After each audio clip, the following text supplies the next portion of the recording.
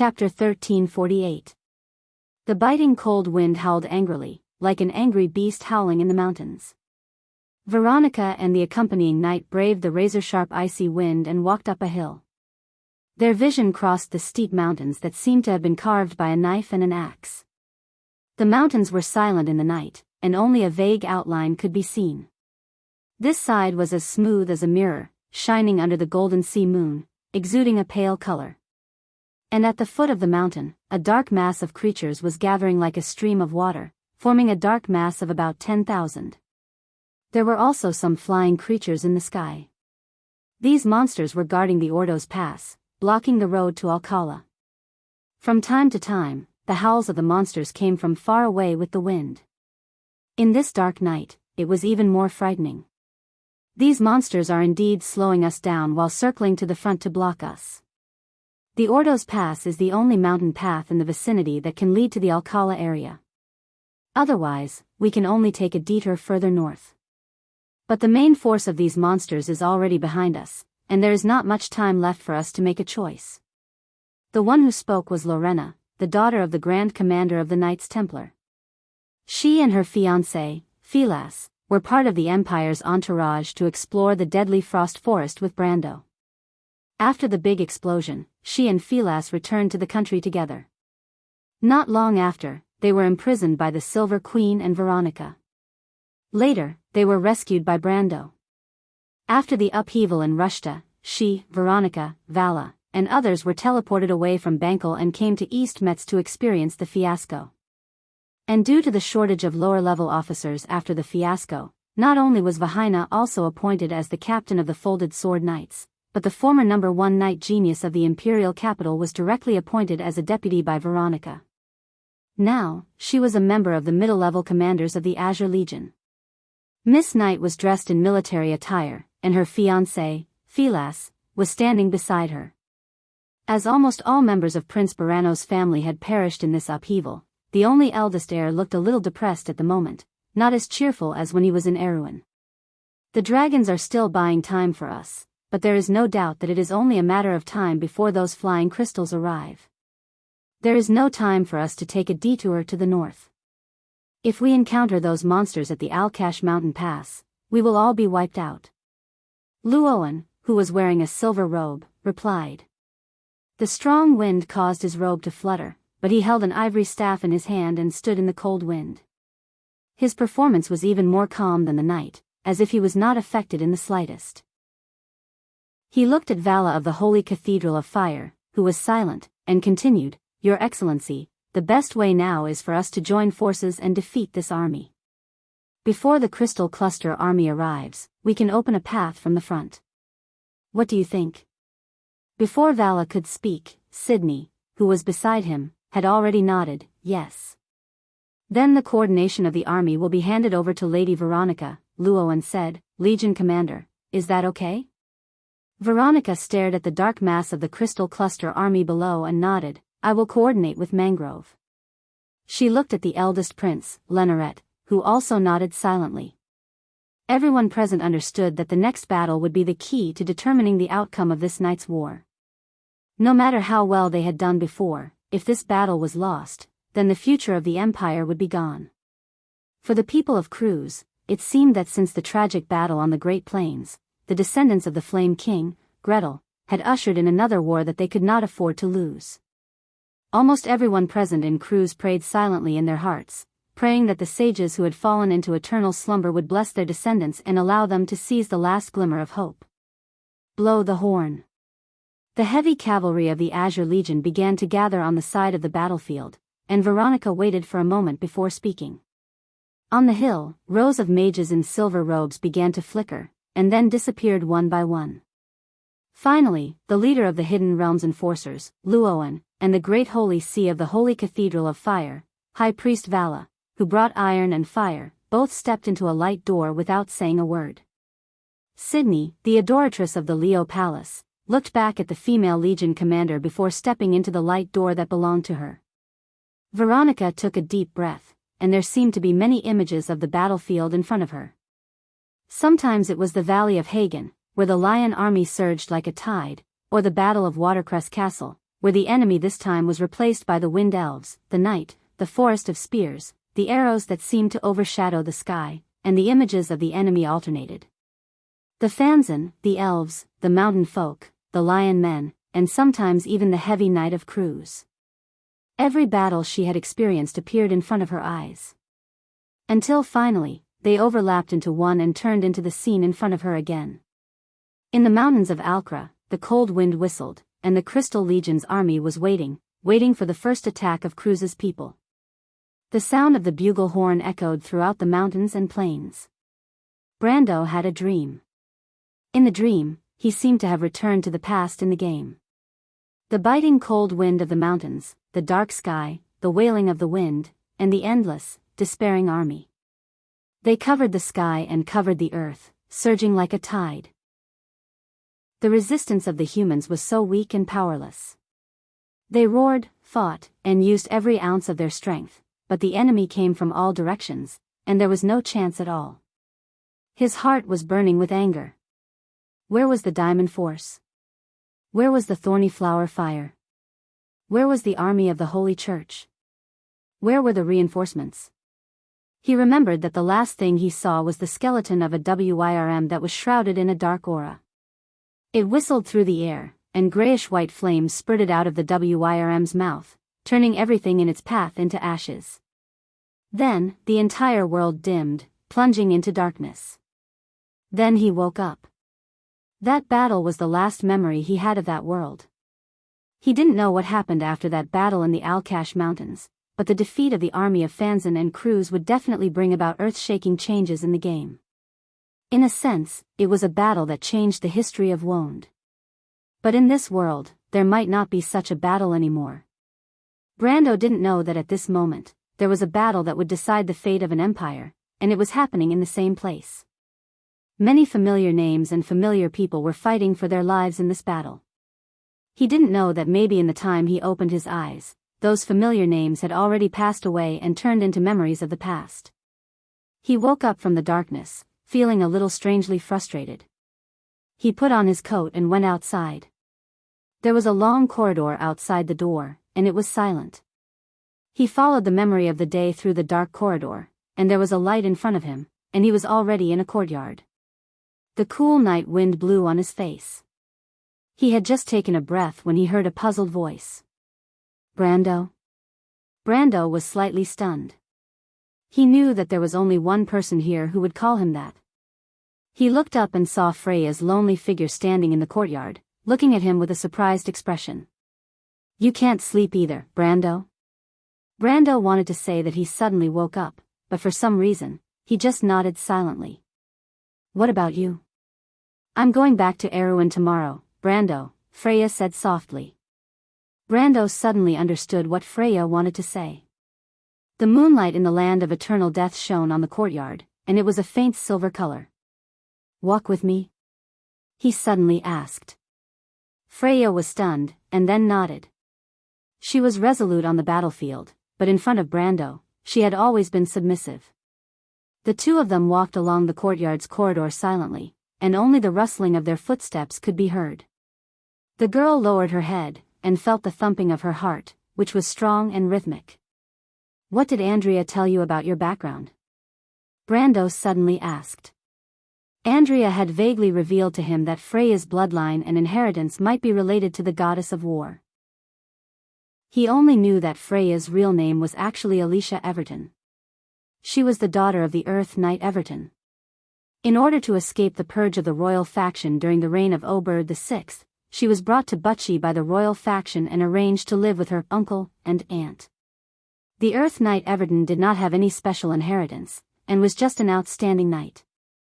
Freya's inheritance and bloodline of the Valkyrie could only come from her mother. Princess Griffin had once talked to him about this matter, but Freya's mother had always been a mystery. Everton once had a spouse, but both of them died in the war. That lady was not from Erewhon's noble family, and this was very rare, and there was no way to investigate. Brando knew that ever since the disaster in Bucci, Freya had been very concerned about her background, especially after she found out the true identity of her father. So when Andrea mentioned this matter, he insisted that Freya go to the land of eternal death. If it was only for the sake of the alliance with Madara, Amandina was actually more suitable than her to be Erewhon's envoy. As expected, after hearing Brando's words, Freya's eyes flashed, and she replied, "Miss Andrea thinks that I might be a descendant of one of their lost clansmen in Wonde." Chapter 1349. A branch of the clan that was lost in Erewhon? Brando was puzzled. Isn't the goddess of war a kind of inheritance? Is this inheritance also related to bloodline? Freya shook her head and turned around. She pointed at the shining mark of the goddess of war on her forehead and said, "Andrea told me that the inheritance of the goddess of war is because of this. She said that this mark contains the vast knowledge and memories of the goddess of war passed down from generation to generation. It can be transferred or passed down to the next generation through bloodline. However, only females can accept this mark, and the same goes for bloodline inheritance. When the mark is transferred, no matter what method is used, the original owner of the mark will lose the ability of the goddess of war." On Freya's white forehead, a silver rune shone in the darkness, like a five-toothed crown. The tip of the crown extended upwards, like a spreading thorn, or like a ball of flame, burning fiercely. Under the light of the mark, Freya's face looked extremely holy, like a goddess, cold and noble. Brando was stunned for a moment, and the mark was reflected in his eyes, shining brightly. The goddess of war of Buchi blushed a little. She lowered her head and gently tapped the ground with the tip of her boot. Brando then realized his rudeness and quickly coughed to cover up his embarrassment. He asked again, "So, this mark should be related to your mother. Do you still have any memories of her?" Freya paused for a moment, then gently shook her head. I have never seen my mother. Actually, everything about my father was told to me by Lord Oberway and Princess Griffin. Ever since I can remember, I grew up in Buchi. My childhood memories are about the mountains of Yusong, and everyone in the militia. I always thought that my parents died in the hands of the undead, and it was uncle and aunt who adopted me."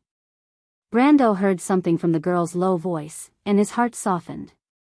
He comforted her, "It's okay, Freya. But at least you still have us. All of us are with you." "Yes." Brando, Freya hesitated for a moment before saying, "Her Highness once told me about my mother. She came to Erewhon with the refugees from Silver Bay. She is half mountain folk. My father saved her and the others from a group of bandits. They fell in love at first sight and got married not long after. She's a refugee from Silver Bay. For the past few decades, the area around Silver Bay has been relatively peaceful. The only time there was unrest was during the undead disaster. That was about 30 years ago. Your mother is most likely Fano's benefactor." Brando thought for a moment before replying. Fanon was located to the northeast of Erewhon. It was one of the countries along the Silver Bay, bordering the southwest of St. Tassol. To its north was Princess Magadal's motherland, the Duchy of Antiburo. Fanon and the Maloit Peninsula occupied by the undead were separated by the sea. To the north of the peninsula was the Elves' White Mountain Fortress, which was also one of the ancient battlefields between the undead and the Wind Elves. During the Year of the Cave Beasts, when the Bloodstaff wreaked havoc in the east of Karsuk, the undead fleet crossed the Silver Strait between Maloit Peninsula and Fanon and attacked the countries of Silver Bay. This was known as the Undead Disaster in history. This disaster caused thousands of people to lose their homes in Silver Bay. Fanon was the first to bear the brunt. Although this kingdom was closer to St. Tassol, the Wind Elves were arrogant and conceited. They were unwilling to accept human refugees and sealed the country's gates during the war. Furthermore, Fanon was a kingdom under the rule of the Holy Cathedral of Fire. Hence, a large number of refugees from Fanon rushed south to Erewhon. The White Mountain Range extended east into the kingdom of Fanon. The terrain of the kingdom was mountainous and half of the population were mountain people. The mountain people and the natives got along well. Hence, according to Freya's words, Brando had reason to believe that her mother's homeland was Fanon. Freya nodded. Her Royal Highness had said the same thing to her at the time. She had also gone to look up the relevant information from that time. In her mind, Brando was knowledgeable. It was within her expectations that he would be able to connect the dots. She suddenly asked, "Brando, why did you suddenly think of asking this?" "This has something to do with a thought of mine." Brando thought for a moment and decided to tell the truth. In fact, ever since he saw Andrea, he had been suspecting a possibility. The ability of the war Valkyries, rather than magic, was more like something he had seen in his previous life. There were also the ruins of Minas in the heart of the deadly tundra. Those huge, regular wreckage that was filled with a network of crystals made of unknown materials. He recalled the other shrines and ancient ruins he had seen in the game. Most of them had similar architectural styles. For example, Valhalla. He also remembered the scene outside the elemental barrier. The rows of unknown constructs that were suspended in the air above wound like a satellite array. Lastly, there was the metal nameplate that Magadol's grandfather gave him. There was no doubt that it was a product of technology. Although there were also empires in this world that developed magical technology like the Hazel people, magical technology was obviously different from these things. First of all, it still relied on magic, and it was at a lower level. For example, the cavalry destroyers and hunters, although they were equipped with firearms, they still retained a strong ancient aura of rune golems. This was because the Hazel people's magical technology was born out of the ancient runes and golems of the wizards. Brando believed that there would never be a gap in the technology of a world. New technology would always be developed based on the existing foundation. In Wound, whether it was magic or magical technology, there was a clear line that did not exceed the productivity of this world. Even in the eyes of the players in his previous life, there would not be too many bugs. However, the technology of the mortal world, and even the technology of the Buga people, compared to the relics, and the products left in the relics before the last war, it was as if they had gone back thousands of years. It was as if they had returned to the era of slash-and-burn farming and eating raw meat. And from the various information he obtained from various sources, whether it was the Wind Empress or the Dark Dragon Odin, whether it was Minas or Ekis' daughters, whether it was the Buga people or the fairies of the elemental realm, they all told him that this world had experienced more than one great recession. In this era, the mortals were not favored by the gods. After the Fifth War, the gods left this world, or fell into eternal slumber. The mortal world was handed over to the planeswalkers of the Truth Society. The leader of the Truth Society, the Dark Dragon Odin, managed this world through the Myrna Empire. After the Sixth War, the Truth Society's Temple of the Gods, Babel Fortress, fell, and the Azure Knight and the Twilight Dragon perished together. This war had a profound impact on Wound. The Truth Society was torn apart because of the destruction of Babel Fortress, and the inheritance of ancient knowledge was lost on the earth. From this era onwards, there was a gap between the modern and ancient, because the silver people who managed the knowledge, the gold people who were warriors, and the divine people who managed the knowledge also fell apart and were displaced on the earth. Before the Sixth War, although the gods were in eternal slumber, the planeswalkers still had their own inheritance. The planeswalkers from the Gaia's Will, Truth Society, Gate of Arbitration, World Tree, and Earth Legion each had their own duties, and knowledge and memories were passed down from generation to generation.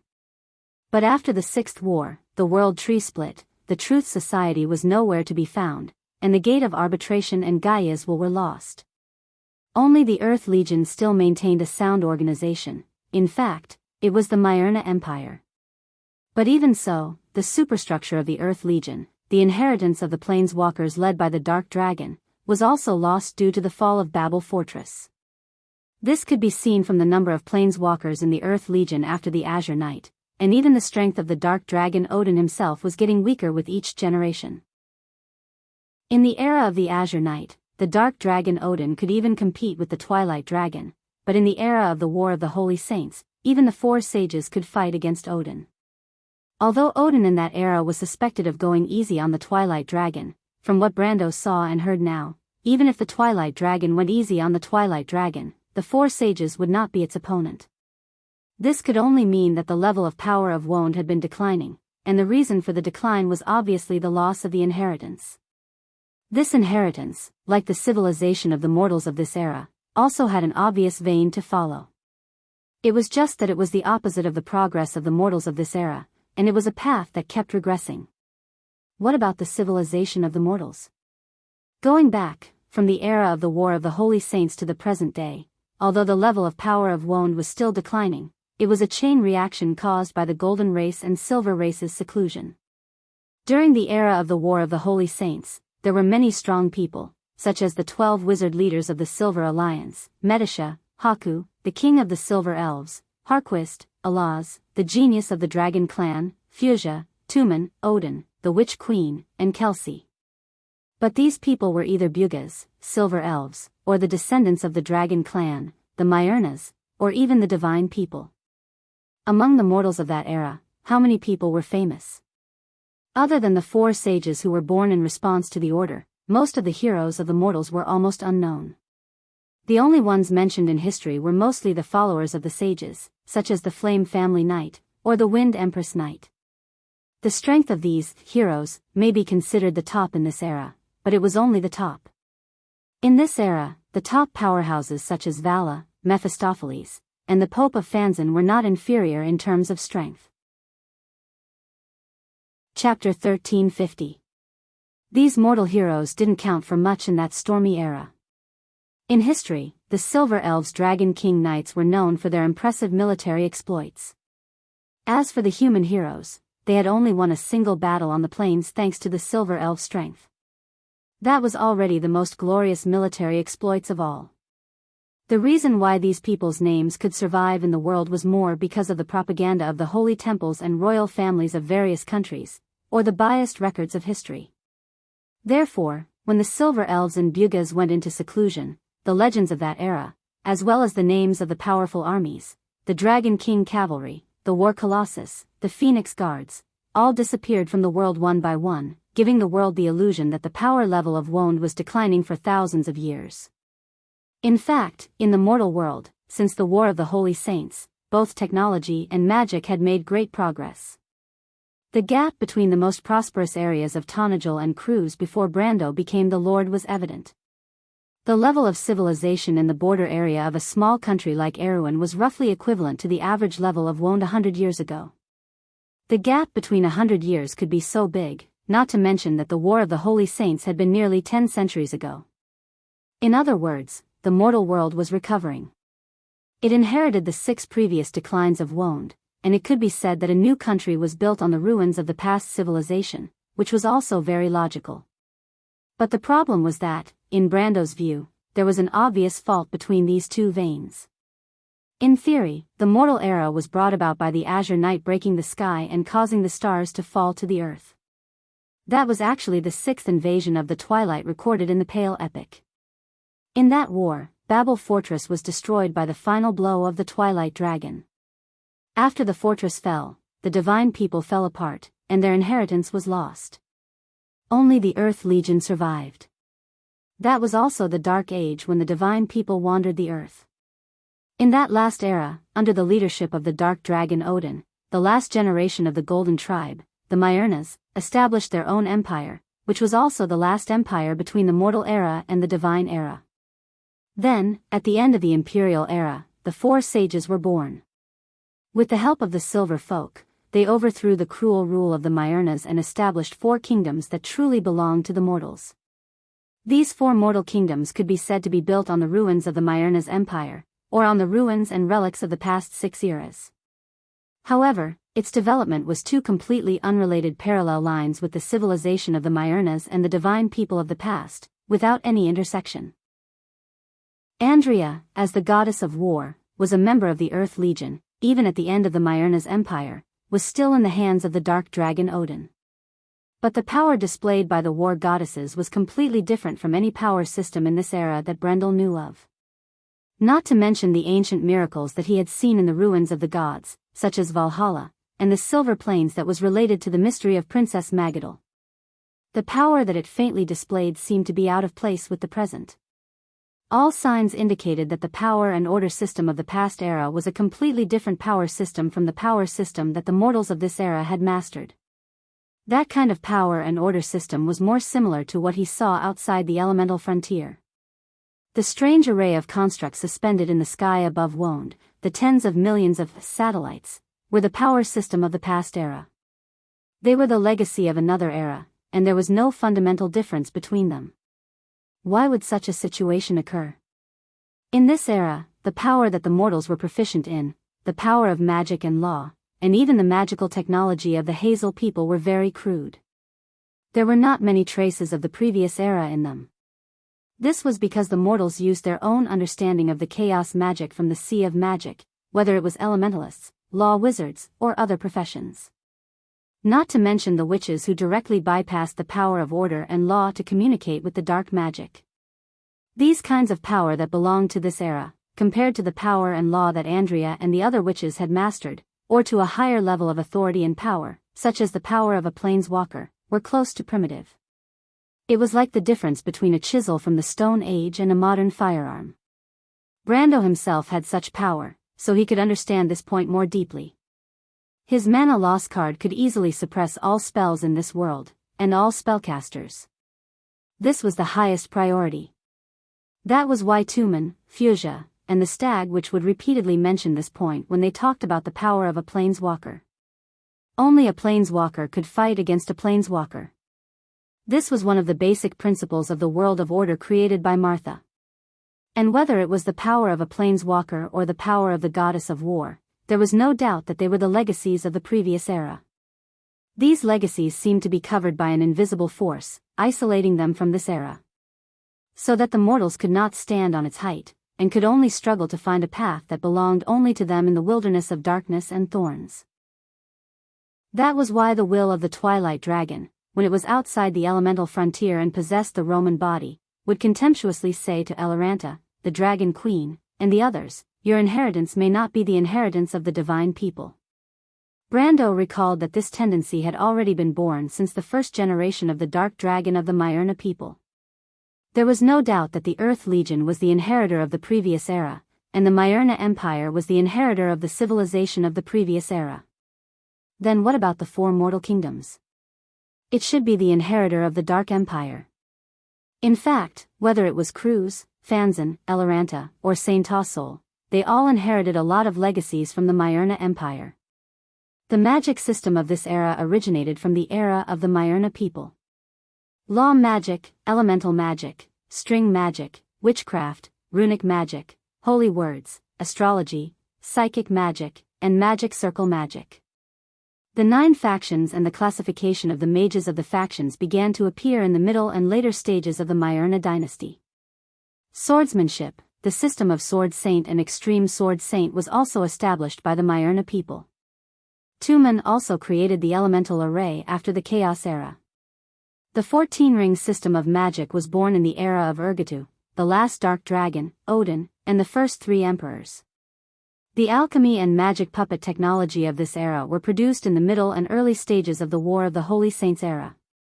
The magical technology of the Hazel people was, in fact, first proposed by Tumen.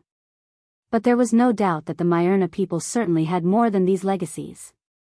As an empire with planeswalkers, even if the legacies of the previous era were lost in the Sixth War, it was impossible to completely disappear.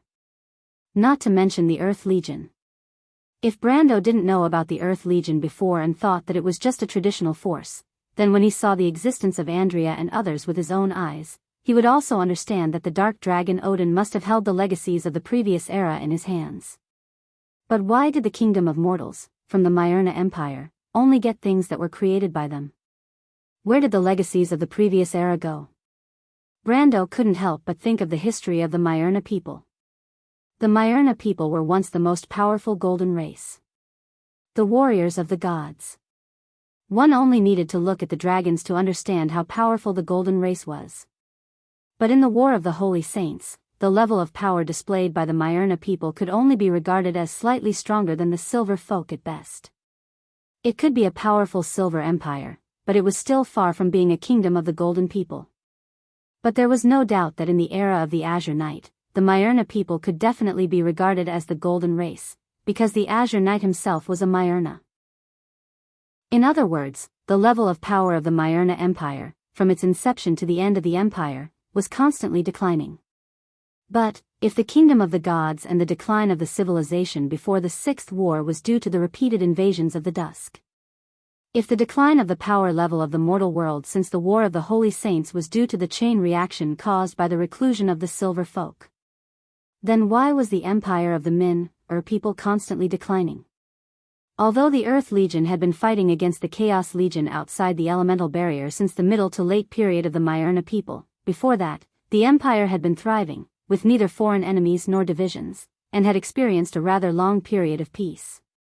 In such an era, not only was the level of power of the empire, but even technology and civilization were regressing.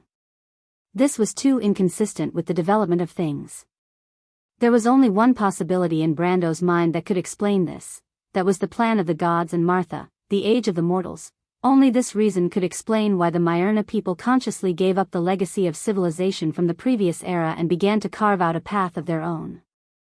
Only this reason could explain the reclusion of the Silver Folk, as well as the concealment of the truth from the mortals. But all of this was just a guess in his mind for the time being. In fact, this guess had existed in his mind ever since he arrived at the elemental border. It was only after he met Andrea and the other war goddesses and confirmed the true identity of the Earth Army that it became even more deeply rooted. But this was not enough. He vaguely felt that he had grasped something, but further evidence was needed. There were too many necessary links missing in these guesses. He had a hunch that there might be another truth behind this secret, but the memories of Andrea and the others were limited. The war goddesses were actually created as combat weapons, and apart from the memories of war, they did not have much memory of their birthplace, the Silver Plains, as well as everything about the past era. But from what they said, there was another tribe that was stranded in Wone for some reason, and this tribe was undoubtedly Freya's ancestors. This bloodline that had been passed down from generation to generation in the human world was obviously more likely to have memories of the past. This was why Brando was so concerned about this issue. On the one hand, it was because he hoped that Freya could solve the mystery of her own origins, but on the other hand, it was for this guess. He had a thought that this might be related to the final answer. What was the era of mortals, and what did the gods and Martha want to do? Brando walked along the corridor of the courtyard while telling this thought to Freya. Of course, he left out the most bizarre and inconceivable part. This was because he could not explain to Freya what the so-called technology and the knowledge of his previous life were. He could only tell Freya that her origins might be related to the Myrnas and the secret left behind by the Darkness Dragon. Freya fell into deep thought. She thought for a moment and suddenly thought of something. I don't know much about my parents, Brendel. Everything about the past is just hearsay. Her Highness once suggested that I go to Fenorn and visit my mother's family if I have the chance. She has the bloodline of the mountain people, and most of the mountain people have long records of their own clan and history. And this, the Valkyrie said as she took off a necklace from her neck. This is something my mother left for me. Uncle and aunt gave it to me during my coming-of-age ceremony. This is something your parents left behind? Brando was shocked. This is too precious, Freya. It's nothing, Brando. Freya shook her head. I have very little memories of my parents. If it can help you find clues about my mother, it's much more meaningful than itself. Besides, there's a more important reason, isn't there? Brando took the necklace that still had a trace of the girl's body temperature and held it in his hand. It was a beautiful silver pendant with a very ordinary moonstone embedded in it. Freya looked at him holding the necklace in his hand and blushed slightly. She probably remembered where this necklace was kept close to her body.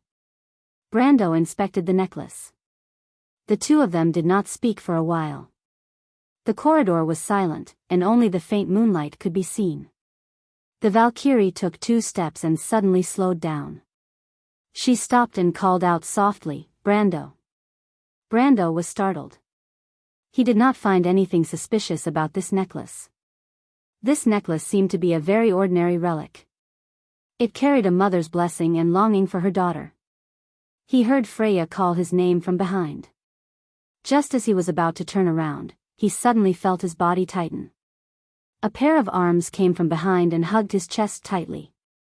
Brando immediately shut his mouth. I'll wait for you in Erewhon. Freya pressed her cheek against his back and said softly, almost trembling.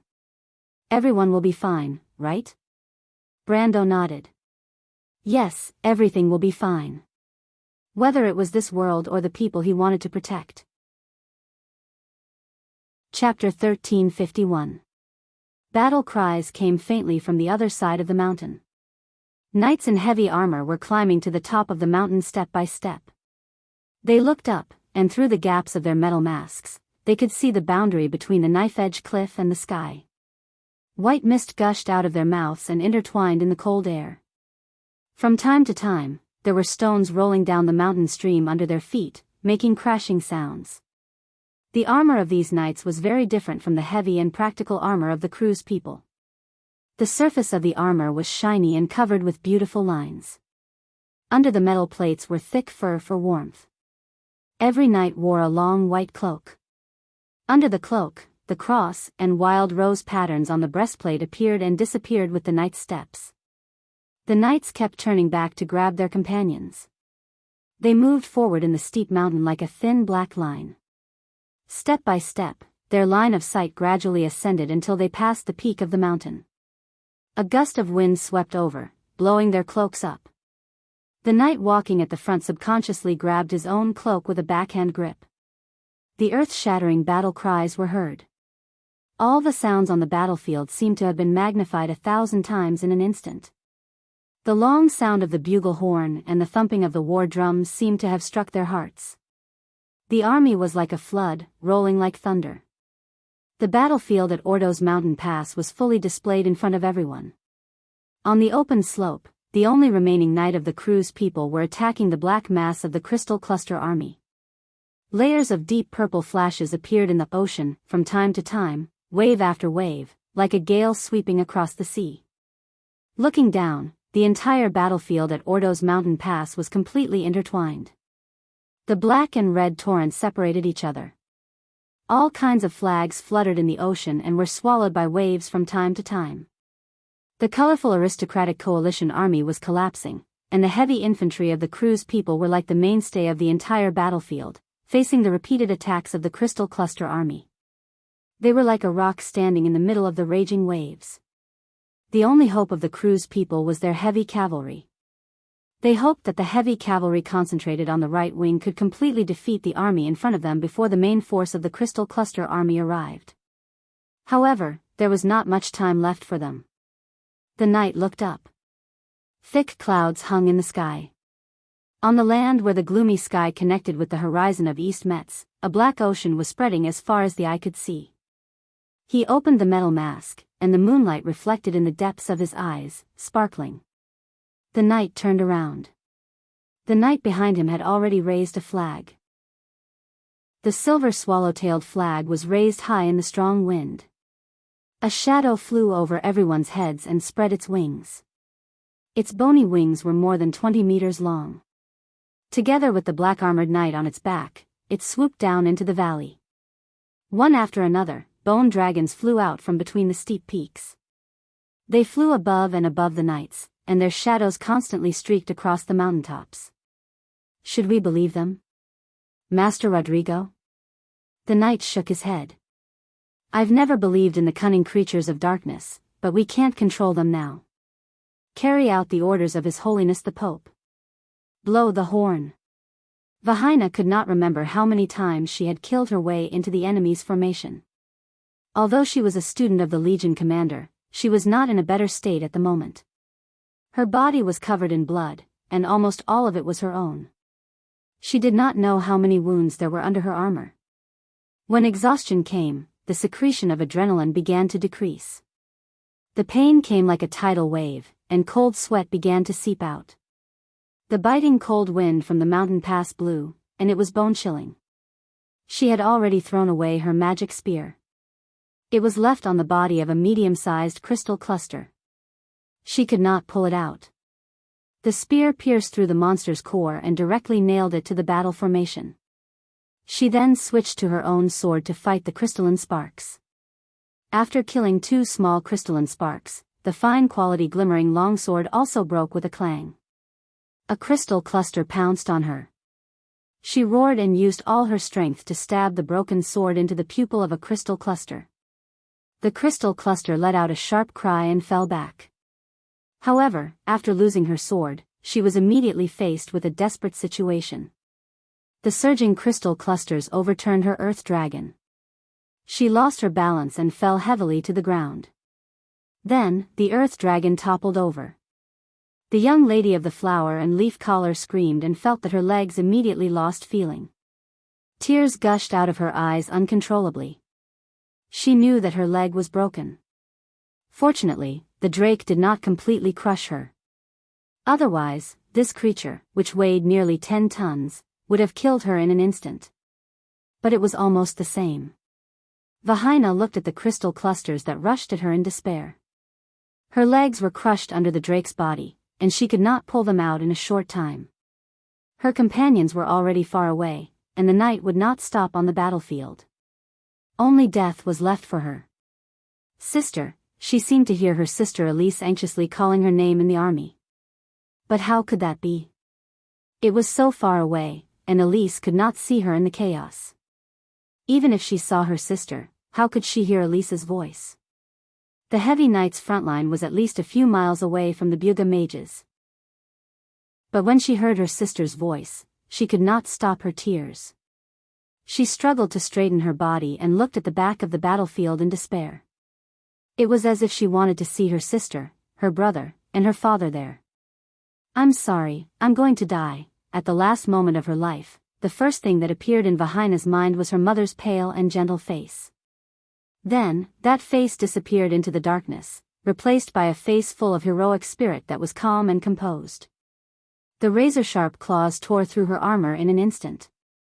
Vahina felt herself flying high into the air, as if everything in the world was spinning. She felt as light as a feather, as if everything was weightless. Then, she felt her eyelids getting heavier and heavier. Her vision seemed to be covered by blood, and a heavy wave of fatigue swept over her. Then, darkness. Cold, silent darkness.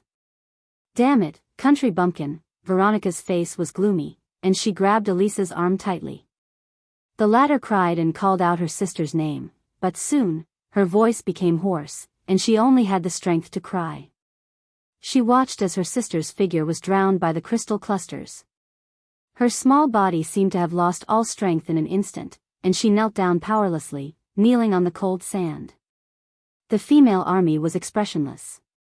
As the commander of this war, she could not show the slightest sign of wavering.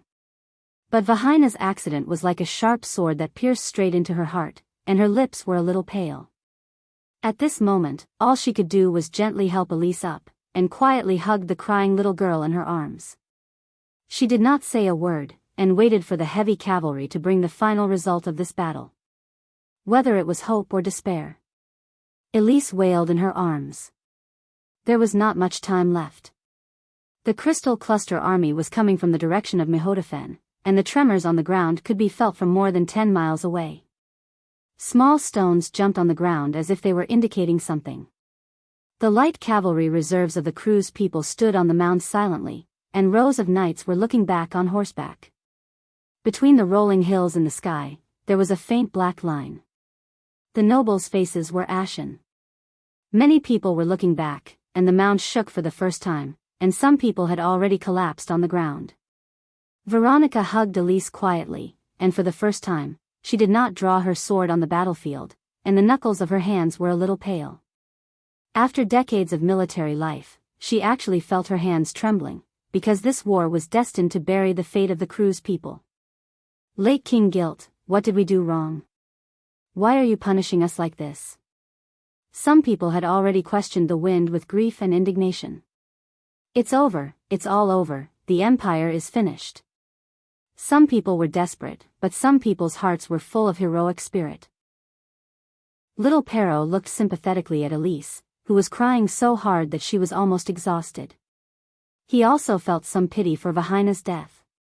She was a good girl, but he did not think that such a death was worth sighing over, because it was the rightful end of a night. Unlike others, he witnessed the desperate and tragic battlefield in front of him, but there was not much fear in his heart. There was only boiling hot blood and full of fighting spirit. What was there to fear about death? A glorious battle, to be buried in horsehide, was the warrior's way home. Thinking of this, little Perrault strode to Veronica and said loudly, Her Excellency Legion Commander, Master, order the Light Cavalry Legion to attack. We have no chance, we can only seek survival in death. He said firmly, I am not afraid of death, but I ask for a battle. Veronica turned back and looked at him.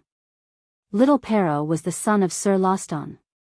He was once a member of the Folded Sword Knight Order, and also fought side by side with Brando and Freya during the Battle of the Deadly Frost Forest, but after that incident, he stayed in Erewhon because of the eldest son of the Emperor, and his identity was also removed from the Folded Sword Knight Order.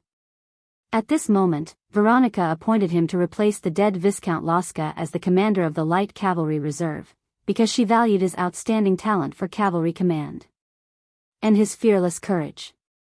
At least the Cruz people have courage. Veronica replied. Her voice was carried far away from the battlefield by the wind. The Light Cavalry Legion, which was still somewhat restless, turned solemn, and the people on horseback looked sideways, as if they had gained courage and strength from these words. Chapter 1352. The Cruz people still had courage. The Cruz people had never lacked courage. In that darkest era, who was the first to stand up, lead the mortals, and raise the flag of rebellion against the Empire? It was the Cruz people. What was the path of the Golden Flame? It was an unyielding struggle, a struggle against oppression, against fate, and against life itself. The Cruz people had always looked down on the Anir people because the Fanzan people once bowed to the Myrna people and became their slaves for 400 years.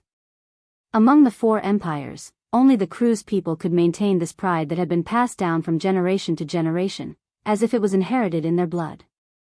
Because the Cruz people would never bow their heads. The Light Cavalry regained their backbone just because of Veronica's words. They raised their heads, puffed out their chests, and pulled out their sabers. The blades shone like snow. As if infected by the Light Cavalry, the noble coalition army on the mound, who had behaved unsightly, straightened their legs for a moment, and the crooked ranks also became orderly. The noise from the crowd quieted down. Veronica shut her mouth and no longer spoke. She was the commander of the Azure Legion, the Azure Sword Saint of the Cruz people. She had witnessed countless wars, swords, and life and death exchanges. She had long since become indifferent. Teacher?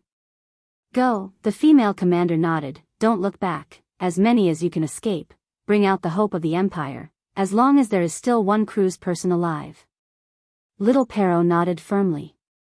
He turned around and took 2 steps towards the mound where the Light Cavalry Legion was located. He stopped again, turned his head, and smiled brightly, revealing his snow-white teeth. Those blue eyes seemed to contain the most dazzling brilliance. The Legion moved. The Cruz people finally put their last trump card in this war, but in fact, it was all in one throw. The Crystal Legion behind them was already clearly visible, and for the Cruz people, even if they broke through the line in front of them, the long road of escape had just begun.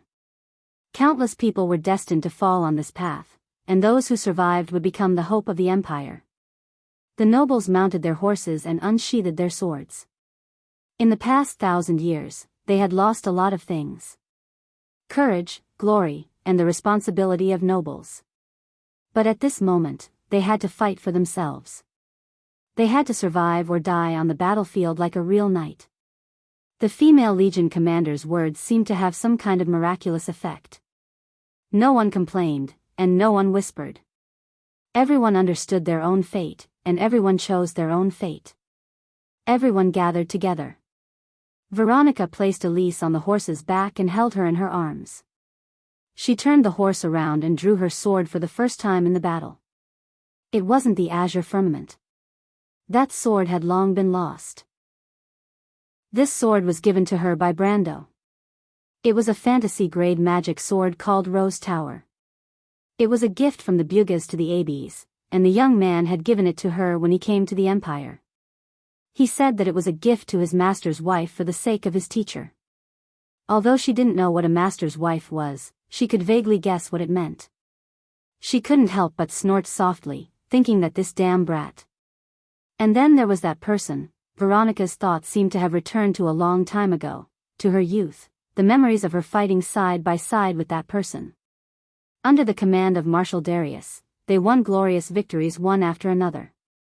Then, it was a break. For the Empire, for each other's different ideals and loyalty, as if two separate paths were going further and further away from each other. She couldn't help but sigh softly. Then, the sword in her hand was raised high. Cruise people, attack. That seemed to be a word of death. It was also the last order. However, a long horn sound suddenly resounded through the entire battlefield, drowning out all other sounds on the battlefield, drowning out the neighing of horses, the clashing of metal, and the thunderous sound of hooves. It also drowned out the order that had spread far and wide. Everyone turned their heads and looked in a certain direction on the battlefield. On the mountain peak, a silver flag shone. On the swallow-tailed flag, the white scepter and the lion's mane were as dazzling as the first light of dawn. Fanzan people. Silver Horse Cavalry Regiment. Since the First Holy War broke out in Ordos, perhaps the descendants of the Cruise people never thought that one day, the descendants of the Aenir people, Fanzan's Holy Knight, would save them from their desperate situation on the battlefield. But when did the Fanzan's Holy Knight set off from Silver Horse City and come here at this moment to save the Empire? Perhaps 1,300 years ago, when the Cruise people saw the Wind Elf giant Eagle Knight appear from the horizon on the Great Plains, they had the same feeling. Only at this moment, the nobles of the Cruise people finally remembered that an era ago, they were once allies who fought side by side. Although there were hundreds or even hundreds of years of hatred and misunderstanding, although there were several or even dozens of generations of conspiracies and conflicts, when the descendants of the Cruise people fell into a desperate situation, the descendants of the Aenir people still came. A roar came from the top of the mountain. Cruise people, do you still remember the sacred oath? This roar, through the power of magic, spread throughout the battlefield. Countless Cruise people had tears in their eyes at this moment in front of their former enemy. The knight raised the spears in their hands, pointed high to the sky, and rushed to the battlefield with their left hands on their chests. Let the heavens bear witness, let Martha bear witness. The oath was still in effect. A shadow first fell on the battlefield. The Cruise people thought that they could see the Silver Horse Knight flying in the sky, but they found that they were wrong because they saw dragons. To be exact, they were humorous dragons. Countless humorous dragons swept in from both sides of the valley like pale sickles. There were so many of them that they covered the entire battlefield in an instant. What the hell is this? Everyone was stunned. Before they could react, the most powerful undead creatures in the world had flown over the battlefield one by one, and hundreds of frost breaths swept across the Crystal Legion army. In an instant, the Crystal Legion army blocking in front of the Ordos mountain pass was in chaos. The humorous dragons didn't stop but continued to fly forward. Behind the Cruise people, a dense shadow suddenly appeared in the sky. Countless Crystal Legions were descending from the clouds. The main force of the Crystal Legion army had arrived. Countless humorous dragons formed a standard arrow formation and collided head-on without stopping. Veronica didn't have time to be surprised when she saw this. She knew that the only chance on the battlefield had appeared.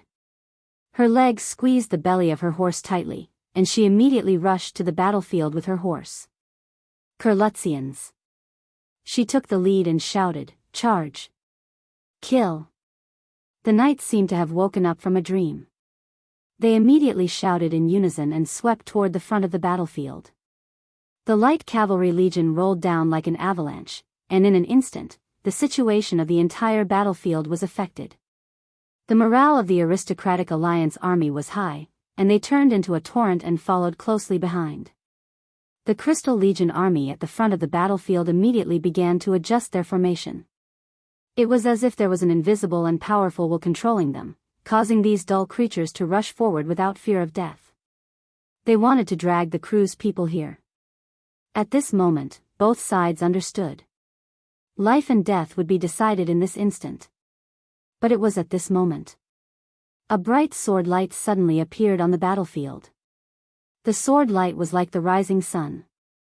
It rose slowly in the dark night and exploded in an instant. In just an instant, it was thousands of meters long and wide. With a slanted sword, the entire battlefield was cut open. The bright sword light was as fast as a bolt of lightning, but in everyone's eyes, it was so slow that it seemed like time was flowing on the blade. It lightly swept across the battlefield and landed in the midst of the Crystal Cluster army that was charging at them. Even the Buga Silver Robe Wizard Regiment, Holy Sea Vala, the Saintess of the Leo Holy Palace, Luoan, and the others who were guiding the spell to bless the entire legion couldn't help but raise their heads and look in this direction. When the 37 Flame family knight left on the battlefield saw this sword light, they couldn't help but tremble. The peak of the Supreme Realm, one step away from the sage. This sword light. It cut open the Crystal Legion army from the middle. Thousands of Crystal Legions turned into flying ashes under this sword light. A passage of hundreds of meters wide was cut open between the Crystal Legion army. Under the moonlight, a man and a sword slowly passed through this passage as if there was no one around, and came to the front of Crew's people. When Veronica saw that man, she was already shocked. Mephisto, Ash Sword Saint? Mephisto stood alone on the battlefield. He sheathed his sword with one hand and carried the giant sword on his back again. On both sides of him, before the Crystal Legion army could rush forward again, they were already surged by Crew's heavy knight.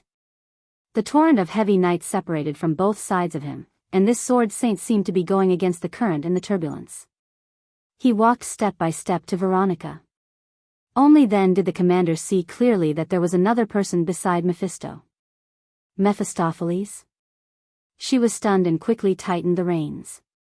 However, Elise, who was in her arms, suddenly exclaimed, "Sister." The vampire youth held the injured and unconscious knight's daughter in his arms. He tilted his head and smiled cutely, revealing his small white fangs. "Mistress is a little injured, but fortunately, it shouldn't be a big problem." "Mistress?" Elise was surprised. For a moment, she even jumped off the horse to care about her sister's injury and stopped on the horse's back. "Very good." Rodrigue then withdrew his gaze from the battlefield and nodded. "The Kurlutz people are at least decent. Compared to those nobles in the country who can't help up the wall, I'd rather deal with real warriors, even if they used to be enemies." The knights laughed loudly. Silver Pegasi were flapping their wings and landing on the top of the mountain. The knights took off their cloaks one by one and threw them aside. Then, they mounted their horses and pulled out their swords. "Now it's our turn. Order of the Silver Horse, attack." Chapter 1353. Madara's everlasting city was a city built at the intersection of the Rothasher River and the River of Sudden Death. Rothasher meant eternal in the ancient language of the mountain people. These two rivers flowed south for more than 700 kilometers before emptying into the Sea of Everlasting Death at the Tochik region. The two rivers flowed through the most prosperous areas of Madara. Even in this land, there were many humans living there. For example, in the capital of the undead, there were close to 120,000 humans, elves, and other living creatures living there. The undead population was relatively small, unless the unintelligent low-level undead were included. With living creatures, there was a need for survival materials. Besides, the necromancers needed all kinds of materials, and the dark nobles needed ores, armor, weapons, and all kinds of materials. Hence, commercial activities were born. Therefore, Madara's everlasting city was not the dark, silent, gloomy, and desolate city that people imagined. This city was also full of its unique life. You could see shops, workshops, and even mills and bars. There were also public buildings such as libraries and bathhouses. It was not much different from what you would see in other big cities of this era that were full of urban atmosphere. However, unlike the human cities in the southern border of Erewhon and the Cruz Empire, the undead cities were often solemn and quiet. Most of the buildings were tall and majestic, and were generally filled with religious colors. These buildings were often built with cold materials such as obsidian and marble, creating a solemn and well-defined atmosphere. As everyone knew, the undead worshipped order, and they were Martha's fanatics. Therefore, in this city, the streets and alleys were straight and straight. You couldn't see random objects, messy alleys, wandering peddlers, or illegally built buildings. The whole city gave off a faint militarized atmosphere. There were very few pedestrians on the streets. If it was not necessary, the residents of this city would rarely go out and chat. You could rarely see idle people, because those who did not work would be turned into undead and thrown into the military camp. Here, the women's job was to give birth, and the men had to work for the prosperity of the Roman Black Rose. Everyone had something to do. In short, Madara did not keep idle people. As a traveler with a modern soul, Brando was not interested in this atmosphere. The diverse modern society advocated freedom and individuality. Although he was not a radical liberal, he was more or less influenced by it.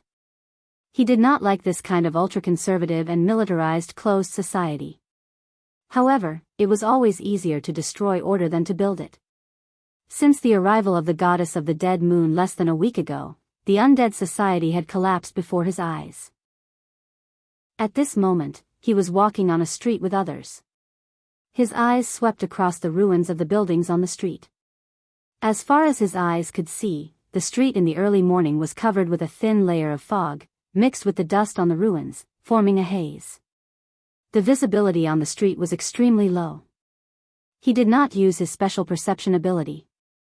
He could only vaguely see people walking around in the fog in the distance, rummaging through the ruins for valuables. A week ago, this street used to be an orderly craftsman area. The bear goblin craftsmen who allied with the undead built armaments here for the necromancers. However, in the disaster, the buildings collapsed one after another, leaving behind a scene of devastation. The street was also covered with terrible cracks, and occasionally, lava could be seen spewing out from them. Everywhere, there were granite deposits formed by the accumulation of magma after it cooled down. The order of the undead had long disappeared. Now, there were not many people left here. The dark nobles had evacuated the city as early as 3 days after the disaster, and the army continued to stay in the city to fight against the descendants of the evil gods. Later, the Queen of Madara evacuated most of the civilians. After that, the necromancers and the army under their command began to gradually withdraw from the city. Most of the people who were still in the city now missed the best time to evacuate, or were abandoned. The undead did not have any guarantees for their people. They only made the most efficient choice. Seeing this group of people marching to the center of the city from afar, the refugees in the fog became restless and began to move closer. Most of these people were humans and elves in the city. They hoped to be taken out of the city, or at least to avoid the descendants of the evil gods. But obviously, their hopes were dashed. Before they could get close, the Black Knight on the periphery of the group rushed over, raised his cold long sword, and drove these people away. Seeing the Black Knight, these people showed a look of despair. The Black Knight was the most indifferent and ruthless creature among the undead. Moreover, the person who could control them must be a big figure among the dark nobles. Why would the big figure care about their life and death? Walking beside Brando, Huang Hua saw this scene and frowned. She seemed to want to say something, but seemed to have some concerns and did not speak. Brando noticed the look on his student's face. He turned to Queen Madara and said, "Those people are your people." "In the kingdom of the undead, there is no concept of people," Queen Madara said faintly. "There is only value. They used to be valuable, so they could survive here. But now they have lost the value of their existence, so they can only fend for themselves." Brando found it hard to imagine that such a kingdom could be cohesive, but there was no doubt that the people who lived here had accepted this logic from the moment they were born. And those who came to Madara from the outside world were all people who had escaped into the darkness and were exiled. Since they had chosen this path, they had to accept all the rules of the dark world. Taking these people out of here is as easy as lifting a finger for you. I never give alms. This is not alms. I ask you to do so, Brando replied firmly. Queen Madara frowned. Why? Brando looked at Huanghua beside him and replied, because this is my student's choice. As a teacher, I don't want her to express her thoughts because of other reasons. As he spoke, he said to Huanghua, it is not wrong to be compassionate. You are my student, so you don't have to worry about others. If you think it is right in your heart, then you should express it to strengthen your position and will. Huanghua was a little moved. She bowed deeply and said, Teacher, Huanghua understands. Meaningless action, Queen Madara replied. But I agree. This is because of your value. When I leave this city, I will take these burdens with me. In addition to the accompanying Black Knight, there were also Fang Qi, Mr. Lu, and the others. Princess Magadal was also among them. Mr. Lu did not have much sympathy for these people of Madara, and his face was expressionless. Fang Qi obviously did not agree with Brando's point of view. He even pursed his lips. Only the nun princess's furrowed brows relaxed when she heard his explanation. Indeed, for Brando, this action was meaningless. Perhaps he could save a few more people, but for the rest, it was just a drop in the bucket. Meanwhile, it had nothing to do with his sympathy. That was because he could not confirm whether those people were worth saving or not. He also did not have the time to differentiate between the good and the bad. He just had to tell his students that if they believed that they were right, they had to persevere. Being overly cautious, was that what a warrior would do? Fortunately, Huang Hua seemed to have noticed this point. After this small interlude, the group continued to move forward. Their destination was the meditation's sacred ground in the holy temple of the dying moon. To be exact, it was the completed teleportation circle there. Ever since the descent of the goddess of the dying moon, the holy temple of the dying moon, which had suffered the most damage, had long been turned into a forbidden area. Now, the Black Knight directly under Her Majesty had firmly guarded the place. On one hand, it was to prevent people with evil intentions from entering, and on the other hand, it was to prevent the children of the evil god from escaping from the crack and destroying the teleportation circle. According to the agreement between Brando and the Queen of Madara, they would be teleported to the central area near the dying moon's inland sea to search for the legendary stagnation realm, solve the mystery of the emerald, and find the nature's orb. And after sending them off, the undead would completely abandon the city. The undead would complete an unprecedented migration under the will of the Mercury Staff. They would eventually split into two groups. One group would go to Erewhon or Cruz, and the other group would go east to Saint Asul, if Freya's message of peace could be approved by the Wind Elves. Freya had already left the land of eternal death on a flying dragon earlier in the day, accompanied by the former marshal of the Antibureau Principality, Frank, and Lady White Mist. Brando knew that what she was about to bring back to Erewhon might not be a gentle reform, and with an expert like Frank accompanying her, the goddess of war's personal safety could at least be guaranteed. Moreover, for the alliance between Tanajul and the princess, the White Wolf Sword Saint was also a peak combat power that the alliance urgently needed. This was because Brando had already heard from Freya that Greysword Saint Mephistopheles did not return to Erewhon. It was possible that, like Medisha, there was a problem with long-distance teleportation. And Lady White Mist's understanding of some of the secrets of the era before the war between the Twilight Dragon and the Holy Saints was enough to help the princess and Amandina sort out their thoughts on how to deal with the upcoming war against the Twilight Dragon. Moreover, she was also a powerful mage, although she rarely showed it. Chapter 1354. With the help of these two, Brando had reason to believe that Freya's journey would be much smoother, as long as there weren't any major changes in the Erewhon kingdom. On the other hand, Medisha and Hippamra had bid farewell to him nearly a week ago and were heading to the Planeswalker training grounds with the seven-pole dragon queen, Fuchsia. According to the evil dragon king, they might be able to make it in time for the upcoming adventure. However, Brando had already told the two ladies in advance that if they couldn't make it to the central area of the Dead Moon's Sea to meet him after the training grounds, Fuchsia would bring them back to Erewhon to help Freya and the princess quell any unrest that might arise in the kingdom. Because according to Queen Madara, the alliance of the dragons and the Kurluts had suffered a huge defeat in East Metz. Although there was no news of how heavy the losses were, the death of Oanlos meant that the dragons had lost their last dragon king at this moment. Under such circumstances, the only dragon queen left was the exiled Fuchsia. If Fuchsia were to return at this time, she might really be able to regain the throne of the dragon queen. And if Fuchsia were to head to Cruz to take on this heavy responsibility, then Medisha and Hippamra would be on the same route as her. In the end, Andrea and the Silver Elf had to travel with the migrating undead. The only ones left who could complete the mission with Brando were Huang Hua, Fang Qi, and Delphian. Mr. Lu also chose to participate in this mission because he had to travel with the Jade Phoenix Queen. As for the people around Fang Qi who originally belonged to the Phantom Chariot, Brando dismissed them. A few elders were handed over to the Queen of Madara for her to monitor. The only exception was Princess Magadal. Originally, Brando wanted to let the princess return to Erewhon with Blanche and find a way to return to the Antebureau Duchy from Erewhon.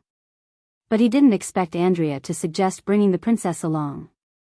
Princess Magadal also expressed her wish, and it was said that it had something to do with her background. Brando couldn't reject this reason and had no choice but to agree. That was why she appeared in this team. In fact, ever since the nun princess obtained the Book of Gaia, Andrea and her goddess of war colleagues had been taking turns to teach her how to use the power of the Creator. Although the princess had almost never participated in a real battle, the instincts and memories of the other personality buried deep in her soul were still present.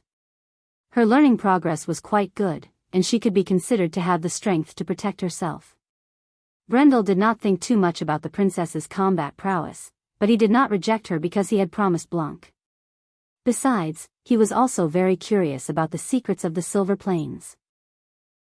The withered and dilapidated scene of the city of the undead seemed to have affected the mood of the people in the team. Except for the argument, not many people spoke along the way. Fang Qi pulled out the sacred jade sword from the scabbard from time to time and carefully wiped it, looking a little bored. Mr. Liu didn't say a word, and his expression was solemn, not much different from usual. Both Princess Magadal and Huang Hua seemed to have a lot on their minds. The former was obviously worried about her background, while the latter was worried about the legends of the Twilight War that she had heard over and over again. In any case, this princess of the Jade Phoenix bloodline didn't forget her identity. What she cared about, besides her own cultivation, was the future of the Nine Phoenix Kingdom. Soon, the team arrived at the Dying Moon Temple. This temple looked even more shocking than a few days ago. This temple used to be the tallest and most majestic building in the city of the undead, but now there was almost no sign of the solemn and sacred aura of the past. The main body of the temple had almost collapsed, leaving only a thin wall that was on the verge of collapse, as if it would collapse at any time if a gust of wind blew past. As far as the eye could see, there was an endless stretch of ruins. Only a small number of side palace buildings could survive, but most of them were severely damaged. There were either terrible cracks on the surface, or there was a problem with the internal support structure. Although the whole building didn't seem to have any problems on the surface, the foundation was actually faintly tilting in one direction. The side hall where the meditation sanctum was located was one of them. Because Queen Madara had long expected the fall and descent of the goddess of the undead, she had reinforced the place where the teleportation circle was built. Therefore, the building where the meditation sanctum was located was the best preserved part of the temple at this moment. The Black Knight was patrolling the periphery of this temple at this moment. This was the central area where the goddess of the undead descended, but because of some powerful undead creatures, there were the least number of descendants of the Diablo here. In fact, after a few days of fierce fighting, most of the descendants of the Diablo were driven to the east of the city. Otherwise, there wouldn't be so many refugees here. Because Queen Madara was accompanying them, the Black Knight turned a blind eye to Brando and the others, and the group quickly filed into the meditation sanctum. The altar that Delphian saw a week ago had been completed. Brando walked through the courtyard of the meditation sanctum and saw the portal. It looked similar to the door of flame in the Holy Cathedral of Fire. A circular arch stood on the altar, and the arch was covered with various patterns. With Brando's elementalist level, he obviously couldn't understand a word of this level of magic runes. However, most spatial magic was similar, so it wasn't surprising that it was exactly the same as the portal in the Holy Cathedral of Fire. He noticed that at this moment, the figures of the undead and the bear goblin craftsmen that he saw a few days ago could no longer be seen around the altar. There were only 22 wizards in black robes in a circle, each holding a bone staff. These people were obviously the wizards who would be in charge of the activation of the magic array later. There was no peerless master like the great sage of the Cruz Empire in Madara, so to activate a teleportation array of this level, they could only rely on numbers. Brando could see at a glance that these black-robed wizards were all liches, and each of them had at least the strength of elemental activation or even elemental enlightenment. The strength of these liches was not at the top in Madara, and they barely reached the upper level of combat power. Queen Madara had left them here, obviously with the idea that in case of an accident, they could be abandoned. From this point, Brando once again felt the way the undead did things, cold and direct. In fact, Brendel had already experienced long-distance teleportation when he was outside of the elemental border. The teleportation gate built by the undead was a directional teleportation gate, which was much more stable and safe than the one Medisa and the others used in Rushta. It was not something that could be compared to the teleportation gate that he used to pass through the space turbulence. Therefore, Brando did not appear to be nervous, and walked directly to the teleportation altar. Next was Phoenix Flame. As the princess of the Jade Phoenix bloodline, she was obviously no stranger to teleportation, and calmly followed her teacher to the altar. Fang Qi, Mr. Liu, and Delphian were also quite calm, but Princess Magadol, who had experienced long-distance teleportation, was a little nervous, and her face was a little pale. Brando comforted her in a low voice, temporarily diverting the princess's attention and calming her down. After everyone had walked to the altar, the Queen of Madara looked up and said, "Before you leave, I have to remind you that the dangers of this trip are unpredictable, and I can't guarantee that you can come back alive. In fact, I have another set of plans, and if you can't come back, I have a way to deal with it." Brando knew that she was talking about the agreement between Haku and Ekis, but before he could say anything, the Prime Minister's daughter beside him smiled and said, "Your Majesty, since the dangers are unpredictable, then there is nothing to say. Lady Martha is protecting us." The Queen of Madara shook her head coldly and said, "The will of the Roman Black Rose is that if there is a chance, and if there is value, we are willing to accept any price. For the undead, there is nothing more terrible than eternal death, but even if it is eternal death, we can face it calmly. However, for a weak race like you, you can't understand our coldness, not only to others, but also to ourselves. We will not leave any last words, because it is meaningless, but I think you may have additional requests. Your Majesty, please take back your words." Phoenix Flame raised her head and said firmly, "The inheritor of the Jade Phoenix also has the courage to face everything, even death. Otherwise, we would not have chosen this path. But death is not terrible, little girl. You will never understand that," the Queen of Madara replied.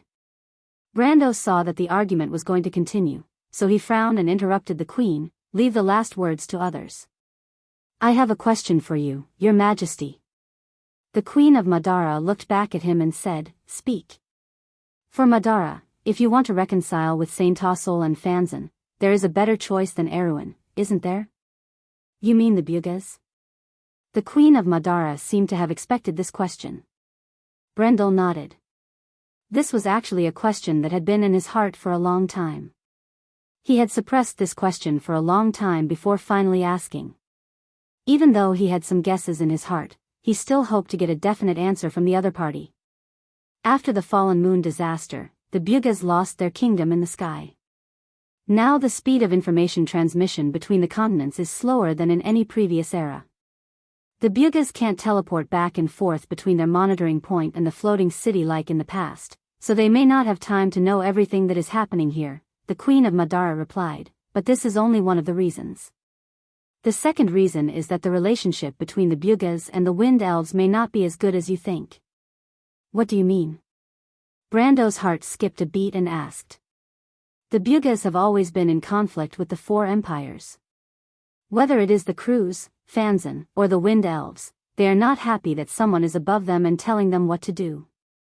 Moreover, before the Fallen Moon disaster, a considerable number of the Bugas had actually returned to the Earth. In order to fight for the slate, there was a lot of friction between them and the Wind Elves and Fanzan. In fact, as far as the last news I received, a branch of the Bugas was in a state of war with the Wind Elves. Although a full-scale war has not broken out, the Wind Elves may not choose to believe their enemy at this time." Brando completely understood when he heard this. Although history had deviated greatly, at least at this moment, it still stubbornly maintained its inertia. The Slate War still broke out, and the friction between the Bugas and the Wind Elves in history was the fuse of this war. But this was just the beginning, and there would be more serious things to come.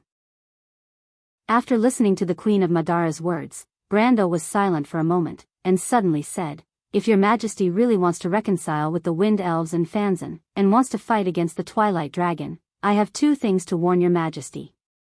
Oh. Chapter 1355. Suddenly, 6 doors of light appeared in the wilderness. Brendel, Magadal, Mr. Lu, Delphine, Huanghua, and Fang Qi stepped out of the doors one after another. Then, they stepped into a patch of muddy ground. Damn it, what the hell is this place? Fang Qi immediately frowned. He had put on a black dragon-patterned overcoat, but now, the hem of his overcoat was completely soaked in the muddy water, and it was covered with rotten grass. However, before the others could mock him, they heard a plop. It turned out that because Huanghua was too short, he lost his footing and fell into the quagmire when he took a step forward. Miss! Young lady Huanghua! Everyone was flustered and exclaimed. Ha ha ha, my dear cousin, please get up. There's no need to be so polite. Fang Qi laughed as if he had forgotten about his predicament. Huanghua clenched her teeth and climbed out of the mud. Her princess warrior suit was covered in mud and grass. Her hair was also covered in mud and water. The mud was falling down like a waterfall. Feeling wronged, she wiped her face with her arm, revealing her snow-white forehead under the mud. She turned around and stared coldly at Fang Qi. Are you okay? Brendel was speechless. He looked at his student biting her lower lip with a pale face, afraid that she would pull out her sword in anger. Huanghua had always been clean, and this was worse than taking her life. Fortunately, Huanghua had a calm and steady personality. Although she felt terrible, she could only shake her head. The height of the portal was nothing to her, but who would have guessed that there was a huge swamp below the portal? Magadal pulled the little princess to one side and took out some spare clothes from her backpack. Fortunately, she knew that this trip would take them through the lowland swamps in the northern part of the Dead Moon Inland Sea, so she was prepared in advance. Brando smiled bitterly and shook his head. His student's luck was really bad. Take this. He took out the cloak of the King of Giants from the floating celestial sphere and handed it over. He wondered if the King of Giants would be so angry that he would come back to life if he knew that his cloak was used by a little lady as a curtain to change clothes. Huanghua took the cloak with both hands. She understood what her teacher meant and nodded gratefully. Magadal took the cloak from her hands and brought her to a dry hill not far away. She then opened the curtain and hid the little princess behind it. The Prime Minister's daughter, Delphine, turned around and said to the 3 men with a smile, My lord, Fang Qi, and Mr. Lu, would you gentlemen please excuse yourselves? Magadal did not know how sharp the eyes and ears of elemental awakeners were, but Delphine was very attentive. The mound where Phoenix Fire and the nun princess were at was not too far from here, so it was obviously not suitable. Brando could not help but feel a little awkward. He did not think of taking advantage of his student, but he did not think of this point. He and Mr. Lu nodded together, accepting Delphine's advice. Only Fang Qi snorted in disdain. As he walked away, he muttered under his breath, who would be interested in that washboard? It's a pity that Miss Delphine's heart belongs to someone else, and I'm not that guy's opponent. Mr. Lu and Brendel pretended not to hear his mutterings. After so many days, although the relationship between the Ghost Chariot and the Jade Phoenix clan was still not too harmonious, Mr. Lu already knew what kind of strange personality this genius of the Ghost Chariot, who was known as the Ghost Chariot's 1-in-1,000 years genius, had. His attention was already focused on the surrounding environment. As he walked away with Brando, he asked, Mr. Brando, where is this place? Brando looked around. This was obviously the central area of a wetland. The terrain was very flat, and there were low meadows all around. The grass was covered with shallots, long-stalked marigolds, reeds, and other vegetation. Looking carefully, he could even see large clumps of mushrooms and bird nests in the grass. A little further away, there was a connected pool. The water surface was as smooth as a mirror, as if it was embedded in the ground. As the wetland was shrouded in a thin layer of fog, the water surface was a little gloomy, and it was covered with water plants like water caltrops. Other than the crooked tree on the mound where Phoenix Fire and Magadal were, there was not a single tree in the fog. Brando used his dark perception and mind's eye ability to expand his range of perception to a few miles, and it was the same. This was obviously the lowland swamp to the north of the inland Sea of the Dead Moon. The Sudden Death River and Rosacher River flowed into the inland Sea of the Dead Moon, and the alluvial delta of the two rivers formed a large area of lowland. In addition, it was said that this land had been hit by a meteorite in the Chaotic Era, forming a small basin. The seawater flowed backwards, forming a large area of salt marshes near the sea. However, this place looked very lively, and it should not be the salt marshes near the sea. Brando quickly confirmed this and replied, when Queen Madara set up this teleportation point, she had sent people to investigate this place. This place is actually located at the edge of Tokik. Tokik is close to the eternal land of Madara, and to the east, it is connected to the territory ruled by the undead. Because of the conflict between the Empire and the undead, this is actually an ungoverned area. Lord Tokik is holed up in Tokik City, which is very far from here, so it is not actually the owner of this place. There are no trade caravans in the swamp, so there are no corresponding robbers and water bandits. However, in the year of the Golden Cup, a group of secret believers came here and took over this land. This is actually an area controlled by the Sheep's Head cult. They also built a few towns, one of which should be directly south of us, called Maltaha. Brando said according to the book. This information was given to him by Queen Madara, and there was also a map corresponding to it. In fact, even he could not be familiar with every area in Wonde, but for an emperor of the empire, this problem was very simple. Mr. Liu nodded and did not ask the naive question of why a group of Sheep's Head cult gathered here, but why Her Majesty Madara and the Waning Moon Temple were indifferent. The queen with the Mercury staff was very scheming, and naturally had her own political considerations and plans. Before the empire took action against the undead, she obviously would not easily intervene in Tokik's affairs. As for the current situation, it was even more impossible. Not long after, Huang Hua changed her clothes, and caught up with Magadal and Delphian. Fang Qi commented on the little princess attire again, which made Huang Hua frown. However, Brando's eyes lit up. Probably because she was trekking in the swamp, Huang Hua had changed into a neat tight warrior's outfit, and her long black hair was tied into a ponytail. She held a sword in one hand, and looked like a heroic little beauty. The information given to him by Queen Madara said that this was the territory of the Sheep's Head cult, and it did not seem to be an exaggeration. Sure enough, it did not take long before they bumped into a group of black-robed cult members. In fact, the other party did not notice Brando and the others at all. Brando's will and perception were originally different from ordinary people. Coupled with his dark perception and mind's eye ability, he discovered the existence of these people through the mist from a few miles away.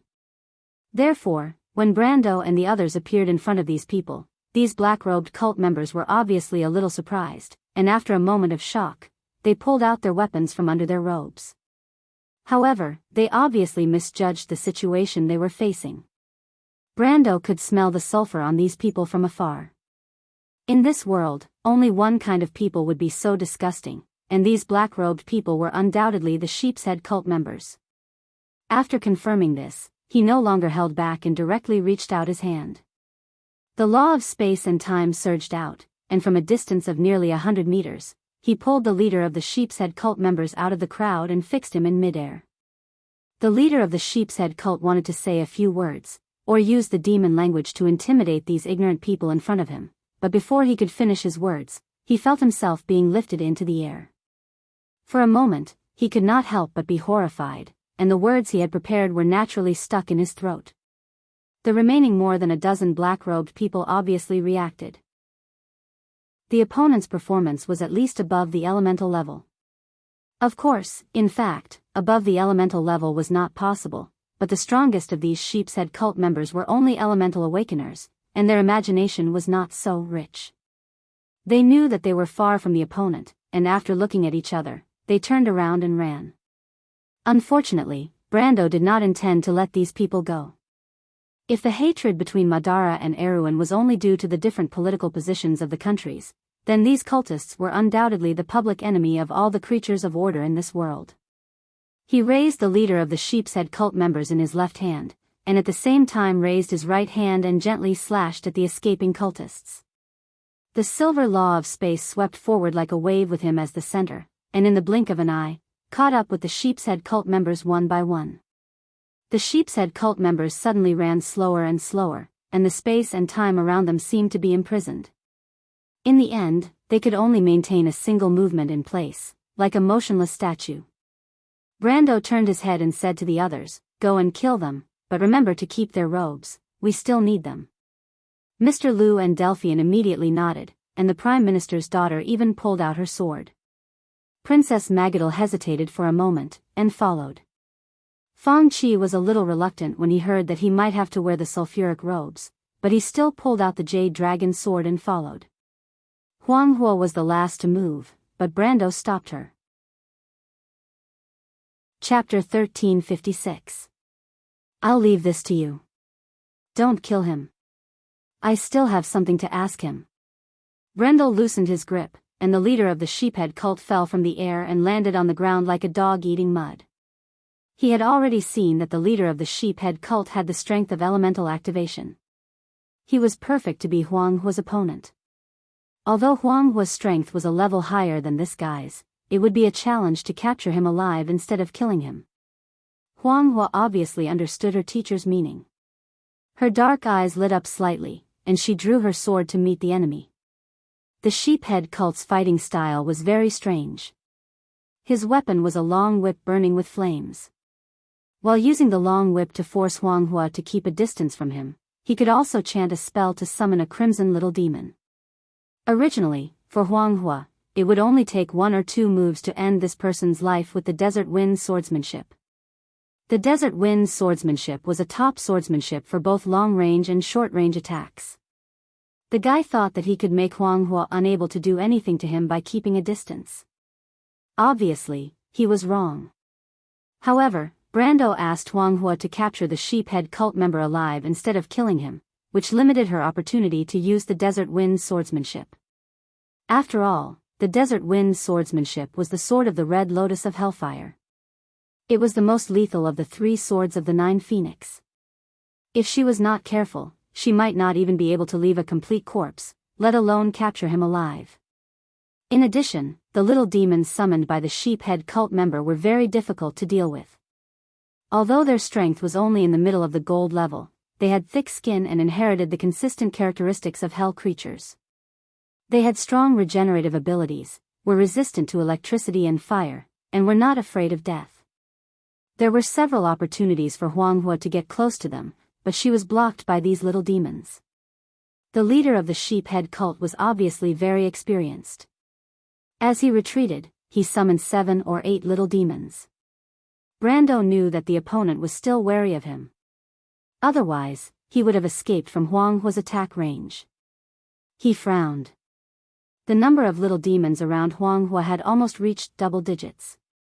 If his student could not think of a way, not to mention capturing the opponent alive, even defeating the opponent would be a problem. The leader of the sheephead cult was obviously aware of this. There was a hint of joy in his eyes. He ignited the last demon scroll and threw it out, then suddenly turned and ran. The red parchment he threw out turned into ashes in the air. Sparks and shredded paper rose into the air and formed a flaming gate. A chain demon overlord strode out of the flaming gate and raised its right hand. Following a clattering noise, a black iron chain with a spiked iron ball flew toward Phoenix Fire. Brando could not help but shake his head when he saw this. Although Huang Hua's performance was remarkable, she was still too methodical. 9 Phoenix's 3 supreme swords were still binding her, making her think of how to defeat her opponent fair and square. This was the typical thought of a swordsman.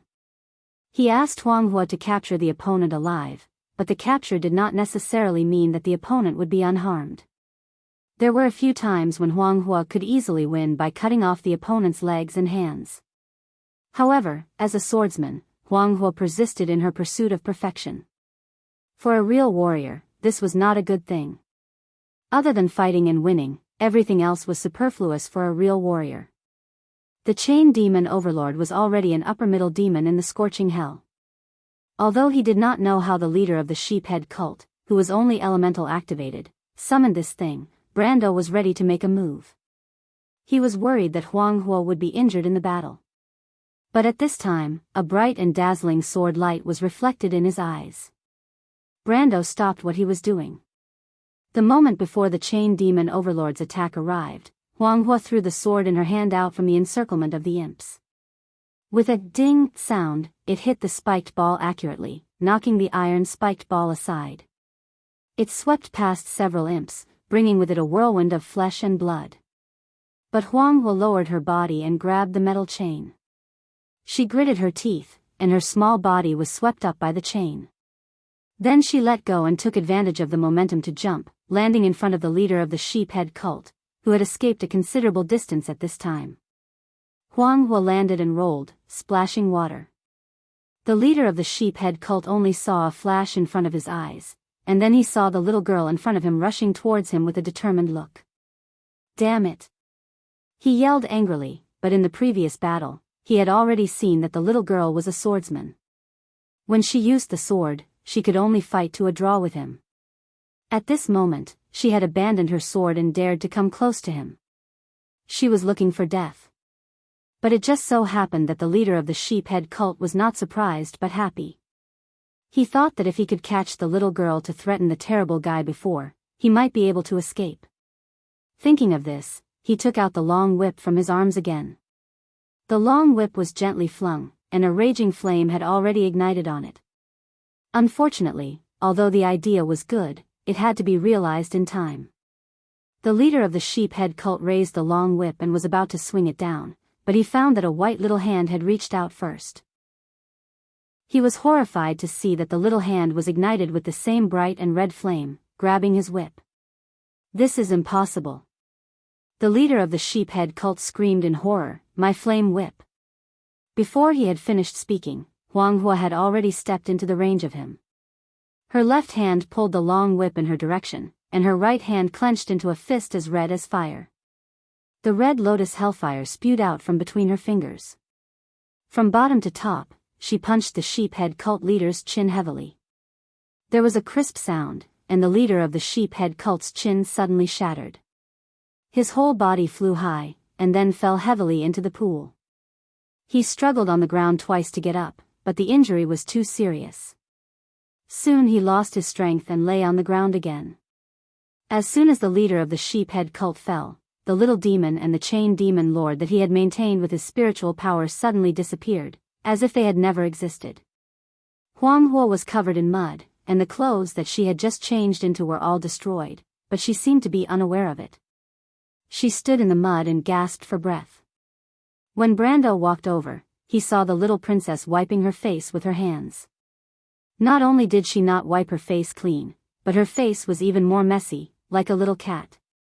She gasped for breath for a while, then straightened her chest and looked at her teacher. At that moment, Brando saw that his student's dark eyes were surrounded by golden flames, and it flashed by. Talent awakening. Brando was shocked and could not help but be stunned. Huang Huo was obviously a sign of the awakening of the talent of fate. She had also used the sword of red lotus hellfire after abandoning her sword. It was obviously related to this talent. The problem was that this was too outrageous. She could awaken the corresponding talent immediately after abandoning her sword? If it was really so easy, then there would be many swordsmen in the world who would abandon their swords. And how old was Huang Huo? Brando could not help but look at his student deeply. He deeply felt what was called the protagonist's halo. Compared with him, a cheater who relied on cheating to awaken the talent of fate, the little princess in front of him was obviously the real son of Martha, the one who was favored by the goddess of fate. Red Lotus Martial Soul. Mr. Liu came back at some point. The bright blade in his hand was still dripping with blood, and the other hand was holding a few black robes. He obviously just saw the scene of Huang Huo knocking down the leader of the sheephead cult. He couldn't help but exclaim and rushed over, looking at his young lady in shock. Teacher, Huang Huo bowed deeply to Brando, "Thank you." After Mr. Liu's explanation, Brando understood what the Red Lotus Martial Soul was, in fact, the so-called awakening of the talent of fate by players. However, in The Amber Sword, the awakening of the two talents of fate by players was inevitable. They only needed to complete the corresponding quest chain to awaken. But for the indigenous people, the talent of fate was an illusory thing. Except for a few chosen ones or very talented geniuses, few people could awaken the talent of fate. And a shortcut to awakening the talent of fate was to become a favored one, such as the Twin Moons family, the son of Martha. This talent of fate was the so-called chosen one, or Brando's chosen one was also one of them. But unfortunately, the gods had long passed away. To become a favored one was probably not easier than relying on one's own talent of fate. The Red Lotus Marshal's soul of 9 Phoenix was a special talent of fate. This talent of fate was hidden in the two royal bloodlines of Ghost Chariot and Jade Phoenix. As long as one practiced the Desert Wind swordsmanship or the White Raven swordsmanship, and at the same time was a genius and outstanding person in these two bloodlines, there was a certain chance to awaken the Red Lotus Martial soul, White Raven martial soul. This talent of fate was fixed. Once it appeared, it could allow people to truly master the power of the Red Lotus Hellfire, instead of relying on the Desert Wind swordsmanship to exert its power. This special talent of fate had a higher chance of awakening than a normal talent of fate, but it was still very rare. It was unknown if Huanghua had been lucky enough to awaken this talent of fate, or if Brando had taught her well. Brando thought it was the former, but Huanghua and Mr. Lu firmly believed it was the latter. Therefore, the two of them had the highest respect for Brando. The little princess could not help but invite Brando to 9 Phoenix to become her teacher. In 9 Phoenix, the status of a teacher was very high. A teacher for a day was a father for life.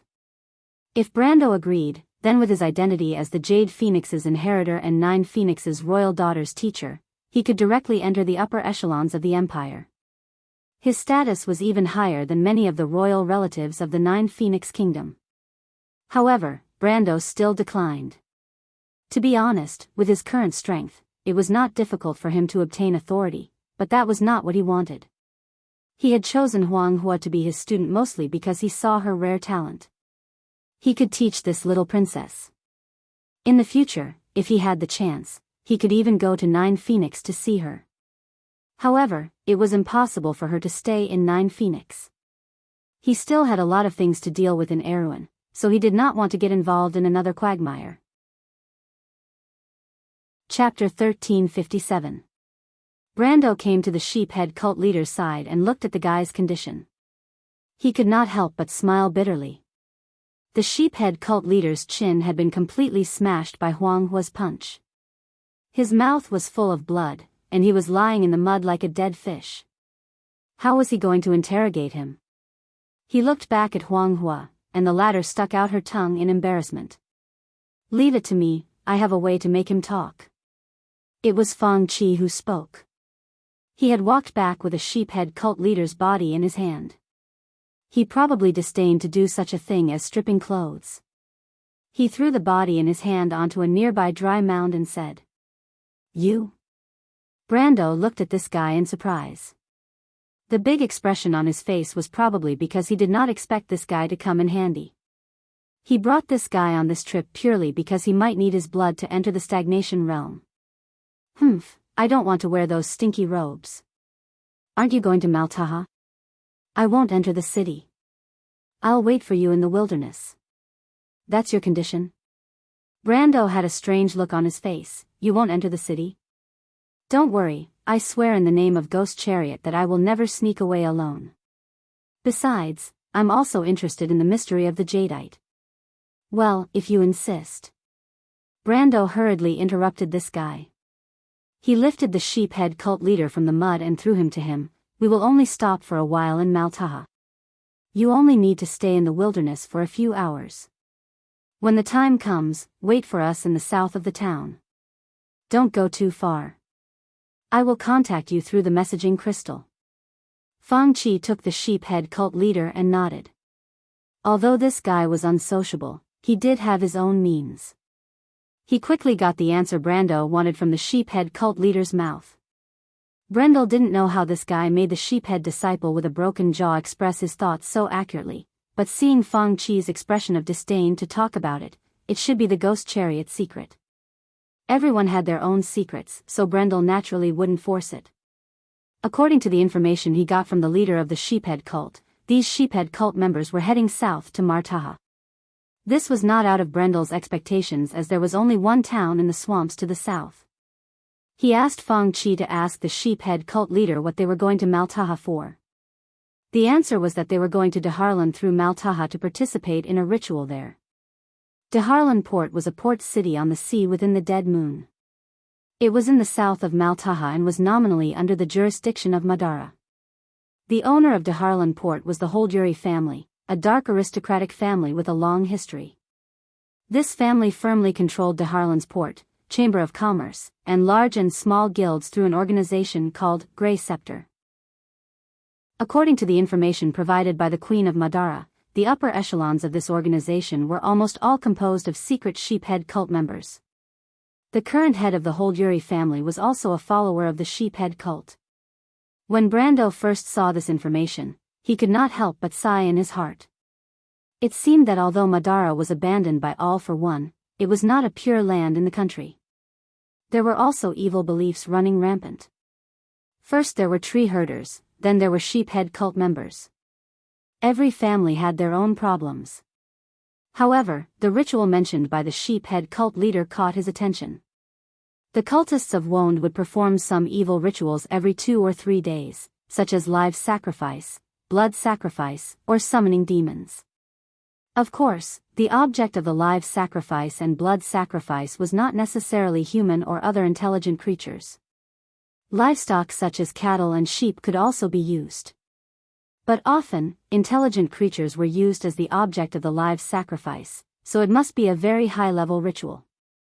It just so happened that the ritual mentioned by the sheephead cult leader was a high-level ritual. The sheephead cult members had spread the news through their private communication channels as early as half a month ago, allowing the sheephead cult members in the Taoki region to gather in Daharlan to participate in the live sacrifice ritual that was expected to be held in 3 days. Brando asked about the content of the live sacrifice ritual, but he got very few answers. It seemed that the leader of the sheephead cult was just a temporary convener. He only knew the approximate time and scale of the live sacrifice ritual, and he did not know anything else. For such a person, Brando had no pity. After asking all the information, he asked Fang Qi to deal with him, so that he could be sent to Martha to repent. However, when Fang Qi pulled out his sword and was about to attack, the man seemed to have realized his situation. He struggled in fear and screamed out another piece of information, intending to exchange for his worthless life.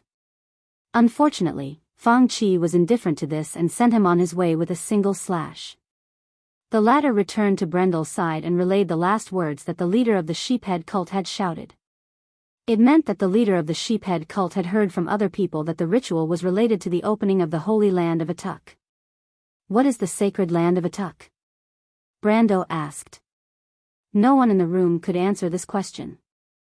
Brando was a little speechless at Fang Qi's decisiveness, but fortunately, this question was not important. The sacred land of Atuk was obviously a place that only the sheephead cult members knew about. There were not many things in this area, but there were many disgusting people. When they reached Maltaha, there would be plenty of opportunities to inquire about this information.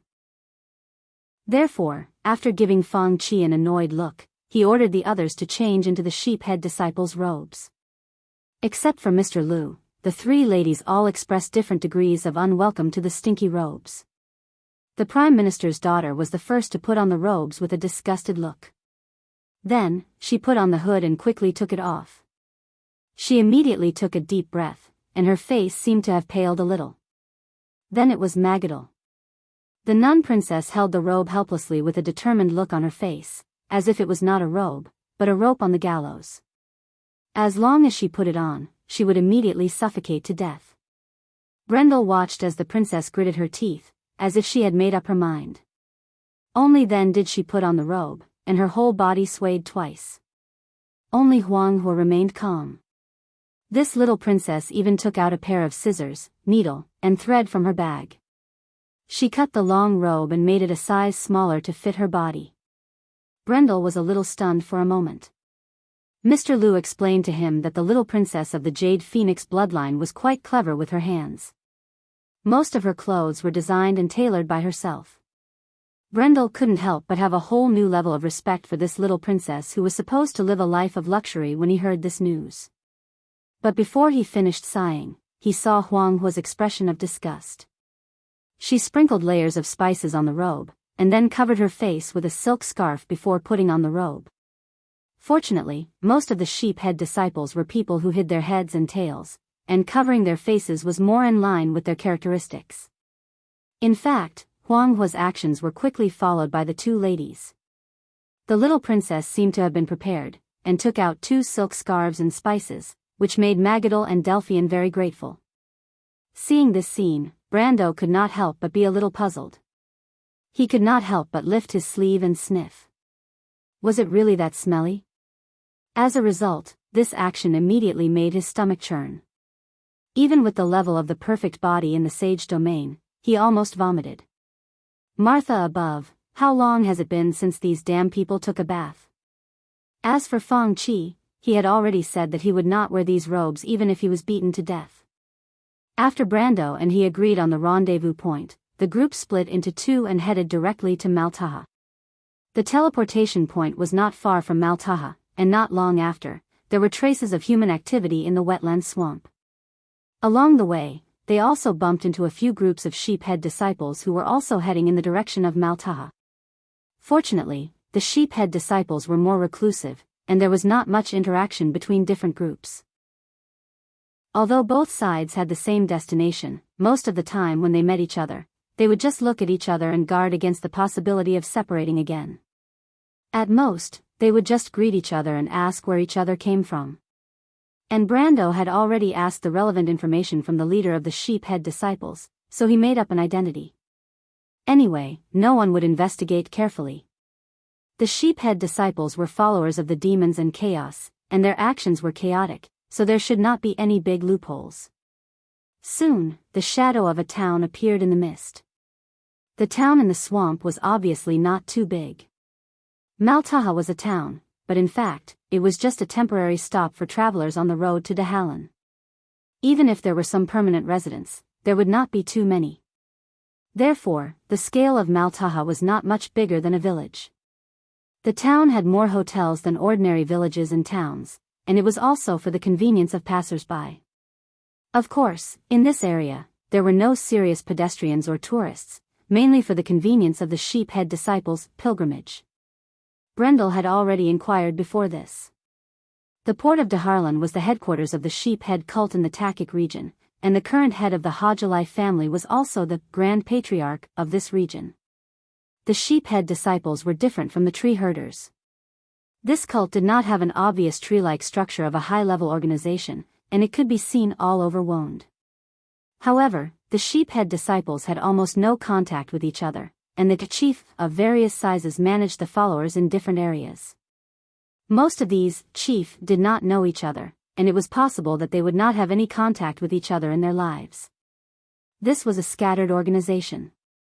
But since the head of the Hajalai family could bear the title of chief, at least it meant that the head of the Hajalai family was the chief of the sheep-head disciples in the Takik area. Chapter 1358. Seeing the roof appear in the mist, Brando couldn't help but feel a little impatient. What he wanted to do most now was to find a place to take a bath and get rid of the weird smell on his damn clothes. Although the sulfur smell on the robes of the sheep's-head cult members was a way to identify each other, the smell of sweat on the robes and some unknown stench was superfluous.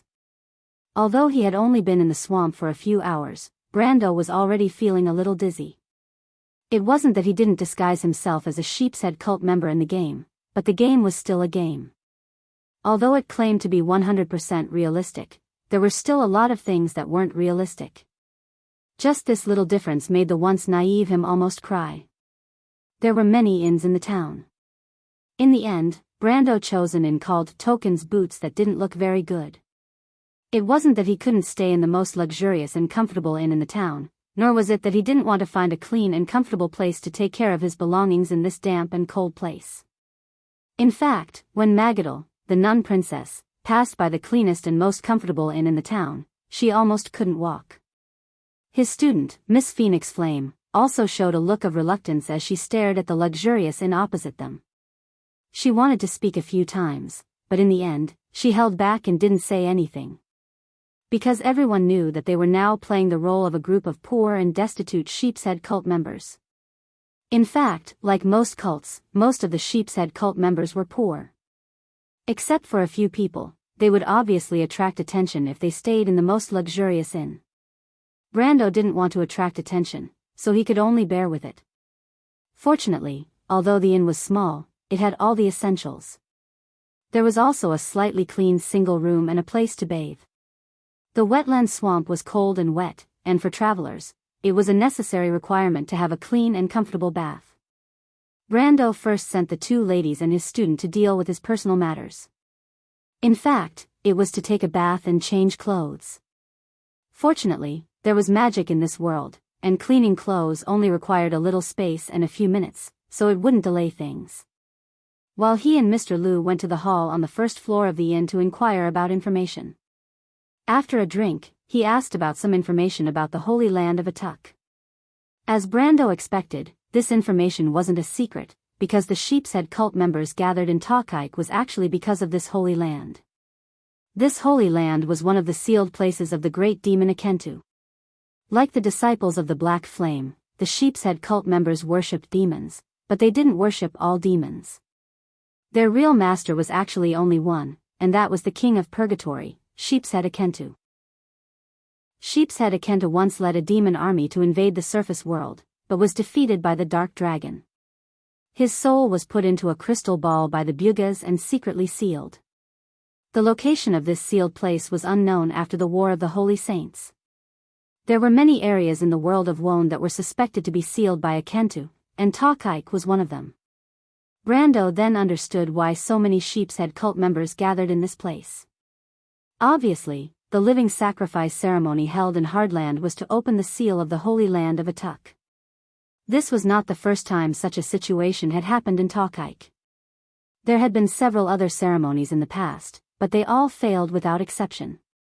But what surprised Brando was that according to the sheepshead cult members, the host of the ceremony, the Hajalai family, seemed to be particularly confident in this living sacrifice ceremony. Half a month ago, the Grey Scepter issued a summons to all the sheepshead cult members in the entire Tokike area and even the surrounding areas. Speaking of which, it was not the first time he had seen the cult's living sacrifice ceremony even in this world. He had seen such a large-scale ceremony once in the capital of the Cruz people, Rushta. At that time, the host was the tree herders, and the ceremony was quite successful. Not only did the Dragon Queen successfully summon the evil god Frederick, but she also almost used Frederick to kill the Will of Dusk. Recalling the various experiences in the elemental frontier, he could not help but be a little distracted. Fortunately, at this time, Delphian came down from upstairs. She seemed to have dealt with her personal problems. She came to Brando's side and cleverly took over the conversation. She talked to the owner of the inn, who was also a sheepshead cult member in a black robe, about the ritual and the Holy Land of Atuk. There were few common languages among the sheepshead cult members. The only common language they had in common was their beliefs, so Delphian's question did not attract any attention. Although the Prime Minister's daughter had never heard of the Holy Land of Atuk before, when she talked about this place, it was as if she had seen it with her own eyes and knew it well. The boss was convinced. Before the conversation, Delphine quickly got more information out of him. The three learned that the Holy Land of Atuk was not in the Tochik Swamp, but in the sea outside Hadlan Port, in a sea called the Green Sea. This information immediately attracted Brando's attention. Before this trip, he had learned from Queen Madara that the stagnation realm might be in the central area of the Dead Moon Inner Sea, which was undoubtedly on the sea. The location of the stagnation realm was related to the mystery of the emerald. The sea called the Green Sea obviously provoked the nerves of the three people. Brando turned his head. Delphine's face was hidden under the hood, so he could not see her expression, but the Prime Minister's daughter was silent for a moment. She dipped her finger in the wine and quietly made a few numbers on the table. Brando saw that it was the result of a few calculations. The results were the angle of the sun. After discussing with Delphian every day for a month, he was already familiar with it. The location was obviously the Hadland Outer Sea. Brando immediately understood what the Prime Minister's daughter meant. Obviously, she also thought that the Holy Land of Atuk might be the place the mystery of the emerald pointed to, or at least it was related. Otherwise, how could there be so many secret places in this world? After the three of them exchanged opinions, Brando turned the topic back to the ruler of Hadland and the upcoming live sacrifice ceremony. In fact, in any other area of Wonde, the topic of such a cult's live sacrifice ceremony would not be discussed. However, Tachik was obviously such a strange place. This was the true territory of the Sheep's Head cult. Here, beliefs other than the Dusk and the Devil were taboo. When Brando inadvertently asked the head of the Holduri family why he was so confident this time, the hotel owner had a strange look on his face. Brando was stunned for a moment, and then realized that this person might know something. This surprised him.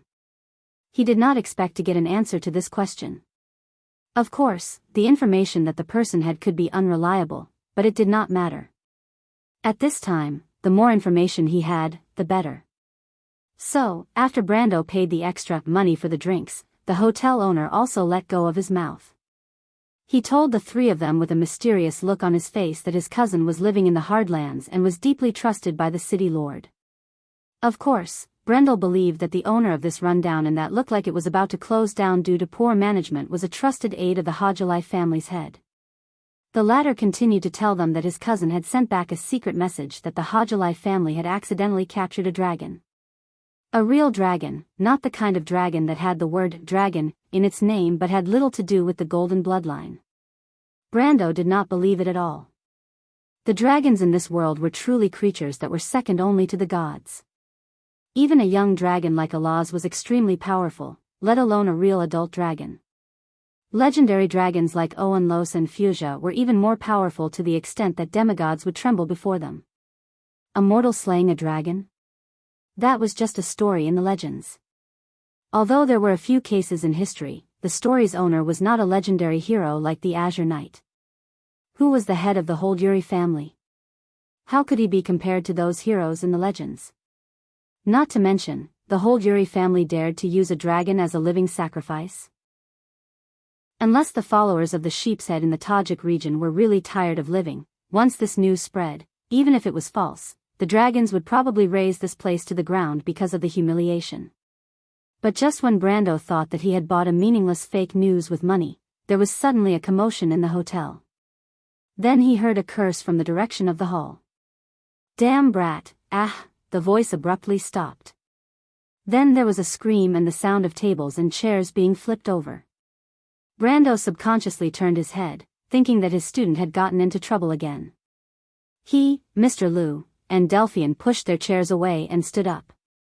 The three of them held the hilts of their swords under their robes. But as soon as Brendel turned his head, he froze for a moment, because what he saw was not the phoenix's flames, but a scene that surprised him. Chapter 1359. Suddenly, a short figure stumbled out of the hall. She ran forward in a panic and repeatedly knocked away the sheep-head cult members in front of her. For a moment, the inn was filled with screams. Just behind the little girl, 7 or 8 sheep-head cult members were roaring and chasing from behind. The short figure's steps were too small, and she was quickly blocked by one of the sheep-head cult members. A sneer came from under the hood. "Damn little girl, let's see where you can run to." Brando couldn't help but frown slightly when he saw this. He had already seen that under the short black robe was actually a little girl. His gaze passed through the crowd and vaguely saw a person lying motionless on a wooden table. There was a faint dark red color spreading under her body. He vaguely understood what had happened. Hey, that little girl is really ruthless. Delphian turned her head and apparently saw this scene. Brando was silent and didn't make a rash conclusion. He only saw that the little girl's body trembled slightly after being stopped, then she looked around. Her thin figure showed a little helplessness. But this helplessness quickly turned into determination. She suddenly turned around and rushed in another direction. Under the crowd's encirclement, she climbed up a wooden table with her hands and feet. She turned around and shouted. Then she pulled out a short sword from under the black robe. Her hands clenched the hilt of the sword. Her knuckles were faintly white because of excessive force. Her body was trembling because of fear, but she firmly pointed the tip of the sword at all the sheephead cult members surrounding her. The tip of the sword flickered with a cold light, forcing the sheephead disciples to fall off their horses. They hurriedly retreated, and soon made a circle of space around the table. Brando heard clearly that the little girl's voice was crisp and pleasant. It was actually the tone of an elf, or at least a half-elf. However, although the voice sounded fierce, the slight trembling of the voice clearly showed the fear and nervousness in the heart of the owner. "Do you want to help her?" Delphian looked back at him, her eyes moving. "Sir?" Brando shook his head. Although the little girl looked isolated and helpless, her attire was not much different from the sheepheads around her. She was also wearing a black robe, and a large hood covered her face. Only her delicate chin was exposed, and her face was covered in dust and dirt. She stubbornly stood on the wooden table and faced everyone. Under her thin and weak shoulders, her thin arms under the robe tightly grasped the dagger. The dagger seemed to have been taken from its original owner. Its shape did not match this little girl. In her hand, it looked like a long sword. She could only hold it tightly with both hands. However, at this moment, the dagger's blade was dyed with a dark red color. Droplets of blood continuously flowed down from the edge of the dagger, passing through the little girl's fair hands before dripping down bit by bit. "Damn it, she killed Buster. This damned little bitch." The sheephead cult members roared as if they were ready to attack at any time. Brando turned around at this time and asked the innkeeper on the side, "What's going on? It seems that this inn is not as safe as you promised." "Damn it," the innkeeper spat and cursed. He originally saw someone making trouble in his inn. He rolled up his sleeves and took out a crossbow from under the counter, but when he heard Brando's question, he stopped. "That's Buster's slave. I warned him earlier. Damn it, he didn't listen to me at all." "What?" The innkeeper hesitated for a moment, thinking about whether to answer this question or not. Suddenly, his eyes were fixed on the movements of Brando's hands. He saw Brando take out more than 10 glittering black rose gold coins, Madara gold coins, minted 360 to 371, and line them up on the counter. The innkeeper seemed to have nails on his feet as he stopped abruptly. It was as if there was only this large amount of money left in his eyes. He even forgot to think about how these poor cult members had so much money. He greedily licked his lips and replied, "That little bitch is a living sacrifice brought by Buster. He said that she was a top-grade product caught in the swamp. She is a half-elf. However, I have never seen a half-elf with such sharp teeth and claws. Yesterday, when Mago wanted to touch her, half of his hand was almost bitten off by that little bitch. To be honest, it's the first time I saw someone with such a tough bone, let alone a little girl. Buster and the others beat her half to death, but that little girl didn't even make a sound. I knew that little bitch was a dog that could bite people. Damn it, Buster didn't believe me at all. Now, he lost his life." Brando understood the ins and outs of the matter, and his eyes immediately turned cold. Before the innkeeper could finish his words, he suddenly felt the temperature in his inn drop by several degrees. He shuddered and looked around strangely, thinking that he was hallucinating. At this time, flaming blade Odorfice had already appeared in Brando's hand. But in the next moment, the long sword with dark golden cracks flickered and turned into flames that scattered in the air. At this time, the sheephead cult member finally made a move on the half-elf girl. The little girl raised her head at this moment and clenched her teeth, revealing an exquisite face that shocked Brendel. He almost blurted out, "You're the one who saved me, Medisha." But at this moment, the face that was almost exactly the same as the little silver elf princess, but obviously smaller, was full of despair. The little girl raised the dagger with both hands, and her first reaction was to commit suicide. However, Brando didn't panic at all, because at the critical moment, a crimson flame suddenly flashed in the dark inn. The flame swept across like a dragon, hitting all the sheephead cult members one by one. They screamed as they flew out, then an angry roar sounded: desert, wind, sword, technique, dragon, flame. The crimson dragon with flames coiled around it let out a long roar and exploded in all directions. The inn was in a mess again and again. The sheephead disciples screamed again and again, accompanied by the sound of tables and chairs being overturned, and the sound of wooden boards being broken could be heard. The next moment, Huang Hua's figure had appeared in front of the little girl. The little elf girl was obviously stunned by this scene and even forgot what she was doing. Her silver eyes reflected the golden red light of the fire, and in this light, she saw a girl who was about the same height as her standing in front of her. Her back was facing her, and her clenched fists were burning with raging red flames. Under the light of the fire, her long black hair shone like a river of stars. Huang Hua obviously just came down from the second floor. She didn't even have time to put on her hood. A beautiful and delicate face suddenly appeared. But she was frowning. Obviously, she was extremely angry about what happened just now. A group of cult members was so shameless to besiege a little girl. Such a scene almost made her attack immediately. Huang Hua was the princess of the Jade Phoenix bloodline. Although she usually showed modesty and politeness, at this time, her majesty and momentum were natural. Not to mention the sheephead cult members who were taught a lesson by her, even Brando was a little shocked. He thought that she was indeed the princess of the royal family. With this momentum alone, her future achievements were limitless. For a time, the only people who could still move in Token's boots were Brando and the others. The only one left was the swearing innkeeper. When Huang Hua attacked, the guy's eyes almost popped out. Seeing that his inn had suffered such a serious loss, the innkeeper was furious. He immediately raised his crossbow.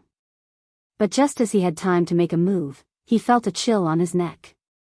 A 3-foot-long sword had been placed on his neck. He suddenly shuddered. When he turned his head, he found that the guy in front of him, who had not spoken, had a sharp sword in his hand. And this sharp sword was now in some kind of intimate contact with his neck. The innkeeper shuddered, and his mind suddenly became clear.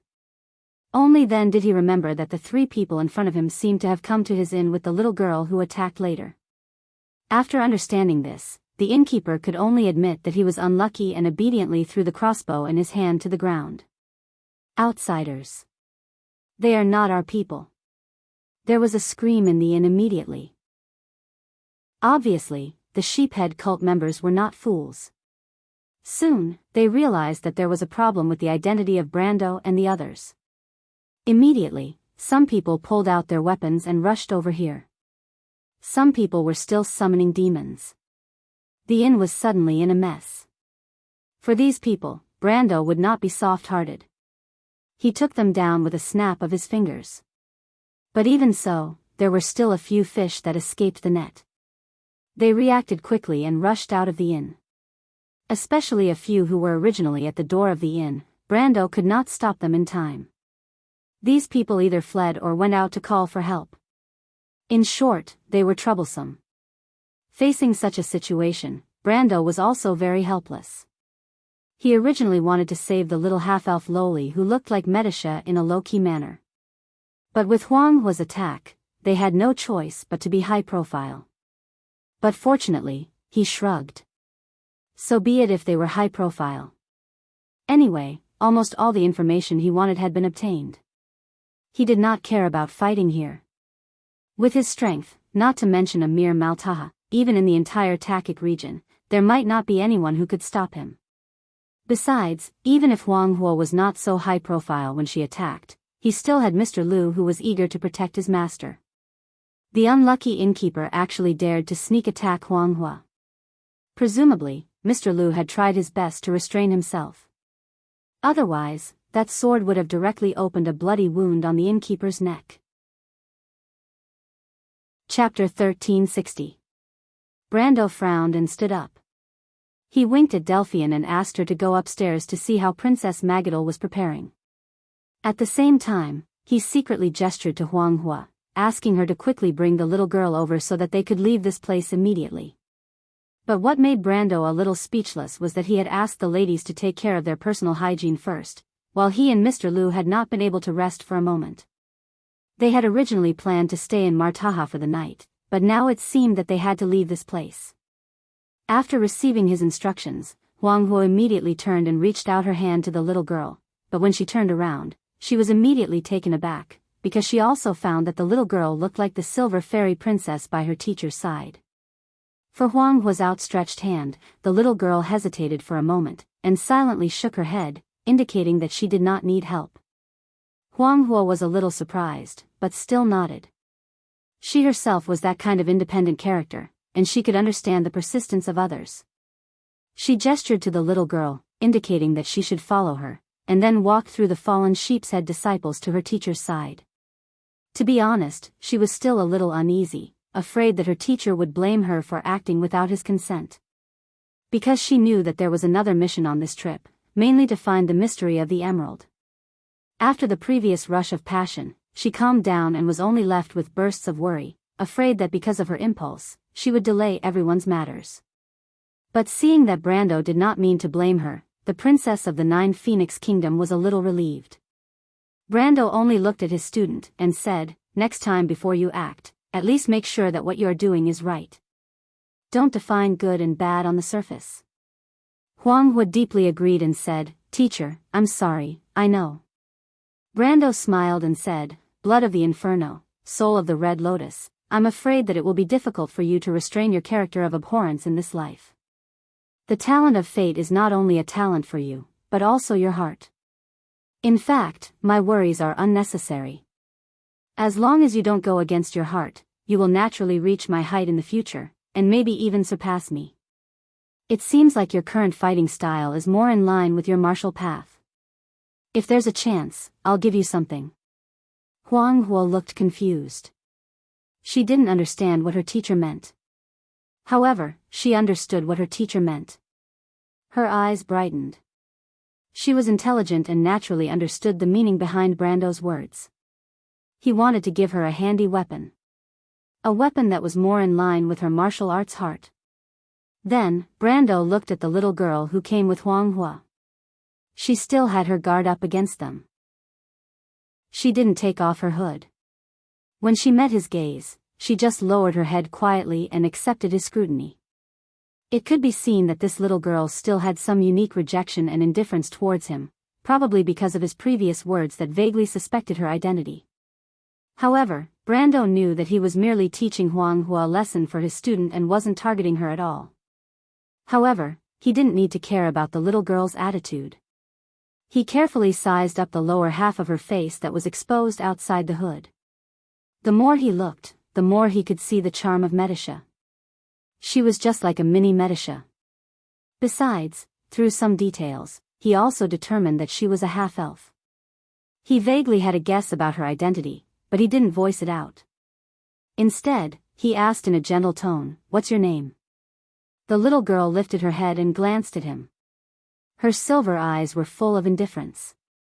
There weren't many superfluous expressions on her face. She just stared back at him indifferently.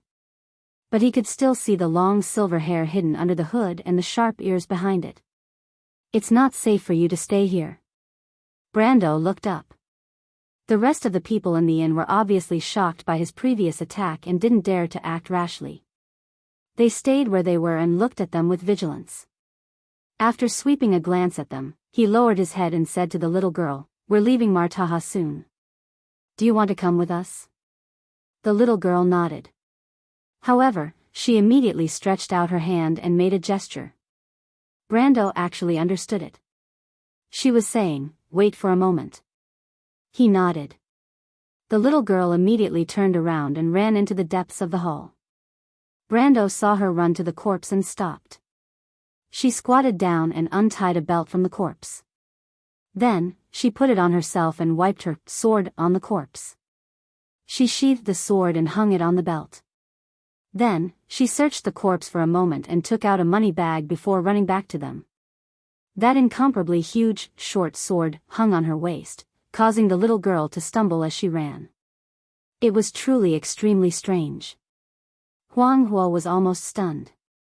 As a princess who was born with a golden spoon in her mouth, she never thought that someone would rob a corpse like this. She never dreamed that the elven girl she saved would do such a thing. However, Brando saw a pair of bare feet under the little girl's robe when she ran. The white soles of her feet were blue and purple from the cold. They were covered with solidified and dried mud and blood clots. He didn't know how long she had been trekking in the swamp. For a moment, he couldn't help but feel compassion in his heart. However, compassion aside, it was obviously not the time to talk. This town was full of sheephead cult members. If he really called for reinforcements, although he was not afraid with his strength, he did not want to cause too much trouble. After all, even if he took action and uprooted all of Tao Chica's sheephead cult members, not to mention whether he could do it or not, even if he could, he did not know how much time he would have to waste. This was obviously inconsistent with his original intention. He looked up and saw Delphine and Princess Magadal walking down from the second floor. They immediately left the inn called Token's Boots. Before they left, Mr. Liu used a karate chop to knock out the owner of the inn, who claimed to be his cousin, who was the confidant of the Lord of Hardlands. Walking out of the inn, Princess Magadal also noticed the fact that the half-elf girl was walking barefoot in the cold mud. She couldn't help but want to carry her, but the latter was obviously very alert. When the nun princess approached, she showed a vigilant look and took a step back. Brando saw this and shook his head. With a flick of his finger, he cast a second circle wind element spell, Wind Wings, on the little girl. The little girl was slightly surprised and found that she was floating. She silently looked at Brando and didn't say thank you. She just lowered her head and continued to walk forward. Magadal looked at Brando gratefully. Before the group of people walked out of the town, they were blocked by the followers who escaped from the Token's Boots. There were a lot of people, about 30 to 40 of them. The leader of the group claimed to be the sheriff of Martaha. However, Brando had already learned some information about this place from the owner of the inn. He knew that this person was a small leader of the followers in Martaha. Originally, this person didn't come looking for trouble, and he didn't have the time to clean up the cancer here. After all, after the defeat of Cruz, the situation in the north of Erewhon was unclear. There was also a conflict between the old and new royal factions. Although Freya brought back his will, he wasn't too sure if she and the princess could deal with the entrenched traditional nobles. Coupled with the matter of the Roman, the most urgent thing in his heart now was to return to Erewhon and begin to prepare to rescue the merchant lady. This time, if it wasn't for the mystery of the emerald and the whereabouts of the nature orb, which was related to the 7 holy swords and the rescue of the Roman, he wouldn't have come here to waste his time no matter what the Queen of Madara said. However, since these people were here, Brando naturally wouldn't be polite. With his current strength, he was almost invincible in the mortal world. Other than the most powerful people, such as the great sage Vara and several hidden masters of the various empires, perhaps only the best of the silver and gold races could suppress him. However, that was merely suppression. Before the guy who claimed to be the sheriff of Maltaha could finish his words, Brando was too lazy to listen to his nonsense. A golden red light flashed in his hand, and the holy sword of fire, Odorfice, appeared in his hand. One move. What? Brando raised his left hand, and more than 40 sheephead disciples were horrified to find that they immediately lost control of their bodies, and then involuntarily flew into the air. Then he waved the sword in his right hand into the air, and a golden red line extended half the length of the town, sweeping towards the sheephead disciples in the air. Supreme Realm. The sheriff of Maltaha screamed, and the shock and fear on his face was as if he had seen the end of the world. But before he could shout half a sentence from his throat, he had been completely turned into ashes with his whole body. And with him, there were more than 40 sheephead disciples who were with him. Mr. Liu and the 3 ladies who were with Brando had long been accustomed to this scene. Huang Hua was even more convinced of her teacher's strength. Seeing such a scene, she only strengthened her determination to reach such a level of strength one day. But for the only outsider, the half-elf girl had long been scared stiff. So much so that Princess Magadal called her 2 or 3 times, but the little girl still hadn't recovered from the previous shock. After that, Brando clearly felt that the other party intentionally or unintentionally kept a distance from him, and from time to time, her eyes were filled with deep vigilance. He couldn't help but smile bitterly. He didn't expect that he would inadvertently scare the little girl when he wanted to solve the problem simply. However, although the little half-elf girl showed maturity that didn't match her age in all aspects, but in some aspects, she was naive and cute. She didn't think about it, even if she was far away. If he really wanted to do something to her, how could she escape? But Brando didn't correct the little half-elf girl's deep-rooted self-view, and only took her to the place south of Maltaha where he had agreed with Fang Qi. As they left the town much earlier than the scheduled time, they didn't know if the genius of the Ghost Chariot clan had already arrived there. But in the current situation, it seemed that camping in the wild for the night was inevitable. Brando couldn't help but secretly frown at this thought. Camping in the wetland swamp was not a fun thing to do, especially when they were unprepared. Chapter 1361. Night always fell early before winter. Brando and the others traveled south of Maltaha for 3 or 4 hours before the sky darkened. Winter nights in Tawkike were particularly damp and cold. Although the inland sea area of the dead moon did not freeze at night, the ground would become cold and hard. The swamp was filled with fog, there was almost no wind, and there were very few sounds of insects. It was so quiet that it was almost eerie. Occasionally, there would be the sound of water splashing in the darkness. The bonfire was burning, and 1 or 2 sparks would occasionally jump out. The bright yellow light penetrated the fog and could shine far away, but it would also cause unnecessary trouble. In addition to the beasts and ghouls in the swamp, there were also swarms of mosquitoes. Even at this time of year, there were still a large number of mosquitoes in the Tawkike area. The mosquitoes followed the light, and even if they had already prepared insect repellents, it was not very useful. Brando drove the mosquitoes away with his hands, and from time to time used the power of law. Delphine dried fish and mushrooms by the bonfire. These ingredients were all sourced from the local area. The Prime Minister's daughter's culinary skills were unexpectedly good. Everyone present more or less tasted a little, and they all expressed their praise. As a princess, Huang Hua only took a symbolic bite. Her diet was strict, and she maintained the same self-discipline when she went out. However, she suggested that they prepare more in case of emergencies. After all, when they thought of the strange diet of the sheephead cult in Maltaha, everyone agreed. The crimson moon Moya had risen from the horizon in the west, but Fang Qi still had not appeared. It seemed that he would not show up until the appointed time. Delphine took a smoked fish from the grill, then handed it to Brando and pointed her chin in a direction in the darkness. Brando understood what she meant, but he was a little surprised and looked at her. "What, who do you think this vicious woman is scheming against?" The Prime Minister's daughter smiled and asked in a joking tone. "Is that little girl worth your scheming against?" Brando was not polite at all to the Prime Minister's daughter. Although the two had been intimate, what happened on the ship that day had left a barrier in Brando's heart.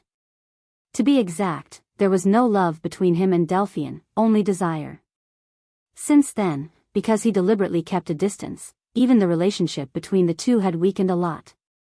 Brando did not know what Delphine thought of this matter. Perhaps she did not care at all, but he cared very much. Every time he faced the Prime Minister's daughter, he felt very awkward. His straightforwardness was also to cover up the awkwardness. Delphine smiled slightly, as if she did not care. She handed over the wooden skewer in her hand and said, "She hasn't eaten anything since coming here from town." "Delphine," Brando suddenly said, "the crew's empire is currently in an unknown state. We don't even know if your father and grandfather are still alive. I'll tell you the truth, I can't see what the future will be like in the war with the Twilight Dragon. All I can do is protect Erewhon and the people around me, and fulfill the promise I made to the Queen of Madara. You should have already seen that I can't give you too much of a guarantee. I can't even become the king of the Wound and rebuild the empire." There was a campfire between the two of them. Mr. Liu was on guard outside the camp, Phoenix Flame had already gone to rest in her tent, and Magadal needed to practice meditation and communicate with her magic. For a moment, there were only the two of them talking in the camp. "And then, what do you want to say?" "I want to say that you don't have to be like this," Brando sighed. "You know what kind of person I am. If you want something, you can tell me as much as you can. Although you have caused me a lot of trouble in the past, Medisha and I have seen your efforts in the past 2 months. Let's leave the grudges between us in the past. If you are willing to let bygones be bygones, I can help you like a friend. What I mean is, I will do my best within the scope of my abilities. What you mean is that I don't have to bind myself to you and force myself to smile in front of you every day. I should pursue the path I want, right? That's not what I mean, Delphian. No, my lord, that's what you mean. I know you're pitying me, Delphine replied with a smile. Does my lord think that it's too tiring to play this game of cat and mouse with me, and you don't want to continue? All right, I admit that you are right. But Delphian, the grudge between us originated from a misunderstanding. I have said before that I will not apologize to you for your fiancé's death because it has nothing to do with me. But I can apologize for the damage that I have caused you. Perhaps if we had both taken a step back in Hades, things would not have turned out this way. What about Miss Roman? You don't hate me for what I did to Miss Roman? Delphian asked softly. You don't have to provoke me. Because of what happened to Miss Roman, I wanted to kill you and give you an unforgettable lesson. But after that, too many things happened that I did not expect. Brando shook his head. To be honest, I don't know how to face you. On one hand, you are my enemy, Miss Delphian. On the other hand, I have hurt you. Do you really think that you have hurt me? Brando nodded without hesitation. You are a righteous but naive person, Delphian replied. But you still don't understand what kind of path you want me to pursue. Leaving you and returning to the scheming and deceit of the past, is that the kind of life you think I should live? She shook her head. Why do you think that I am forcing myself to smile? In fact, these days have been the most relaxing and truest days of my life. When we return to the Empire, I don't know what kind of choice I will make. But at least here, I feel real and happy. Brando was stunned. The Prime Minister's daughter suddenly sighed quietly. She put the smoked fish back on the grill and stood up. She took out a blanket from her backpack, walked over, and handed it to Brando. Brando was slightly stunned when he saw the blanket. He remembered that he had covered the Prime Minister's daughter with this blanket in the north of Rosaline. At that time, he thought that she had fallen asleep, but he did not expect that she was only pretending to be asleep. He looked at the blanket in his hand. Delphian had taken good care of it. Even in the swamp environment, the blanket was very dry and tidy. It was also very neatly folded, and every edge was carefully aligned. I am sorry. It is time for me to wake up from my unrealistic dream. In the long dream in the elemental frontier, the terrible things I saw made me weak. Delphine replied faintly, these days, I've given up on myself. That's why such a ridiculous thing happened. I've let my fiancé down, and I've also let my lord down. I thought that mistakes would disappear with time, but I was wrong. I'm still me. Running away can't change reality, Miss Delphian. Delphian shook her head. Sir, you do not need to persuade me. You are right. When I return to Erewhon, I will find my own path. You and Miss Medisa are both righteous people, but this place doesn't belong to me. I shouldn't impose my own ideas on others. Although I used all kinds of despicable means to force you to agree, it's a pity that if it's not your true intention, it's meaningless in the end. I, Delphine, Nydiven's daughter, don't need to rely on others' charity to succeed. Delphian put down her luggage and picked up the smoked fish from the grill. At the same time, she replied, Sir, thank you for not pursuing my mistakes. I will do my best to help you get the nature's pearl. This is the last time I will help you by your side, because this is my apology. I must make up for my mistakes, but I know very well that this is far from enough. If Sir still wants my life, I definitely won't mind. She pointed to her snow-white neck and replied, My head is right here, ready for Sir at any time. Miss Delphian, you know that is not what I mean. The Prime Minister's daughter smiled bitterly. Are you saying that you want to trample on the last bit of dignity I have as the eldest daughter of the Nydiven family? Brando could only keep his mouth shut. He looked at the noble's daughter and felt a little emotional. Perhaps she was showing her true feelings, but he still did not dare to fully believe it, because it could also be another one of her tricks. But even if he knew that this could be an act, when Delphian said those words, he still felt a sense of loss in his heart.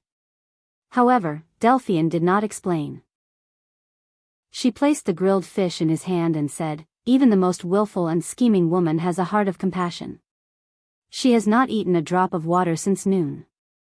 Her pouch is full of stones." Stones? Brando was shocked. That is a girl with a backbone. You will not understand her, but I do.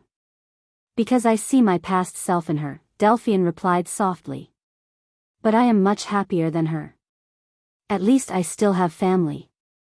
You are wrong about one thing, Miss Delphian, Brando replied in a low voice. She also has family. I think she has at least one elder sister or younger sister. Their mother should still be alive. Perhaps she is still alive. You know her? Delphian suddenly showed an expression of understanding. She is related to Miss Medicia? Brando nodded. He had already seen this Prime Minister's daughter's mind, so he was not surprised by her reaction. However, he did not continue to explain because he could not be completely sure of his guess about her identity. Chapter 1362. He looked back into the darkness. Far away from the camp, there was another bonfire that shone like a star. That bonfire was so weak that it seemed like it would go out at any time. There seemed to be a lonely and thin figure beside the bonfire. Seeing this, Brando could not help but sigh in his heart. It was not that he did not want the half-elf girl to camp with them, but her vigilance was beyond his imagination. He did not know what kind of experience she had to go through to have such a personality, but she was unwilling to come close to their camp. She was only willing to set up a separate camp a few dozen meters away from their camp. She refused their help. Although it was a little strenuous, whether it was the small bonfire or the simple tent, she had done it alone. Only when Phoenix Fire gave her the canvas and wood to set up the tent did the little elf girl say, "Thank you." But it seemed that she did not realize that the so-called extra wood and canvas were actually taken down by Brando directly from an intact tent. When they started the fire, Brando noticed that the half-elf girl was setting up the tent alone. When night fell, when they were roasting fish, she was still setting up the tent. Now that the lonely figure finally stopped, it seemed that the camp had been set up.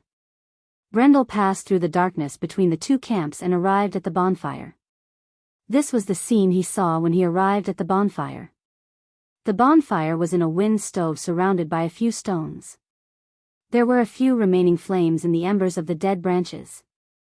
The half-elf girl was still wearing her tattered sheep's head disciple's robe that was obviously one size too big. Her legs were curled together, one hand was wrapped around her calf, and the other hand was holding 2 or 3 dead branches. She put her head on her knees and seemed to be shivering. Brando understood at a glance. She did not find much firewood. In order to ensure that the bonfire would not go out, she could only maintain such a weak flame. But this little flame was not enough to keep warm in the middle of the night in Talkike. "Why don't you enter the tent?" Brando stood in the darkness for a moment and suddenly asked. The half-elf girl did not notice Brando's approach at all. She was so scared that she jumped up from the ground like a cat. But because she was frozen, she could not stand up and sat on the ground. But even so, Brando saw that her hands were on the hilt of the short sword. I really don't know what kind of life this poor little girl has been living. He could not help but feel pity for her. When he approached her camp, he suddenly realized that the tent she had built was just for show. She did not have any nails or ropes to secure the canvas or the wooden frame. I should have thought of this earlier, but she did not mention it. I thought that since she has been trekking in this swamp for such a long time, she must have something that she can use. Brendel was a little annoyed. I should have thought of this earlier, but she did not mention it. Since she has been trekking in this swamp for such a long time, she must have some corresponding items. He did not expect that he was still lacking. It's not good to be so stubborn. He could not help but frown and said in a deep voice, "Why didn't you tell us?" The other party did not answer. She only held the hilt of the sword tightly. A pair of cold silver eyes stared at him vigilantly from under the hood. She was as sensitive as a cat guarding its territory. She was just a kitten that did not have the ability to protect itself. Brando sighed and did not wait for the little girl to answer. He walked over and set up her tent again. Then he took out a rope from his bag and helped her to fix it. Then he pulled the canvas and fixed it to the ground with nails. The little elf girl did not speak and only coldly looked at his every move. Brando noticed that her body was very tense. It was as if he made the slightest move, she would not hesitate to pull out her sword. Although it might not be to attack him. She knew that she was no match for Brendel, but she did not think that she was a match for him. However, Brando was afraid that she would hurt herself. He looked at her feet that were wrapped with bandages. Originally, Huang Huo wanted to lend her boots, but she insisted on not accepting. She only wanted some bandages. The bandages were not wrapped well enough. Even her toes were exposed. Noticing Brando's gaze, the little elf girl subconsciously shrank her feet. For the first time, Brando saw a look of inferiority on her face. "Where is your sister?" The little girl suddenly trembled and looked at him with an expression of disbelief. However, this expression was quickly replaced by a more serious look of vigilance. She still kept her mouth shut and did not say a word. If he had not heard her say, "Thank you" to Huang Hua, Brando would have thought that she did not know how to speak and was a mute. "It seems that you are indeed the elder sister." Brando nodded. "Did you come here for your sister?" There was still no answer. "You don't have to worry too much. You should be able to see that if we are on the same side as those people, you won't be able to escape, right?" "Thank you, what?" Brando was stunned. Even with his perception, he could not hear the little girl's voice clearly. "Thank you, you." The voice was a little louder, but it was very choppy. It was as if the owner of the voice rarely communicated with others and did not know how to speak. This time, Brando heard it clearly. He looked at the little girl who was wearing a wrinkled robe. Her expression was vigilant and somewhat restrained. He felt very sorry for her. "Is there anything we can help with?" he asked softly. The little girl shook her head. "Even if it's about your sister?" The little girl hesitated for a moment, but still shook her head firmly. Brando suddenly understood. He looked at the little girl carefully and silently put away the sympathy in his heart. He was silent for a moment and suddenly asked, "My name is Brando." "What's your name?" "Ling Chiretti Tiamas," the voice said in a small and weak voice. When Brando returned to the campfire in the camp, the Prime Minister's daughter had already recovered her smiling expression. She saw Brando return empty-handed. Her purple eyes flashed with a smile again. "How was it?" "Don't scheme against the little girl." Brando looked at her in annoyance. He knew that the Prime Minister's daughter was deliberately making fun of him. "I put some food in her tent. She will see it. Why don't you give it to her in person? She doesn't have much, but it is very precious. We can't take away that little thing." Brando took a breath and replied. "She is a very cute little girl, right?" Brando looked at her in annoyance. Delphian did not care and only made a gesture to invite him to sit next to her. Brando was stunned for a moment. Then he saw that Delphian had already spread out the blanket that she gave him earlier. Brando hesitated for a moment, but for some reason, he sat down. He felt Delphian's head leaning towards him. The faint fragrance of the young girl's hair lingered at the tip of his nose. After a moment, before he could speak, the young girl had already said, "Are you beginning to doubt the truth of what I said earlier, my lord?" "A little. Don't worry, what I said is true. But at least for now, let me dream for a while, okay?" Delphian replied faintly, "Because I am also very tired, my lord."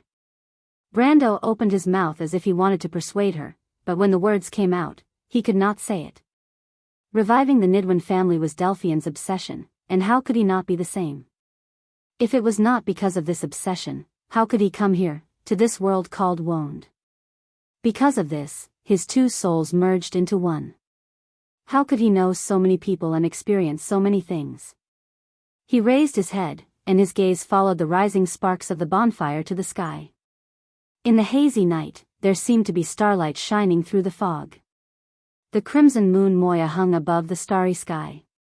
It was like described in myths and legends, where the gods used the eyes of the stars to watch this land. That was the fate and pulse of this world. It was connecting everyone together. The crimson moon Moya. Grand Duke Stick turned around from the balcony. Above the surface of the sublime inland sea, which had never changed for thousands of years, a bright moon hung in the sky. The mast stood tall in the dark harbor, but it was silent. Only the sound of the waves could be heard from afar. Father Ferguson, I'm thinking about a question. I wonder if the moonlight we see today also comes from the magnificent era 1,000 years ago. Perhaps there isn't much difference between what the two generations have seen. You are too sentimental, my lord. It is hard not to be sentimental. Time flies, and countless things in the mortal world have decayed and changed, but some things have always been unique. It is really enviable. Even if we know that behind this full moon is our great enemy, I still want to see this moonlight as long as I am alive. I want to see the beautiful scenery of the sublime inland sea and our beautiful world. Perhaps this is the so-called trouble of mortals. Because they are too short, they are attached to eternal beauty. That is because we love this land deeply. We call the land under our feet our homeland. It is the land that gave birth to us. Since I was a child, I have been familiar with everything in this city. I have witnessed the prosperity and development of Cloak Bay. I once left this place to make a name for myself. But after leaving the post of Scepter Bishop, I came back here in my old age because this land gave me life. At the moment of my death, I want to return all of its gifts to the cradle and home that it gave me. Unfortunately, Lady Martha is destined to play a joke on us two old men, Grand Duke Stick said with a smile. After all, only one of us can rest here in peace, and the other will leave this place alive. Perhaps after a long, long time, the people of this land will not be able to return to their homeland. But we already have the answer, don't we? Thank you, my old friend. The Grand Duke looked deeply at the other party. Actually, I really envy you. Just like you, I also grew up in this land. These days, the memories that I should have forgotten long ago became clearer and clearer. I suddenly remembered everything that happened under the city walls, on that street, in that forest. I remembered my grandmother who had passed away a long time ago, the mill that was demolished before the 6 Days' War, and a certain depression outside the city. Oh my God, I never thought that I had walked through so many days here. From my youth to the prime of my life, from the prime of my life to the middle of my life, and then to old age. The Grand Duke's eyes were a little moist. Only when I lose them do they seem to be very precious. So, I am lucky. The priest smiled faintly. But you must take our hope away from here.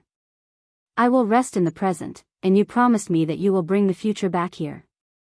The Grand Duke nodded and patted the priest's shoulder. This was undoubtedly a rude gesture, but at that moment, no one cared. Let's go, he said. Let's go and meet our guests, the blessed of wisdom. We used to be enemies, but now we have to sit together and make a decision for our common future. Things are unpredictable, my friend. Yes, things are unpredictable. Chapter 1363. In the center of the Cloak Bay area, Dorbian.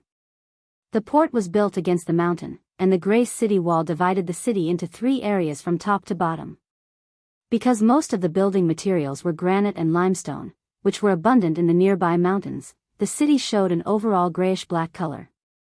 The square, the streets, the bungalows, and the churches were all monochromatic, like a thick black print.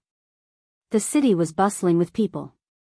The black stream of people was slowly moving towards the south and southeast gates of Duobian City. Some of the people had already left the city and appeared on the plains south of Duobian City. The people were carrying beasts, carriages, and horses of all sizes. It was a scene of people fleeing for their lives. Although there was a negotiation going on in the city hall, in any case, the migration of Cloak Bay was inevitable. The nobles had yet to announce the news, but the lower-class civilians were extremely sensitive to the atmosphere of war. They had long smelled the scent of a storm.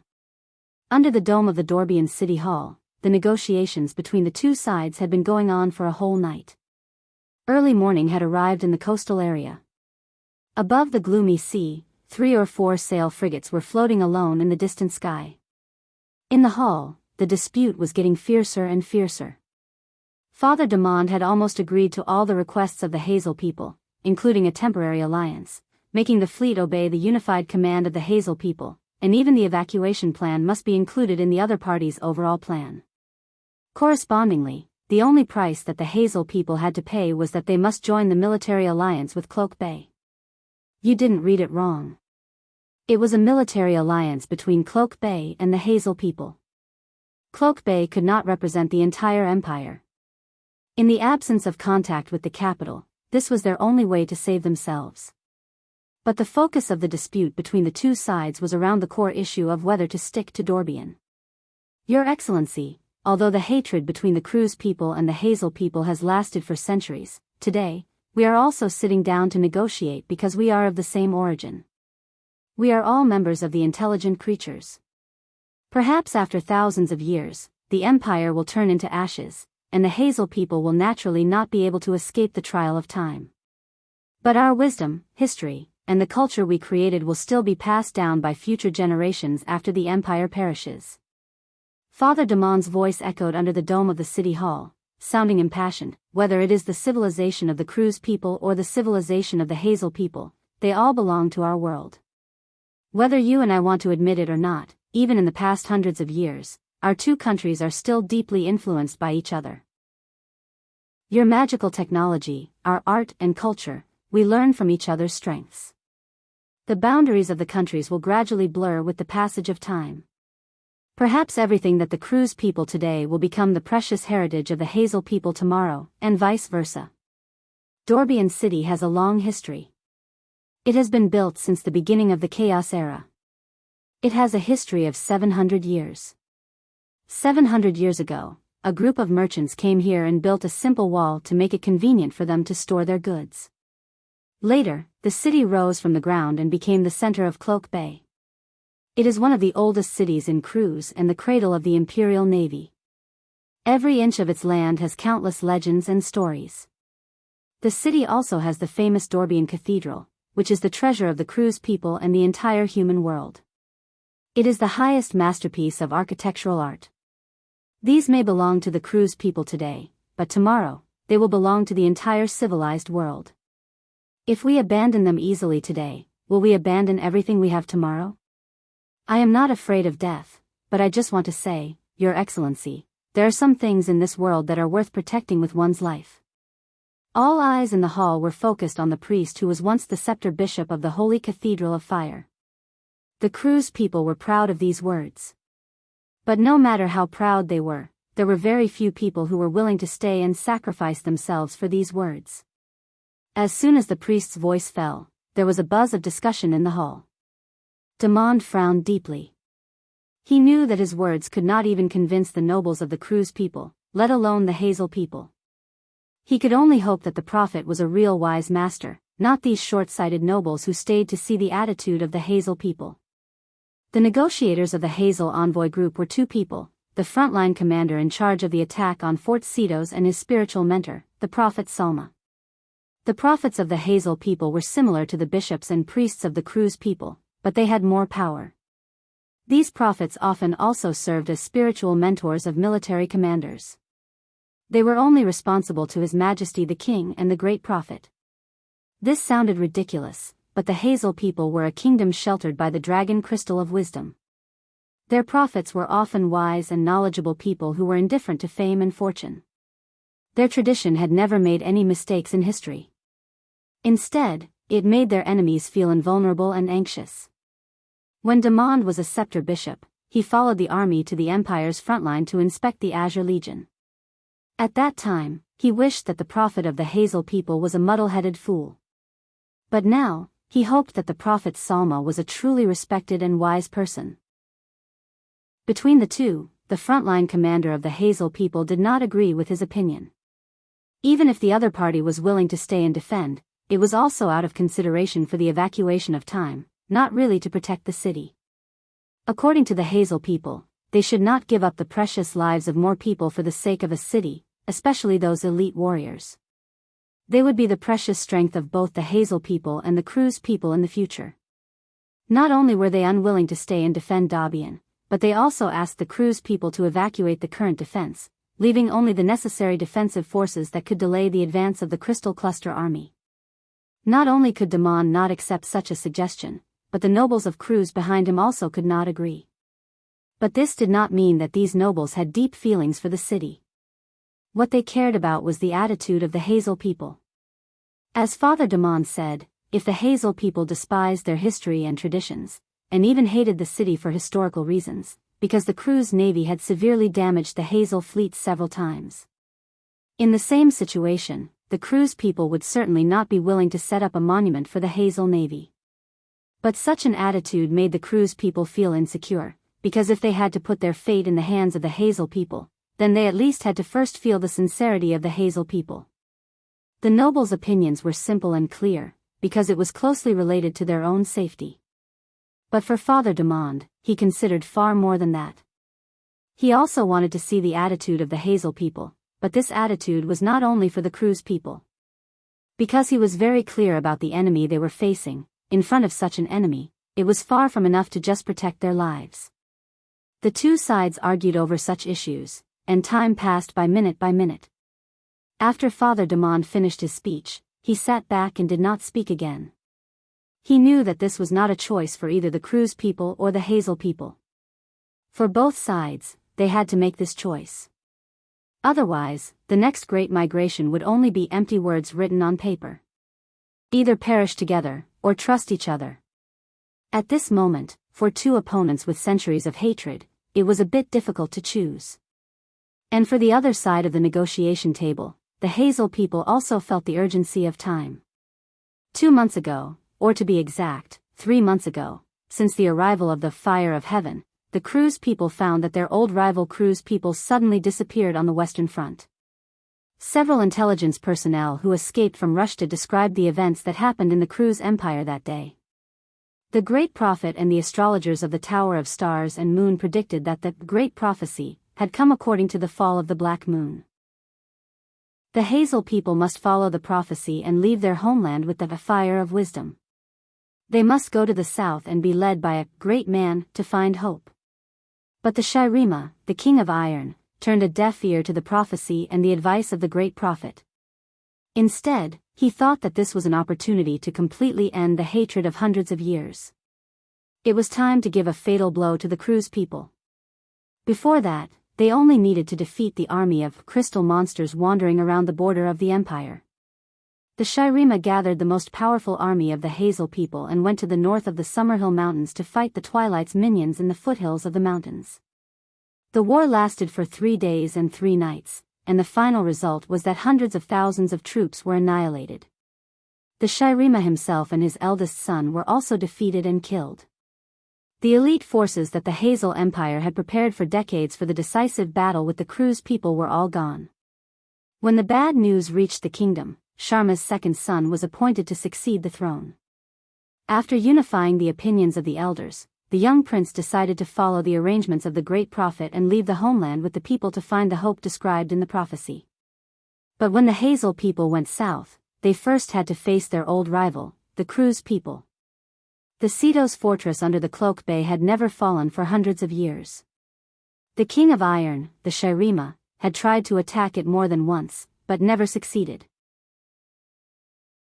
Chapter 1364. Even the bravest monarch of the Hazel people couldn't cross the walls of Cedos fortress, let alone the Hazel people now. The threat from the north was approaching day by day, and Cedos fortress had become an unavoidable problem for the Hazel people. No matter how many people died under this fortress, it would not solve their current problem. They could not afford to wait for this negotiation either. The hall fell into silence. The frontline commander of the Hazel people was about to speak, but an old man behind him patted him on the shoulder and stood up. Prophet Salma. He had once served as the guardian of the Crystal Temple, and was one of the 3 candidates for the position of Great Prophet. His status was equivalent to the scepter bishop of the Holy Cathedral of Fire, so in this negotiation, he was the one who made the final decision among the Hazel people. Sir, you are right, Salma said in an old voice, but he sounded more like he was talking to the commander beside him. In a choice that both sides have to make, it is impossible for us to not pay anything. Justice is also the greatest wisdom. Lord Salma. Salma turned his head, looked directly into Damon's eyes, and slowly replied, this city is the precious treasure of the civilized world. If the Cruz people have the determination to protect it, then the Hazel people will not lack this wisdom and courage. But, he slowly changed his tone and said, we must understand, what is it that we are protecting? Father Damon did not say a word, because he understood that there was no need for him to answer here. Sure enough, Prophet Salma continued, it's not just this city represents our civilization and history, it represents the memories and inheritance of the Kurlutz people, and it will also be a part of our entire civilized world. We will dedicate and sacrifice for these precious things, to protect them at all costs, but not just here. A light flashed in the depths of Father Damon's eyes, and then he said, what does Lord Prophet say? I see that your close friend Duke Diomedes has left the city hall.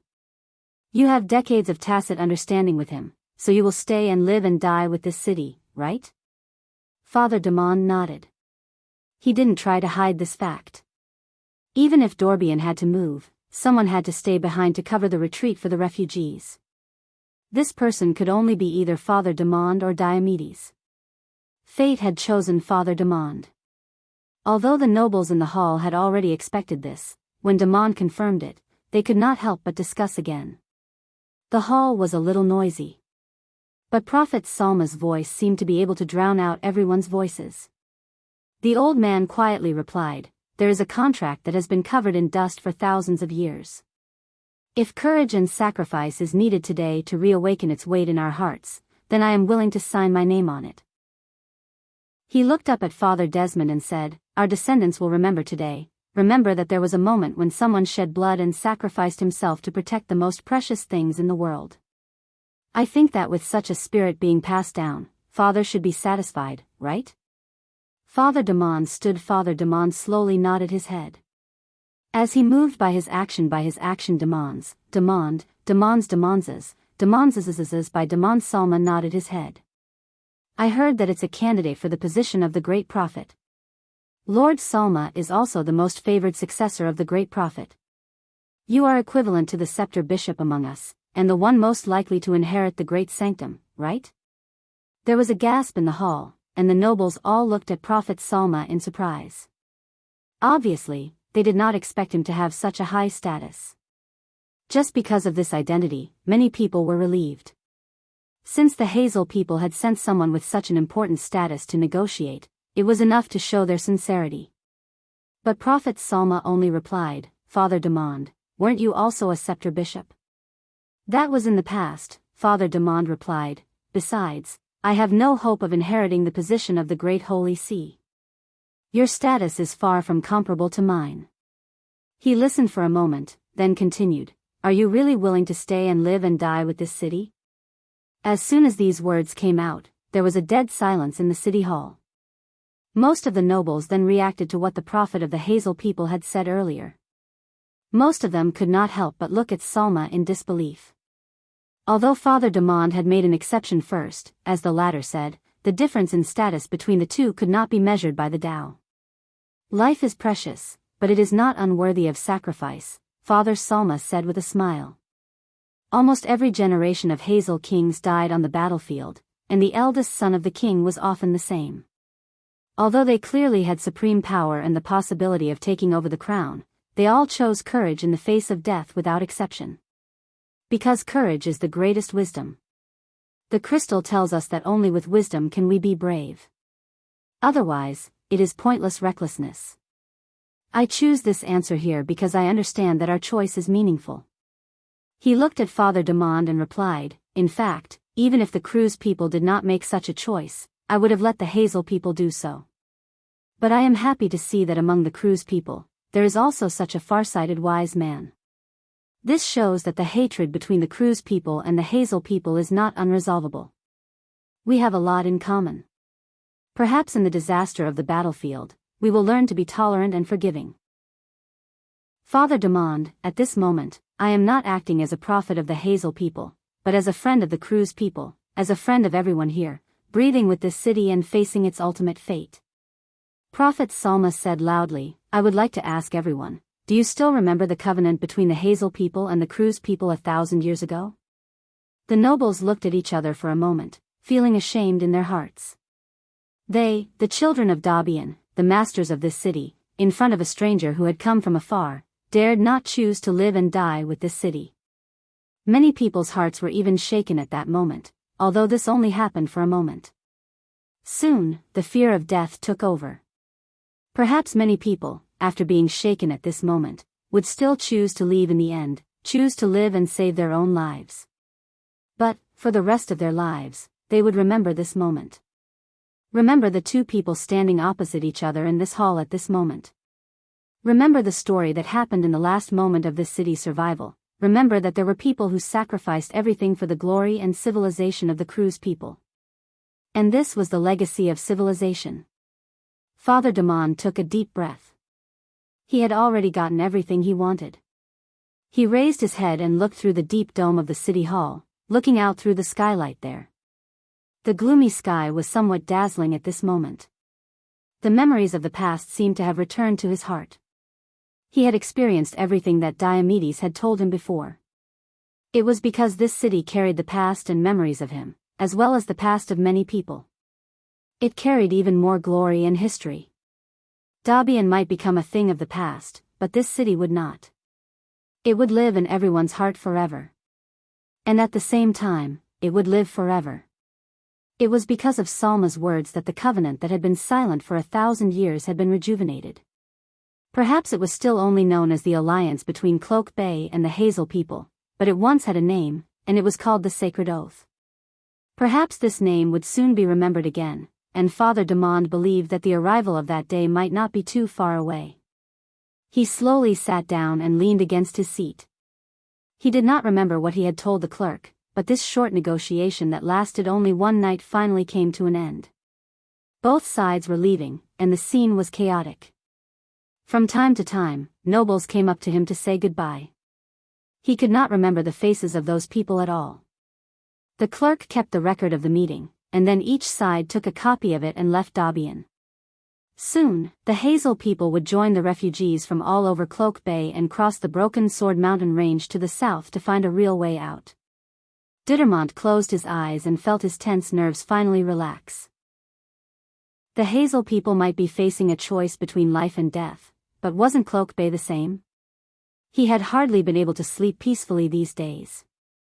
He did not know about the fiasco that the Hazel people had suffered in the north. He only knew that they had lost all contact with the Empire since the fall of the Black Moon.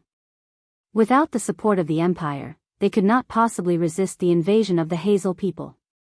Not to mention, the north of Cloak Bay had been cloudy for months. Throughout the day, in most areas north of Dabian, pillars of smoke could be clearly seen rising into the sky, and at night, flames could be seen soaring into the sky. No one knew what was going on in the Bankel region and the imperial capital. When he meditated, he could always feel the sea of magic boiling. The power of dusk seemed to be growing stronger by the day. Some news from the north also reminded him of some secrets of the Holy Cathedral. The Crystal Army was obviously the fangs and claws of dusk. However, the scouts sent to the north could not return once they crossed the Little Leaf Hill. The same was true for small fleets. After losing a few corvettes, Duke Diomedes gave up on the plan. The Sublime Sea had just entered a stormy period. In times of peace, no one would dare to enter the sea at this time, let alone when the tide of magic was surging.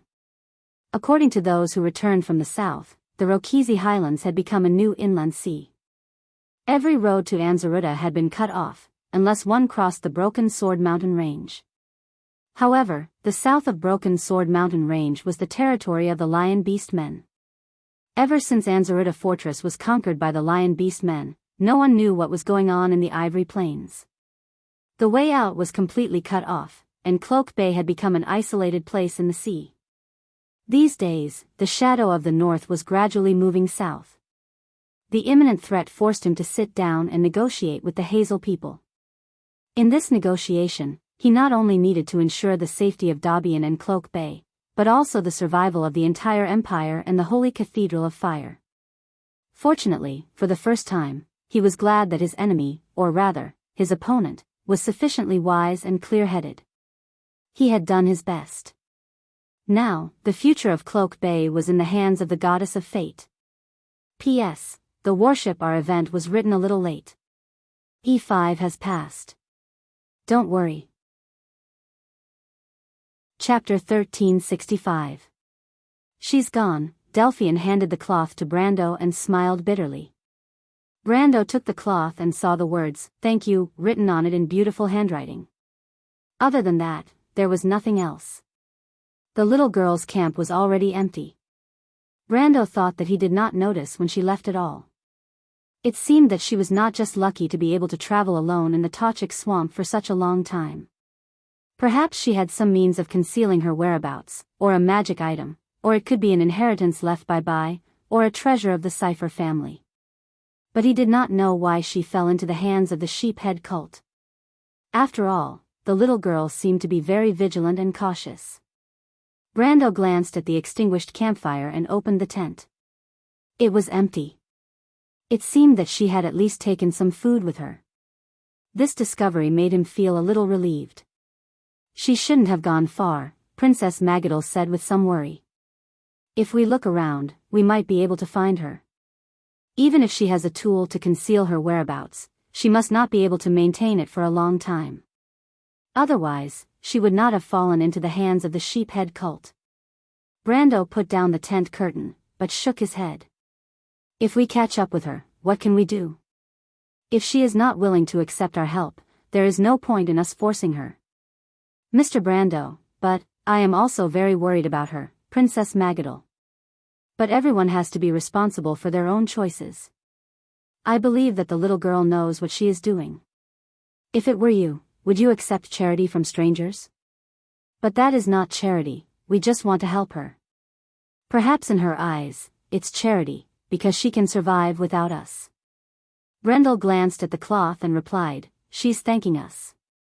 She's just thanking us for saving her. But she is still so young."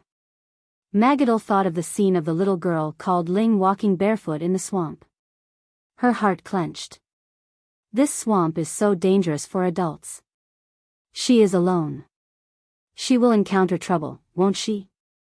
Don't worry, Brendel put away the cloth and said, "She'll go to Hardlands. It's not far from here, and she won't have to trek through the swamps for too long. I have a feeling that we might meet her again." Princess Magadal nodded. Although there was still some worry on her face, she did not speak anymore. She also understood the importance of this line of work. It was impossible to waste too much time looking for a person aimlessly in the swamp. The sky was already bright, but Fang Qi still had not appeared. Brando was a little worried, not because he was afraid that Fang Qi would keep his promise. After spending so much time together, he knew that although the genius of the Chariot clan had a bad personality, he was a man of his word. He was worried that Fang Qi would encounter some trouble. Tao Chica was at the border of Madara's civilization near the Dead Moon Inner Sea. This wetland swamp was actually another type of dark forest. In this day and age where the magic of chaos was becoming stronger day by day, no one could guarantee what they would encounter here. And Brando was sure that Fang Qi would encounter more trouble than this. Because of this, he decided to go to the meeting point in advance. If Fang Qi did not appear, then they would have to consider looking for a living person in the swamp. But this time, it was not to look for a lonely little girl, but to look for a man who could lose himself. He let Princess Magadal and Mr. Liu help to clean up the camp, while he walked around the camp. Although Brando said that he would not care about the little half-elf girl, he still subconsciously paid attention to the traces near the camp. To his surprise, he did not find any footprints or similar traces of leaving within a mile or two of the camp. This made him somewhat amazed at the powerful effect of the item that could conceal one's whereabouts. The tents were quickly taken down. Brando did not let the others deliberately remove the traces of Shuaing. He was not afraid that someone would chase after them from the direction of Maltaha. If they did, it would be nothing more than suicide. He did not mind killing a few more sheephead cult members. Moreover, it was only a little more than a day's journey from Maltaha to Deharlan. With the support of magic, they might be able to travel even faster. Those cultists from Maltaha could only eat the dust behind them. Everyone packed up their bags and changed back into the sheephead cult members' robes that made them feel extremely uncomfortable. They continued to head south. Until their figures disappeared in the mist of the swamp, the space in the half-open tent in the lonely camp suddenly twisted, and a small figure lifted a cloak and revealed herself. She slowly stood up from the tent and quietly looked in the direction that Brando and the others left. Her delicate face was as expressionless as ever. After a while, she lowered her head and pulled up the hood behind her back with both hands, covering her long silver hair and pointed ears. Finally, only her white chin was revealed. She looked back and silently glanced at her camp and the tent, then began to dismantle the tent. First, she used canvas and ropes to tie up the wooden sticks that supported the tent into a bag. Then, she lifted the bag a little. It was a little heavy. But she only hesitated for a moment, then gritted her teeth and carried her backpack on her back. She glanced at the camp one last time, as if looking for something worth taking away. Then, she turned around, and a small figure walked into the depths of the swamp, step by step. Brando and others obviously did not expect that the little girl would still stay in the camp, or even if they guessed it, they would not turn back easily. As he said, the little girl obviously did not want to stay and drag them down. So even if they found her, she would leave again sooner or later. And even if they forced her to stay, it would only hurt her little self-esteem. In fact, after a short conversation last night, he had already understood the thoughts of the little girl named Ling. Although he might not agree, he knew how to respect this little self-esteem because it was one of the few precious things left of the other party. Thinking of the little girl, and then thinking of Haku and Medisha, he saw more of Medisha's shadow in Ling than their cunning mother. He didn't know how Haku gave birth to such a daughter, or was this pride in her bones actually the nature of the Silver Elves? The group of people silently moved forward in the swamp. If it was said that when they first arrived here, they were still somewhat curious about the surrounding environment, but after the period of curiosity passed, Tao Chica was completely worthy of using the worst language to curse, because this was a muddy pond, a large, gloomy, and cold pool of water, monotonous, dry, and full of danger. The watery grassland was full of undead and skeletons that had fallen into it.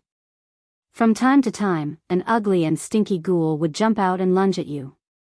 Even if you cut it in half with a sword, the liquid and maggots that crawled in and out of the corpse would make you so disgusted that you would vomit out what was left in your stomach and return it to the earth. However, in the face of battle, the two men consciously took the initiative to take responsibility. Huang Hua tried to fight the ghoul a few times, but after that, she refused to fight again. Although the little princess was tenacious, there were still things that she was afraid of. Those maggots almost made her faint. Other than fighting, trekking in the swamp itself was troublesome. Although Mr. Liu and Huang Hua had the strength of elemental activation, this little trouble was nothing to them. Ever since Princess Magadal's creator, bloodline began to awaken, and with the blessing of the Book of Gaia, traveling in the swamp was not a difficult task. In fact, the Book of Gaia's help to the nun princess was far more than that. Earth magic had the most complete range of travel spells, such as Big Stride, Guide the Road, Bridge Summoning, Terrain Ignoring, and so on. The terrain ignoring could even allow one to travel through lava areas without being harmed, let alone a mere swamp. However, Princess Magadal's magic was limited. Although she had the heart of the dragon, her mental strength was not coordinated enough, and she could not use too much of it. Currently, her magic was only enough for her alone. Although the nun princess did not say anything, she secretly seized the time to meditate and coordinate her mental strength. She probably thought that her magic could not help others in this adventure, which made her feel a little apologetic. Brando had some understanding of the princess's serious and kind character. Among the few of them, the one who had the hardest time was the Prime Minister's daughter, who had been acting as if nothing had happened. Although Delphian was not very strong, she had learned magic and swordsmanship. However, because of the polluted spring of life, these powers had been washed away, and she had become a complete ordinary person. Although Brando had kept her in the Dead Moon card deck, because the Mephistopheles and Andrique were not here, there was no way to reset the card. Therefore, she had been maintaining the strength of an ordinary person. Just as Princess Magadal was worried, even an ordinary adult would have a hard time traveling in the swamp. This was because there were no so-called roads in the swamp. Everywhere was shallow water and muddy land. Once one walked into the swamp, one would not only sink into the mud, but also be surrounded by aquatic plants. If one accidentally walked into a quagmire, without a companion to save them, they might even lose their lives. Chapter 1366. In fact, even if there was no danger, traveling in the swamp was a purely physical activity. It was fine on their first day here yesterday. In fact, including the time they spent in Martaha, they had only traveled in the swamp for half a day. Martaha was built on high ground, and the environment around the town was much better than the depths of the swamp. But today, going deeper into the swamp, trouble came one after another. Coupled with the weakening of her physical strength, Delphian could not hold on any longer.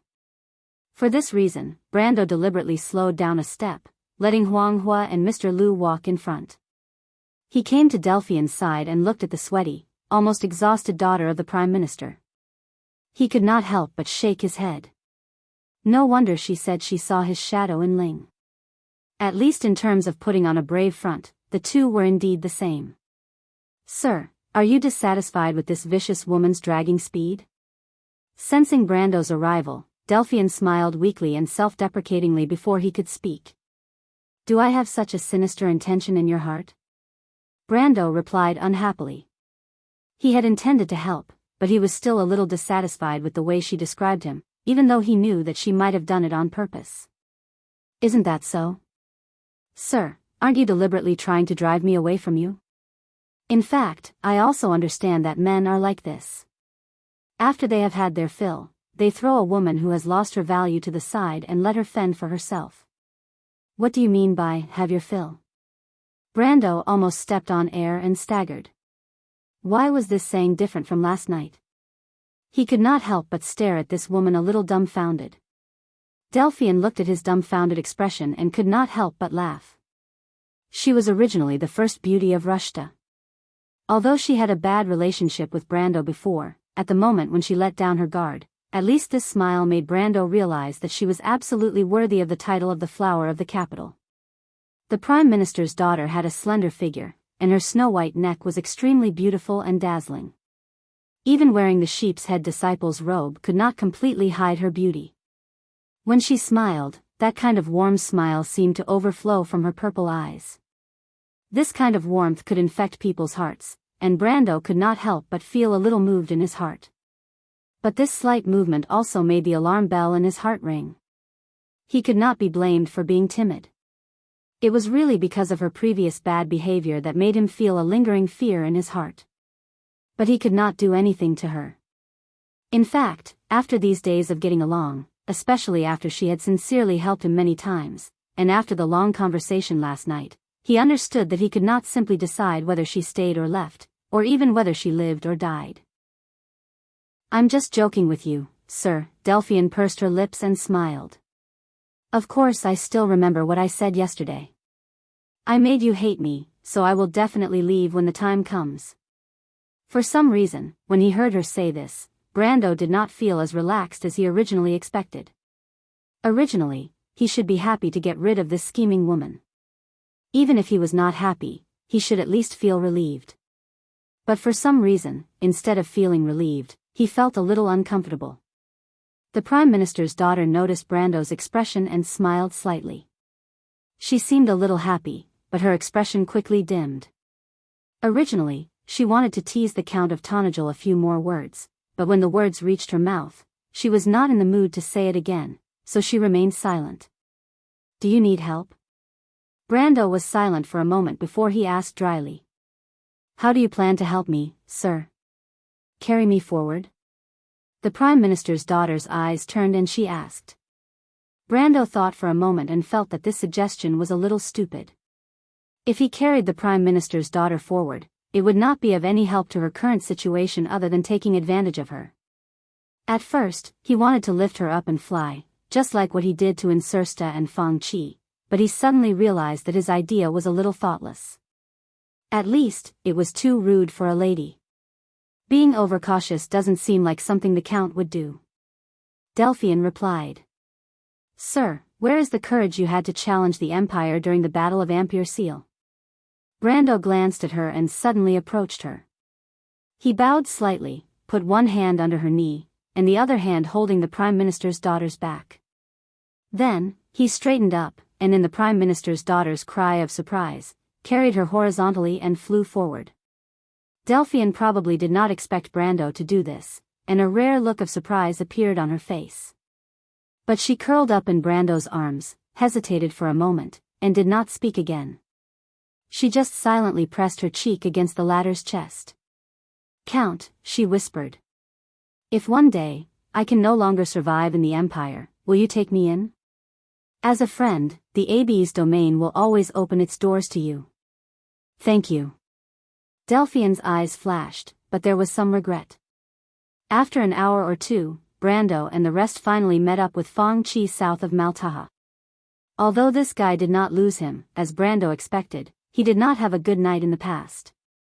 The first problem was the mosquitoes in the swamp. This seemingly insignificant problem was, in fact, the biggest problem for travelers in Teokaik swamp at night. With the perfect body, as one's strength increased, so would one's physique. The strengthening of one's physique could strengthen one's immune system, greatly increasing the body's recovery ability and resistance against various diseases and toxins. A strong physique would allow one to be completely unafraid of being infected by mosquitoes. In fact, the invading bacteria and foreign proteins would be completely wiped out by the immune system before they could even pass through the first line of defense.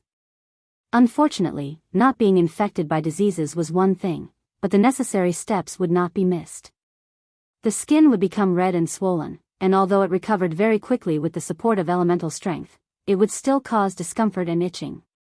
No matter how strong Fang Qi was in terms of elemental strength, as long as he had not reached the last step of the perfect body, he would inevitably have to face these problems that ordinary people faced. Brando knew that this egomaniac had not made any preparations before entering the swamp, which was why he was so strange when the other party made the request yesterday. They had suffered so much last night even with the help of insect repellent, not to mention this guy had spent the night alone in the wild. He could only imagine how miserable this guy's situation was. In fact, he was not afraid that the other party would escape alone, and that was one of the reasons. When Huang Hua saw Fang Qi's face, hands, and exposed skin in front of them, she could not help but laugh. In Brando's eyes, this guy's outfit was like a terrorist from his previous life. Under the hood, only a pair of eyes could be seen rolling around. He even glared fiercely at Brando, probably realizing that he had been tricked again. You damned guy, Fang Qi saw him and could not help but say, did you deliberately not warn me? His voice was a little muffled under the hood, and even Princess Magadal could not help but look over, wondering what kind of inhumane treatment this guy had encountered. Only Delphian, who had just broken free from Brando's arms, had not calmed down yet. Her face was a rare shade of red, and she did not have the leisure to notice what was happening here. Brendel snickered in his heart. He was very familiar with Fang Qi's outfit. In his previous life, when he first ventured into the swamp, he didn't look at the guide posted by his senior sister on the BBS. As a result, he forgot to bring some necessities and traveled in the swamp for less than 2 days. At that time, he was dressed exactly like Fang Qi. As a result, he was laughed at by the other members of the exploration team for a long time. Regarding his experience at that time, Bai Jia only had one word: you deserved it. And now, this was what he wanted to say to this egomaniac. Remind you of what? He asked. Fang Qi quickly pulled off the scarf covering his mouth, but suddenly realized that he was no match for him, and could only bitterly say, give me the insect repellent. Brando shook his head, but did not make things difficult for this guy.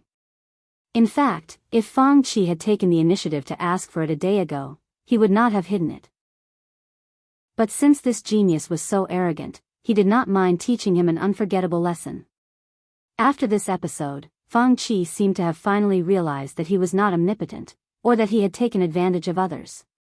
After receiving the life-saving gadget from Brando, this genius finally stopped acting alone. As Brando expected, the map given to them by Queen Madara was very detailed. Although the road between Martaha and Hardland was muddy and difficult to walk on, it was not too far in a straight line. In some places, there were even trestles built by merchants in the swamp before the year of the Dragon King. In fact, before the Sheepshead believers occupied this area, Hardland was once inhabited, but that was nearly half a century ago. At present, most of these trestles had been weathered and rotted in the swamp, and only a few remained, serving as road signs for travelers.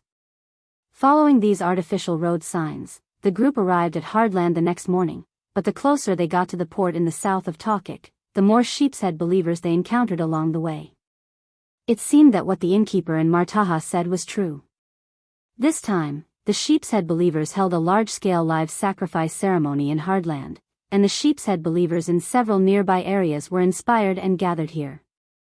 In fact, when they trekked through the night, they met several groups of Sheepshead believers who were also traveling at night. Although the two sides did not have much interaction, from the way the Sheepshead believers dressed, Brando found that some of these Sheepshead believers did not seem to be from the area around the Sea of the Dying Moon. This showed that this live sacrifice had been prepared for a long time, and the news had been spread for a long time. However, this was obviously not good news for Brando and the others because they were not here to participate in this nuisance of a live sacrifice, but for the mystery of the jadeite. They were not looking forward to this live sacrifice ceremony at all, and they might as well destroy it. But the many Sheepshead believers gathered here were a problem. Chapter 1367. Peng peng peng. Lute retracted his wings and landed on the windowsill. He raised his hand and knocked on the bottom glass of the window. A small face soon appeared behind the foggy glass. It was clearly a little girl. She looked no more than 8 or 9 years old. She was wearing an exaggeratedly large hood. Under the hood were silver bangs and slender eyebrows. Under the eyebrows were a pair of big eyes that seemed to be able to speak. A faint layer of light floated above the silver pupils. She was wearing a pair of glasses on the bridge of her nose. The round frame of the glasses had a slit on the left side of the glass lens. Her face was a little red. When she saw the little fairy outside the window, her face quickly showed a happy look. She quickly opened the window bolt and let the little fairy fly in. "Are you okay, Mr. Lute? Did you find my sister? Was she caught by the Sheepshead cult? Is she okay?" The little girl waited for Lute to fly into the room and immediately closed the window. She couldn't wait to ask a lot of questions. "I'm sorry, Lotus. The security in the square is too tight. I can't get there. I don't know if your sister is there." Lute flew straight to a desk. There was a thick layer of dust on the desk. There was a place on the desk that was wiped clean. He sat there and answered. Lotus's face suddenly turned pale. She leaned against the chair helplessly and said, "You still haven't found my sister." Lute glanced at her and comforted her. "You don't have to worry too much. Those guys haven't started their living sacrifice ceremony yet. If your sister really fell into their hands, she should be safe for the time being.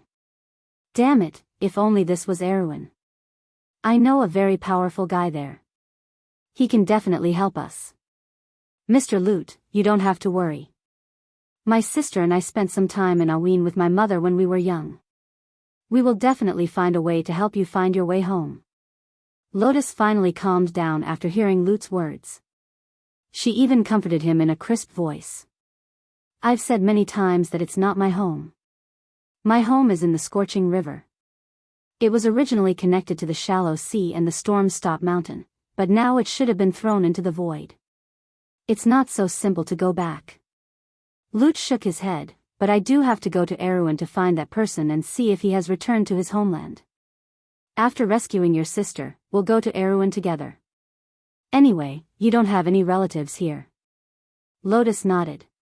She was looking forward to the future described by the little sprite. She replied sincerely, "Thank you very much for staying to help us, Mr. Lute." The little sprite was not polite.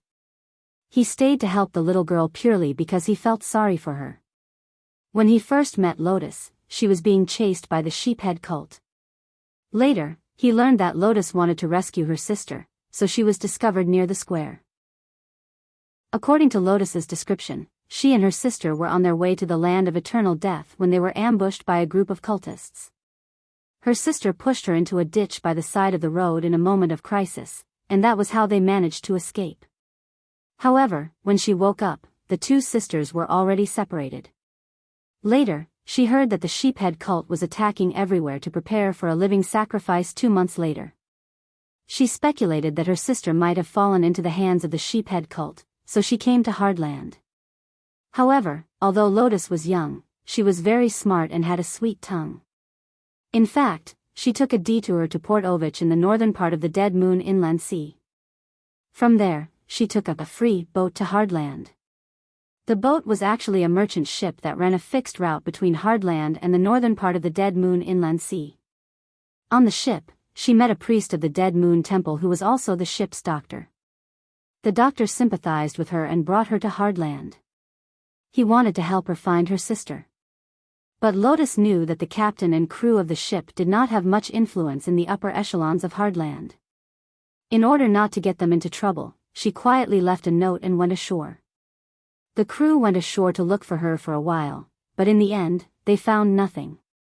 Outsiders could only stay in Hardland for a limited time. In the end, the crew had no choice but to return. Perhaps they hoped that the little girl and her sister would have a good ending. Not long after that, Lotus met Lute in the process of looking for her sister. In fact, it was the sprite who saved her life.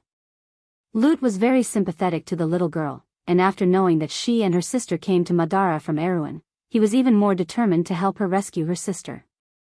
Then, the three of them went to Erewhon to find Brando. In fact, he had wasted too much time in the wilderness since he was thrown into this place from outside the elemental barrier. Although he had a good understanding of the human world, it was all knowledge from books. He had never come to the prime material plane before.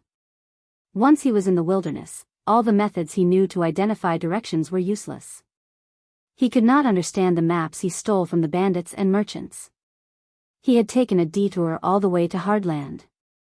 He had thought that it was a port in the Dark Star Sea and planned to take a boat from here to White Mountain or Silver Bay controlled by the Wind Elves. From there, he would take a boat to Erewhon. But he did not expect to run into the Dead Moon Inland Sea. He had originally landed on the east side of the Undead Sequence, which was very close to the Dark Star coast. He did not expect to walk further and further in the past 2 months. This discovery made Lute very depressed. For the first time, he doubted his ability to find his way. Therefore, if he did not want to walk in circles in Madara forever, the half-elf sisters might be his only savior. The fairies were often superstitious about the guidance of the stars. Lute believed that it was the stars that led Lotus to him that night. Other than her sister, Lotus had no other relatives.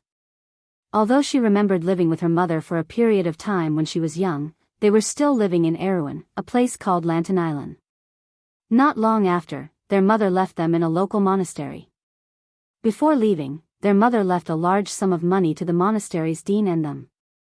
She also told them that if they wanted to find her in the future, they could go to Madara in the south. But before that, they had to have the ability to protect themselves first.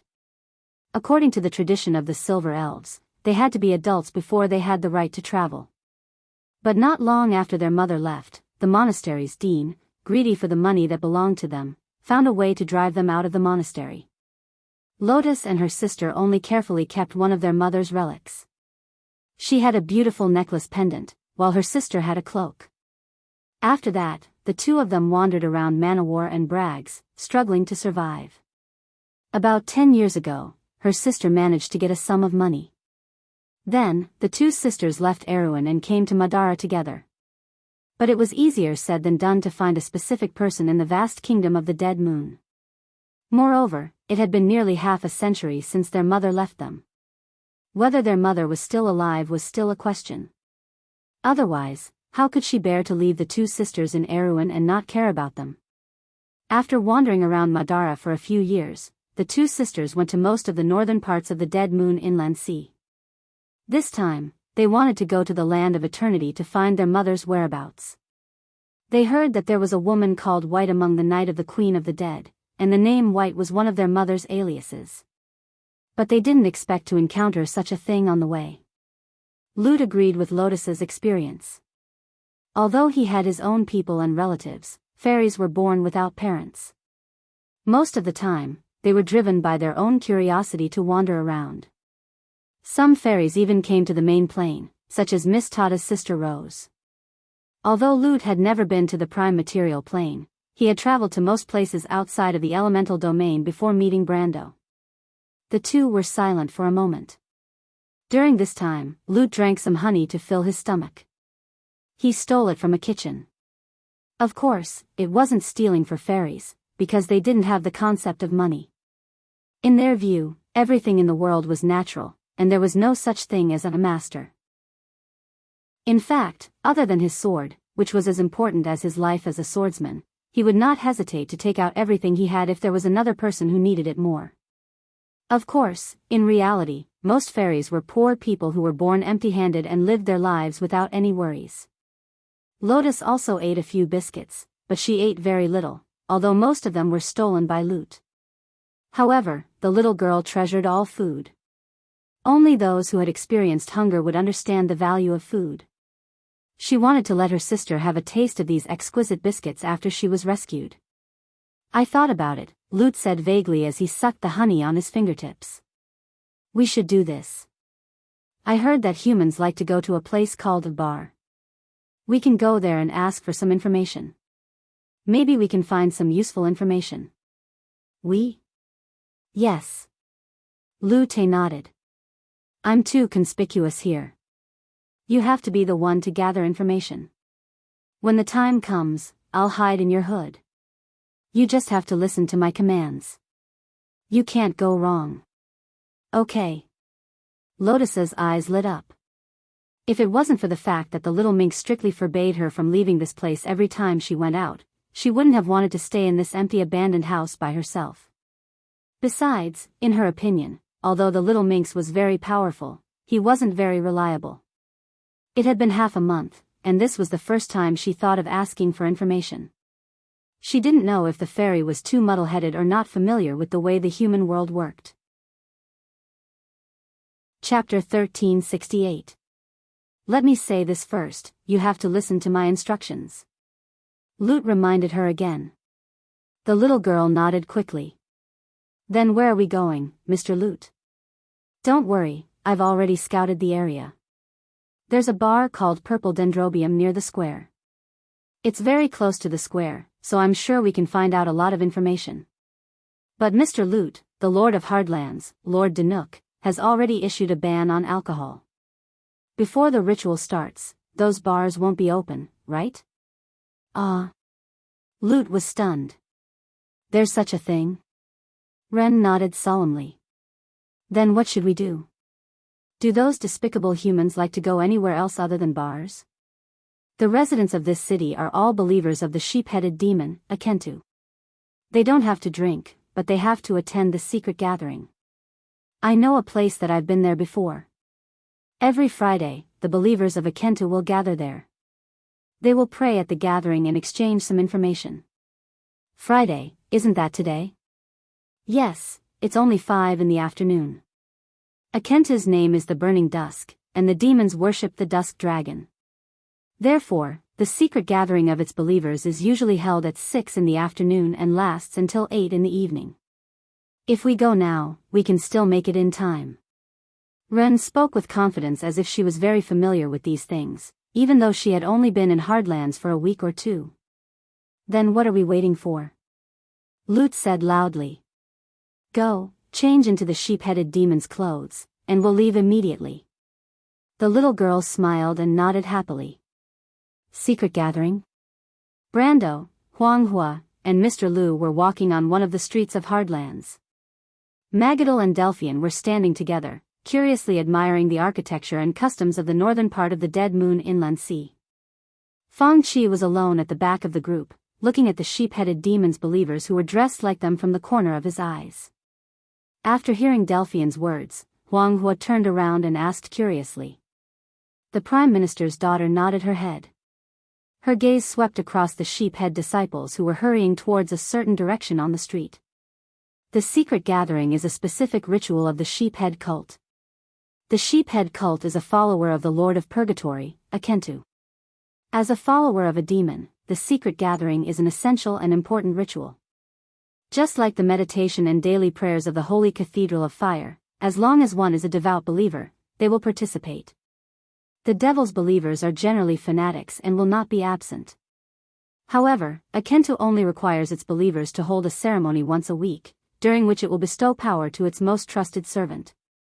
This day is chosen on Friday because Friday is the day when the power of the moons is the strongest. On this day, the moonlight will cover the power of Martha, and Akentu's name is Burning Dusk, so the ceremony usually starts at 6 in the evening. Isn't it now? Huang Hua looked at the sheephead disciples and understood.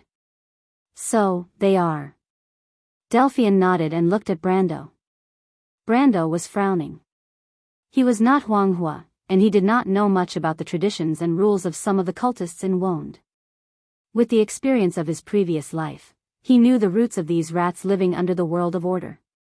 What Delphian said was just the tip of the iceberg of Akentu's secret church. What made him feel a little troubled was that they were unlucky and happened to run into a secret gathering point of Akentu's believers nearby. If possible, Brando did not want to waste time here, but the problem was that they were now dressed as sheephead disciples. If they did not go, they might arouse suspicion. Then do we have to participate? Huang Hua asked again. I'm afraid we have to go, otherwise it will be too conspicuous, Delphian said. Besides, the secret gathering of Akentu's believers is also a channel for them to exchange information with each other. Brando nodded. It seemed that he could only hope that they could get some useful information at this secret gathering. Mr. Liu and Princess Magadal did not have any objections. In the case of majority rule, Fang Qi knew that it was useless even if he had any objections, so he just shrugged and followed. They were originally dressed as sheephead disciples, and at this moment, they were walking in the direction of the believers. Although they had a child, Huang Hua, it did not look too eye-catching. After all, Hadran was a city where the sheep's head believers lived. It was normal for a family of 3 to believe in Akentu, so there was nothing noteworthy about the secret gathering where the believers went with their whole family. In fact, Brando saw several short figures, some walking with adults, and some even walking alone. There was even a little girl who almost bumped into him because she was walking with her head down.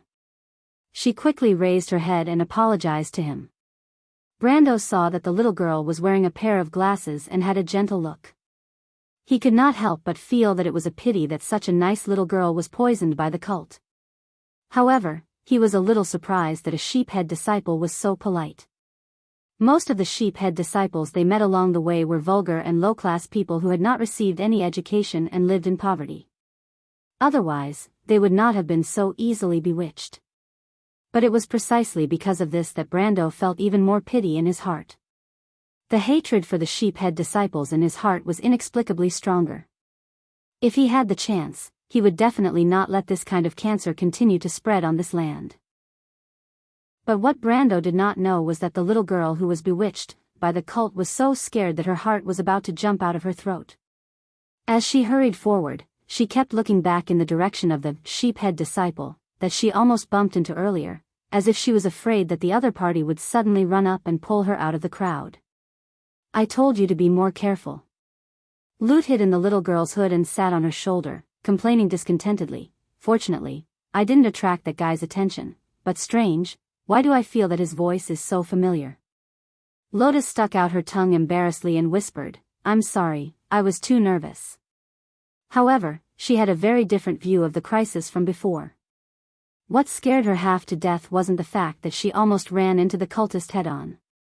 Although the followers of Akentu were fierce and aggressive, at this important time, they would not easily cause trouble. This was like saying that the followers of the Holy Cathedral of Fire would not fight with other members on the way to prayer and meditation. If they destroyed the gathering and angered Akentu, they would end up in a miserable state that could not be easily described by the word death. But what really made Lotus uneasy was her small mistake. When she bumped into the other party, she subconsciously blurted out an apology. When did the followers of Akenta become so timid and easy to talk to? Fortunately, the other party did not seem to notice this. Instead, he said to her very gently, "It's okay, be careful next time."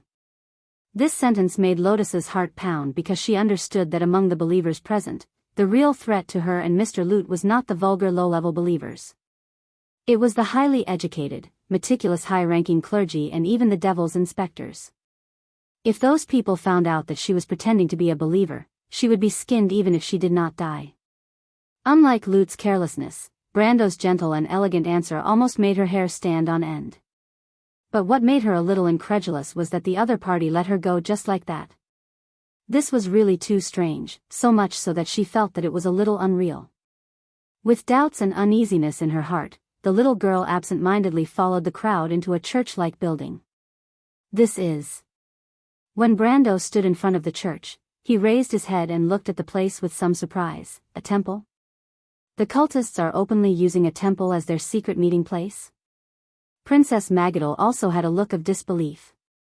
This feeling was similar to when she saw a group of all-for-one members or tree herders praying in the Holy Cathedral of Fire in Ampere Seal or Rushta. They are simply too. It seems that Queen Madara is right. These people have already regarded this place as their territory. Not only can they openly spread the teachings of the sheep's head cult, but they even made such a church. Brando could not help but shake his head. They are completely treating the teachings of the sheep's head Akentu as an orthodox religion and openly spreading it. It seems that the situation is not good. Delphian and Magadal both understood that Brando meant that the sheep's head cult had learned that the Black Rose of the Roman Tua might be moving north. This way, Tao Chica would never return to the rule of the Mercury Staff. This was why the Hardlands dared to be so fearless. Otherwise, these dark nobles would at least maintain the necessary respect for Madara on the surface. But the fact that the undead gave up on the land of eternity and migrated north happened before they left. It was unlikely that it would spread to Tao Chica at this time. This could only mean one possibility, and that was that the sheep's head cult had secretly contacted the minions of dusk. As for whether the other party was a demon or something else, it was a little hard to say. After the people present secretly exchanged this opinion, their faces were a little ugly for a while. Brando had a faint premonition in his heart that this trip was going to be troublesome again. P.S. I accidentally entered the title number wrong again. It is very troublesome to change the starting point of the chapter name. That's it, as long as everyone understands. Chapter 1369. Brendel and the others followed the flow of people slowly. When they passed through a long corridor and entered the main hall, they saw many carvings of the spider maids on the walls. There was even a tall statue at the end of the corridor that was not destroyed in time. It was covered with a layer of black cloth, and it was obvious that it was the statue of the spider goddess. It seemed that this temple was originally a waning moon temple. The sheephead disciples did not have the time to occupy the sparrow's nest for long, so much so that even the remodeling was completed in a hurry. However, the other sheephead followers weren't surprised by this. They didn't even look at the statue covered in black cloth. They either buried their heads and moved forward, or whispered to each other. Demons worshipped chaos, and their followers naturally couldn't be too orderly. Not causing trouble at the gatherings was already the limit. It was obviously impossible to achieve the effect of the weekly gatherings of the Holy Cathedral of Fire and the believers of the Holy Church. Not only was it impossible, but it might even annoy the demons they worshipped. The believers passed through the corridor and entered a hall. This hall was naturally in the style of the Waning Moon Temple, but the statue in the north of the hall had been destroyed. The pedestal where the statue was originally placed was empty, and there was no replacement. From this point, it could be seen that the sheephead believers did not occupy this temple for too long. Brando noticed that along the way, he did not see any related clergy. The original owner of this Waning Moon Temple must not have had a good end. He was most likely a prisoner, or perhaps a living sacrifice. After the believers entered the hall, they each found their own seat and sat down. Those who did not have a seat stood in different corners. Soon, a senior priest of the sheephead believers came to preside over the ceremony. This ceremony was very simple. It was to sprinkle the blood of a black goat on the believers. Brando, Delphian, and Magadol were already very familiar with the sheephead believers, so they were not too resistant to it. However, Huang Hua and Mr. Liu were not used to it. The blood of livestock was regarded as filth in the 9 phoenixes. Sprinkling livestock's blood on others was a great insult, let alone upper nobles like them. Fortunately, both of them knew what the situation was, so they could only grit their teeth and bear with it. Although Huang Hua almost could not help but draw her sword several times to cut the priest who sprinkled the goat's blood on her in half, she could not do it in the end. When Fang Qi saw the goat's blood flying towards him, he subconsciously dodged and let the blood fall on the ground of the temple. Fortunately, he was standing at the back of the holy cathedral, between 2 pillars. The light was dim. Perhaps it was intentional, but the high-ranking cleric did not notice that the goat blood he shot had missed its target. This caused Fang Qi to heave a huge sigh of relief in his heart.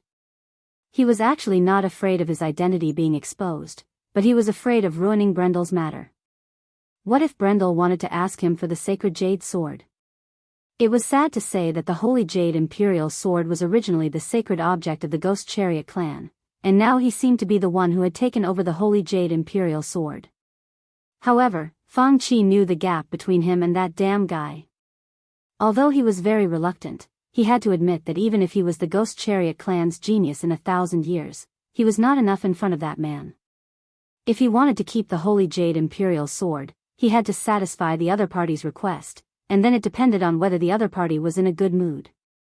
Fortunately, the Ghost Chariot clan had always believed in the truth, that the strong were respected, so Fang Qi did not feel wronged. What made him feel wronged was the smelly outfit he was wearing. This was a compromise he had to make in order to enter the Hardlands. Of course, he did not have to enter the port, but when he thought of staying in the swamp alone for a few days, this high and mighty genius had to bow to reality. The smelly robe of the sheephead cult was almost the limit of his tolerance. How could he tolerate someone spilling the blood of livestock on him? His dodging action was purely a subconscious expression of disgust in his heart. Fortunately, it did not attract anyone's attention. Fang Qi rejoiced in his heart, but he did not expect that his action had already fallen into Delphian's eyes. The Prime Minister's daughter immediately reported it to Brando, and naturally, Brando quietly noted this guy's score in his heart. He was not as naive as Fang Qi in his heart. Perhaps it was because he knew more about the sheephead cult. He knew that the high-ranking priest of the cult must have noticed the abnormality long ago. However, demons were cunning and cold, and everything followed their master. Most of their followers naturally flocked together, especially those who could climb to the top of these cult organizations. Most of them were originally elites in various fields, and they were even more cunning and shrewd. Otherwise, it would be impossible for them to survive in an environment where the faith of the 5 holy temples dominated the mainstream and the cult was strictly guarded against heretics. How could such a person be careless? The high-ranking priest must have noticed the difference in strength between him and Fang Qi. On the surface, he did not say anything, but in private, he would immediately mobilize people immediately. Moreover, even if the other party really did not notice, when the ritual was about to begin, Akenta's projection would descend, and he would discover that there were people who did not have the smell of the black sheep's blood on them. Brando secretly cursed, but he understood that he was also responsible. Because of the sudden incident in this secret gathering, he forgot to remind the others of what to pay attention to. He also did not expect that there were 3 people from the 9 Phoenix in his team who did not know anything about the sheephead cult, and he did not expect Fang Qi to be so deceitful. However, although he knew that Fang Qi might have been exposed, he did not show any abnormalities on the surface. He only gave Delphian a look, telling her to calm down. Then he turned his head and asked a follower beside him, "My companion, I just came from Martak." "My friend, I've just rushed here from Maltaha. It seems that I'm still in time to participate in this grand event?" The sheephead cult follower was stunned, but he did not show any vigilance because there had been a continuous stream of followers from other areas rushing to De Havilland for the past 2 months. Now the population in De Havilland City, or rather, the sheephead cult followers, had more than doubled its resident population. Therefore, it caused the prices of goods to skyrocket, and there were more incidents of provocation and trouble. After all, the sheephead cult followers were also human, and they had to face the problems of birth, old age, illness, and death. In the early days, the residents of de Havilland City might still be a little vigilant, afraid that there would be spies from the waning moon holy cathedral in this sacred ceremony. However, after that period of novelty, the locals despised these foreigners and did not even care about their friendship with their followers. After all, no one wanted their original income to shrink, and the things they could buy on the market would be reduced to half of the original price or even less. Under such circumstances, when the de Havilland residents were accosted on the street, the chances of encountering foreigners were probably higher than encountering their neighbors. Therefore, any vigilance they had would probably be reduced after a series of jitters. Needless to say, the brother that Brando asked at this moment was also an outsider. The sheephead cult follower came from Otto in the east of de Havilland, and he was just a step ahead of Brando and the others. Therefore, he nodded and said, "My friend, you're lucky. Although Sir Knud announced that the ceremony would be brought forward, you just happened to arrive a day earlier. If you were 2 days later, I'm afraid you wouldn't be able to make it." Brando was not surprised by this answer. In fact, he had already captured some interesting content from the conversations of the sheephead cult followers around him. If not for Feng Qi, he might have chosen a more suitable time to cut into the topic. For example, after the secret ceremony, there would be a small gathering among the sheephead cult followers. At that time, the atmosphere would be more lively and chaotic, and the vigilance of the sheephead cult followers would be reduced to the lowest. But now that he was about to be exposed, he could not care so much. He could only take the risk and seize the time. After listening to the words of the sheephead cult follower, Brando deliberately showed a look of surprise and asked, brought forward, "My friend, did something happen in the middle?" My friend was a commonly used term among the sheephead cult followers. This term had the same meaning as my brother, father, and brother among the followers of the Holy Cathedral of Fire. Brando deliberately used this term here to reduce the other party's vigilance, but his performance was for the blind, because the brother did not care about Brando's identity at all and only said with some fanaticism, "Indeed, something big has happened. My friend, I heard that the undead have been defeated. They are about to give up the land of eternal death and retreat to the north. This is a great victory of the will of the twilight. My lord is about to descend into this world, and the day of the end of the world judgment is coming. Victory is not far from you and me, my friend." Brando's eyes widened. When did the undead lose? It was clearly because of the fall of the goddess of the dead moon that they had to give up the land of eternal death. And in the battle at Fenhodos, it was clear that the Earth Legion had won again. It seemed that it was not only the ruling bodies of the major empires that would spread false news and whitewash the peace for the sake of their own political stability. He did not expect that the subordinates of the Twilight Dragon, one of the ultimate will of the world, would be the same. This made him feel greatly disappointed, and he was full of contempt for the subordinates of the merchant lady. However, his expression fell into the eyes of the sheephead cult follower, which turned into shock and disbelief. This expression was not surprising because when he first heard the news, his face showed the same expression. Chapter 1370. After all, although the sheephead cult claimed to be the followers of Akentu, everyone knew that the demons were suppressed to the scorching hell and could not return to the main material plane. They were actually the losers of the war. The master of the sheephead cult, the king of purgatory, Akentu, and several other demon lords were sealed, and their whereabouts were unknown. Their followers could not find them even after thousands of years. Ever since the Battle of the Azure Sky, the power of order had become so powerful that the believers of dusk had almost become the lackeys that everyone wanted to beat. These people who lived at the bottom of society and were even like rats crossing the street. When did they think that one day, they would be able to turn things around? It was because of this that this victory and the upcoming ceremony were so significant to them. Sure enough, Brando's face quickly showed a look of ecstasy.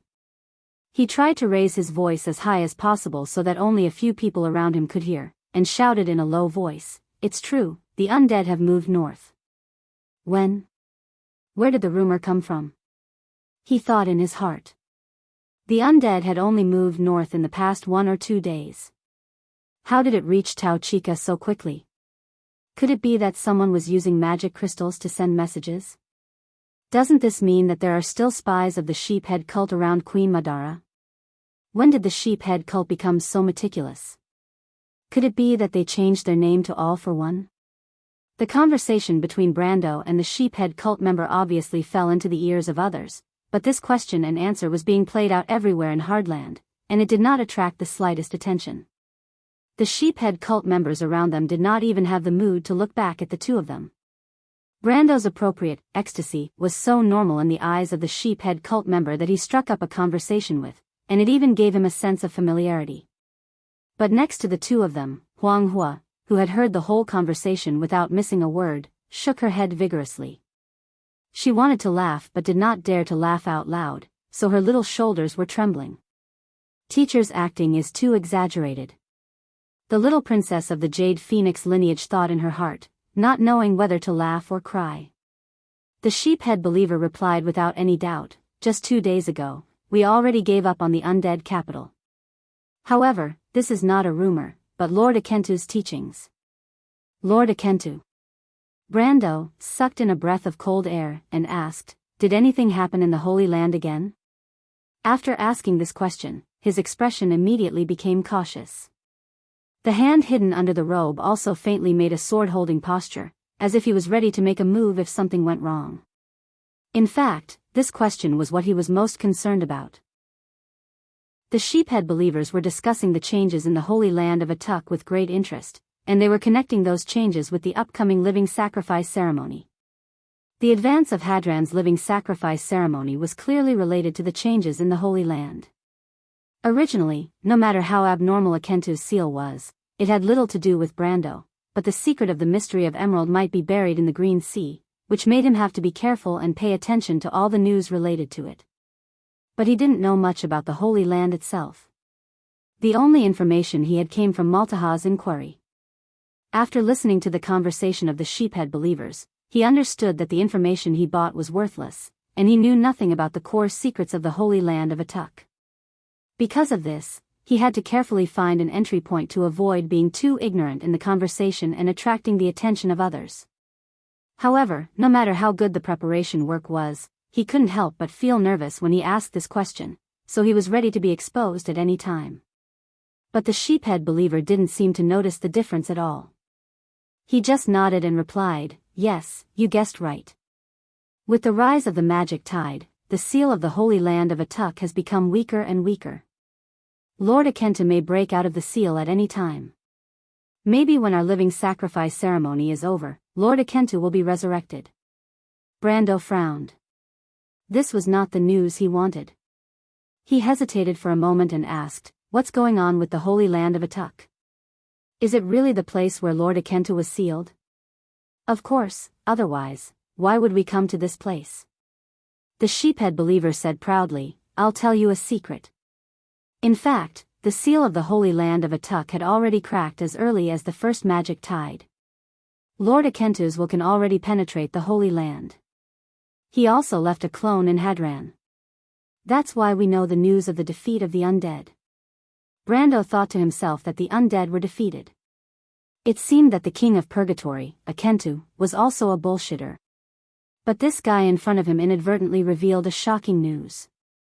The Holy Land of Atuk was really the place where the king of purgatory, Akentu, was sealed, and the great demon had actually awakened in advance. He wanted to ask some more information about the Holy Land of Atuk, but it seemed that this guy knew very little about it. He only knew that the Holy Land of Atuk was above the inner sea of the Dead Moon, but he didn't know the specific sea area. He only knew that there was an archipelago there, and the sheephead believer had a stronghold and station on it. However, this information was enough. A lot of things could be obtained from the information provided by the Maltahan owner. Brando had also heard about the archipelago. It was even marked on the map given to him by the Queen of Madara. It was called the Sea Serpent Archipelago. It was more than 300 nautical miles away from Hadran in a straight line. It was not too far, but it was not on the main sea route. It lacked natural resources, and it was also popular with the legend of ghost ships, so it had always been a very remote place. Now that Brando had obtained the specific location of the Green Sea, he was no longer in a hurry. Instead, he waited silently for the ceremony to begin. Anyway, Fang Qi might have been exposed, so he no longer worried about the problem later. It was better to calm down and analyze the information he had obtained before. After a while, another high-ranking priest came to preside over the next ceremony, and this high-ranking priest was obviously a different person. Brando could see from the other party's attire that the high-ranking priest of the sheephead believer had a stripe missing on his robe. It seemed that he was one level lower than the priest who spilled the sheep's blood. The other party had already discovered Fang Qi's identity and secretly called for someone. Thinking about this, he was even less flustered. After all, he had previously concealed his identity to inquire about information. However, since he couldn't hide it, there was nothing to say. In terms of strength, the sheephead believer of Hadran was nothing in his eyes, even if there was a greater demon avatar in the city lord's mansion. Legend had it that before Akenta was sealed, his strength was still a step away from being a demigod. That was to say, his body might only be at the peak of the sage realm. Then, his avatar would be even worse. It might not even be at the level of a sage. At present, with Brando's realm, anyone below the sage realm could be killed with one strike of his sword. The sheephead disciples were obviously not ready for the time being, and they did not move for the time being. The replacement high-ranking priest presided over the ceremony on the altar, but his eyes kept glancing in Fang Qi's direction, which made Brendel feel a little funny. What made him even more speechless was that Fang Qi didn't even realize that he had been exposed. This guy even felt good about himself and pulled his robe with a disgusted look. The genius of the phantom chariot obviously didn't expect that the little trick he thought the other party didn't notice was actually noticed by a third party besides the sheephead believers and Brando. The third party was naturally Lotus and Lute, who had sneaked into the secret meeting place. At this moment, the little girl was standing in the most inconspicuous corner of the hall with Mr. Fairy. She carefully held her breath, for fear of attracting the attention of others. Since the first moment she entered the hall, most of her attention fell on Brando and the others. The reason was naturally because she was worried that her disguise had been seen through. In her heart, she had long believed that Brando was the legendary demon judge. But what surprised her was that the demon judge didn't seem to intend to trouble her. After entering the hall, he didn't even show any intention of looking for someone. She felt strange, and then she saw Fang Qi's little trick to avoid the sheephead believer's high-ranking priest's blood-flashing ceremony. Lotus was taken aback by this small action. She had a deep understanding of the sheephead cult. To be exact, she had a deep understanding of most of the organizations in the world, whether they were secret or public. She knew very well what this ceremony meant to the sheephead cult.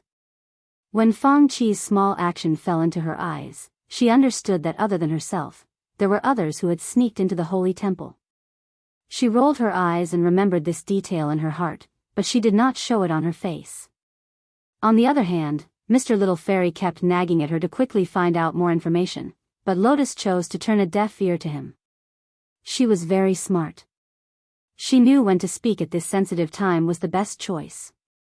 If she rashly listened to the unreliable Mr. Fairy's opinion, she was afraid that the two of them would soon become prisoners. However, because Fang Qi had been deliberately standing far away from Brando and the others, Lotus didn't connect the two sides together for a while. The high-ranking cleric on the altar was already halfway through the ritual. He suddenly stood up and recited an obscure incantation in a deep voice. However, Brando and Lotus understood that it was not a spell at all, but the evil words of the devil. It meant to offer the soul to Akentu, the Lord of Purgatory, in exchange for the will from the abyss to come to the world. After this incantation, theoretically, Akentu's will would descend upon this secret meeting place. Of course, it would not be Akentu's own will. Not to mention that this Lord of Purgatory was currently in a sealed state. Even if he was in his prime, he would not be able to respond to the summons of every believer in this world. That was an ability that only demigods and gods had. However, the will that was summoned was the projection of the power of chaos. It represented that the power of the Lord of Purgatory would descend upon everyone present. It would also give the sheephead disciple a filthy blessing and punish those who made the demon king unhappy. Brando held his breath, and Lotus looked in the direction of Fang Qi. But the next moment, the hall was as silent as before, and nothing happened for a while. Brando was stunned, thinking that this was a deliberate arrangement by the sheephead believers, but when he looked up, he found that the high-ranking priest standing on the altar was also stunned. The hall was quiet for a moment, and then the sheephead believers present reacted. It was not the first time they had participated in a secret meeting. Of course, they could feel that Lord Akentu's will had not come. Everyone raised their heads and looked around in shock, as if trying to figure out what had happened. What's the matter? Is Lord Akentu angry? Someone ruined the ceremony? Someone in the hall immediately questioned, and the scene was a little out of control for a while. The high-ranking priest on the altar jumped down and walked in the direction of Fang Qi. Brando saw the other party's action, and with a move of his hand, he had already grasped the hilt of Oderfice. But just as he was about to start, he heard a rush of footsteps coming from behind, and then someone outside the hall reprimanded, "All the believers of the Master, be quiet." The sheephead believers in the hall were startled and subconsciously quieted down. Brendel turned around and saw an important figure wearing a black robe that was obviously different from the ordinary members of the church. He was escorted into the hall by a group of people. Once he entered the hall, he looked around at everyone and said, "Believers of the Master, pick up your weapons, your master needs you." Chapter 1371. The sudden appearance of the patriarch was like a spark falling into boiling oil, igniting the anger in the hearts of the sheephead believers. They were already in an uneasy and manic mood because of the failure of Akentu's arrival. After hearing the patriarch's words, there was a burst of angry screams in the hall. "Heretics have invaded Haterland? Kill them. They are the culprits who angered Lord Akentu." The patriarch was very satisfied with the reaction of the crowd. He took out a grey cloak and said, "The heretics have invaded Lord Akentu's territory and tainted the holy blood of dusk. I ask you to capture those heretics." After that, he glanced at the hall and happened to meet Brando's eyes under the hood. Brando's heart skipped a beat. He thought that he had been exposed. He was very curious. How did these people know about the relationship between Fang Qi and himself? But faster than his thoughts, in fact, the moment the other party looked at him, he had already lifted his robe and revealed the dark golden blade beneath, the blade of holy sword Oderfice. The patriarch's eyes widened when he saw Brando suddenly pulling out the sword from under his robe. He was just casually looking in this direction. No matter how he looked at it, the disciple's action of pulling out the sword was that of a veteran. Judging from his actions, it was obvious that he was not responding to Lord Akentu's call. "There are intruders here." The patriarch was alarmed. Just as he was about to speak, a childish voice suddenly came from the hall. "The heretics are there." Fang Qi heard a crisp bang. He was stunned to see a jar falling in a parabola at his feet and shattering into pieces. Before he could react to what the jar was, he saw a cloud of white smoke coming out of the broken jar. In the darkness, no one could tell who was the one who spoke, but the sound of the jar shattering seemed to have snapped the last string in the hearts of the fanatical believers. Everyone subconsciously looked in that direction and saw that the hall was already filled with smoke, as if someone had thrown a smoke bomb in the middle of the crowd. "There are heretics. There are heretics among us." The fanatical followers immediately let out a burst of screams and angrily squeezed in that direction, as if they wanted to drag out the guy who caused the chaos in the crowd. However, their actions not only failed to improve the situation, but also made the hall even more chaotic. Everyone was pushing and shoving each other. In order to compete for a position to better perform in front of Lord Akentu, some people even started tearing. Soon, the tearing turned into a brawl, and the brawl evolved into a chaotic fight. The hall was in chaos. The followers in front and behind trampled on each other, and for a moment, screams were heard. As soon as Brendel pulled out his sword, he realized that the situation had turned out this way. He was stunned. The little girl's voice did not sound like Huang Hua's, but who else was trying to create chaos here other than them? However, this sudden scene just happened to help him. He calmed down and looked around. Suddenly, he realized that no one seemed to notice him at all. He was originally dressed as a sheephead disciple. Even if he pulled out his sword, the fanatical believers beside him only thought that he was responding to the patriarch's call. He glanced at the sheephead disciple who he had previously obtained a lot of information from. He saw the man waving his hands with a red face, trying to squeeze into the crowd. He thought for a moment, then immediately grabbed Delphian's hand and retreated. Huang Hua and Mr. Liu in the crowd did not care about protecting themselves. Magadal was slightly worse, but his position was too far away from the nun princess, and he could not help her. Although the crowd seemed to be pushing in the direction where Feng Qi was, Brando was not too worried. After all, even if Feng Qi was unreliable, he was not someone that ordinary followers could do anything to. The shepherd did not notice Brendel's actions, because the smoke that suddenly rose up to create chaos blocked his view of the hall. He obviously did not expect such a thing to happen, and was stunned for a moment. Then he flew into a rage and shouted, "What are you doing? You bunch of idiots, she's at the back." He stomped his feet and shouted angrily. At the same time, he ordered his followers and guards to separate the crowd. But at this time, the patriarch suddenly saw a small figure retreating rapidly along the wall of the holy temple. It was the opposite direction of the crowd, and it was heading towards the back door of the holy temple. The patriarch's heart trembled, and suddenly remembered his mission. He did not care about the person who looked like a pagan intruder. He pointed in that direction and screamed, "It's her, go catch her, don't let her escape." Lotus was stumbling towards the back door of the hall. When she heard the scream, she could not help but tremble, but her footsteps quickened. Lute shouted under her hood, "We've been discovered, run." But just as she climbed onto the podium, she heard an angry roar, "Damn pagan, go to hell." She saw the high-ranking follower who previously presided over the ceremony on the altar with bloodshot eyes. He held a sacrificial dagger in his hand and rushed in her direction with a twisted face. Lotus was so scared that her face turned pale. In a moment of desperation, she forgot that there was a high-ranking sheephead disciple on the podium. For a moment, her hands and feet turned cold. But at this time, a fiery red light shot out from her hood and hit the dagger in the high-ranking follower's hand. With a ding sound, the dagger flew out of the high-ranking follower's hand and nailed into a nearby pillar. The high-ranking clergyman held his hand and screamed in agony.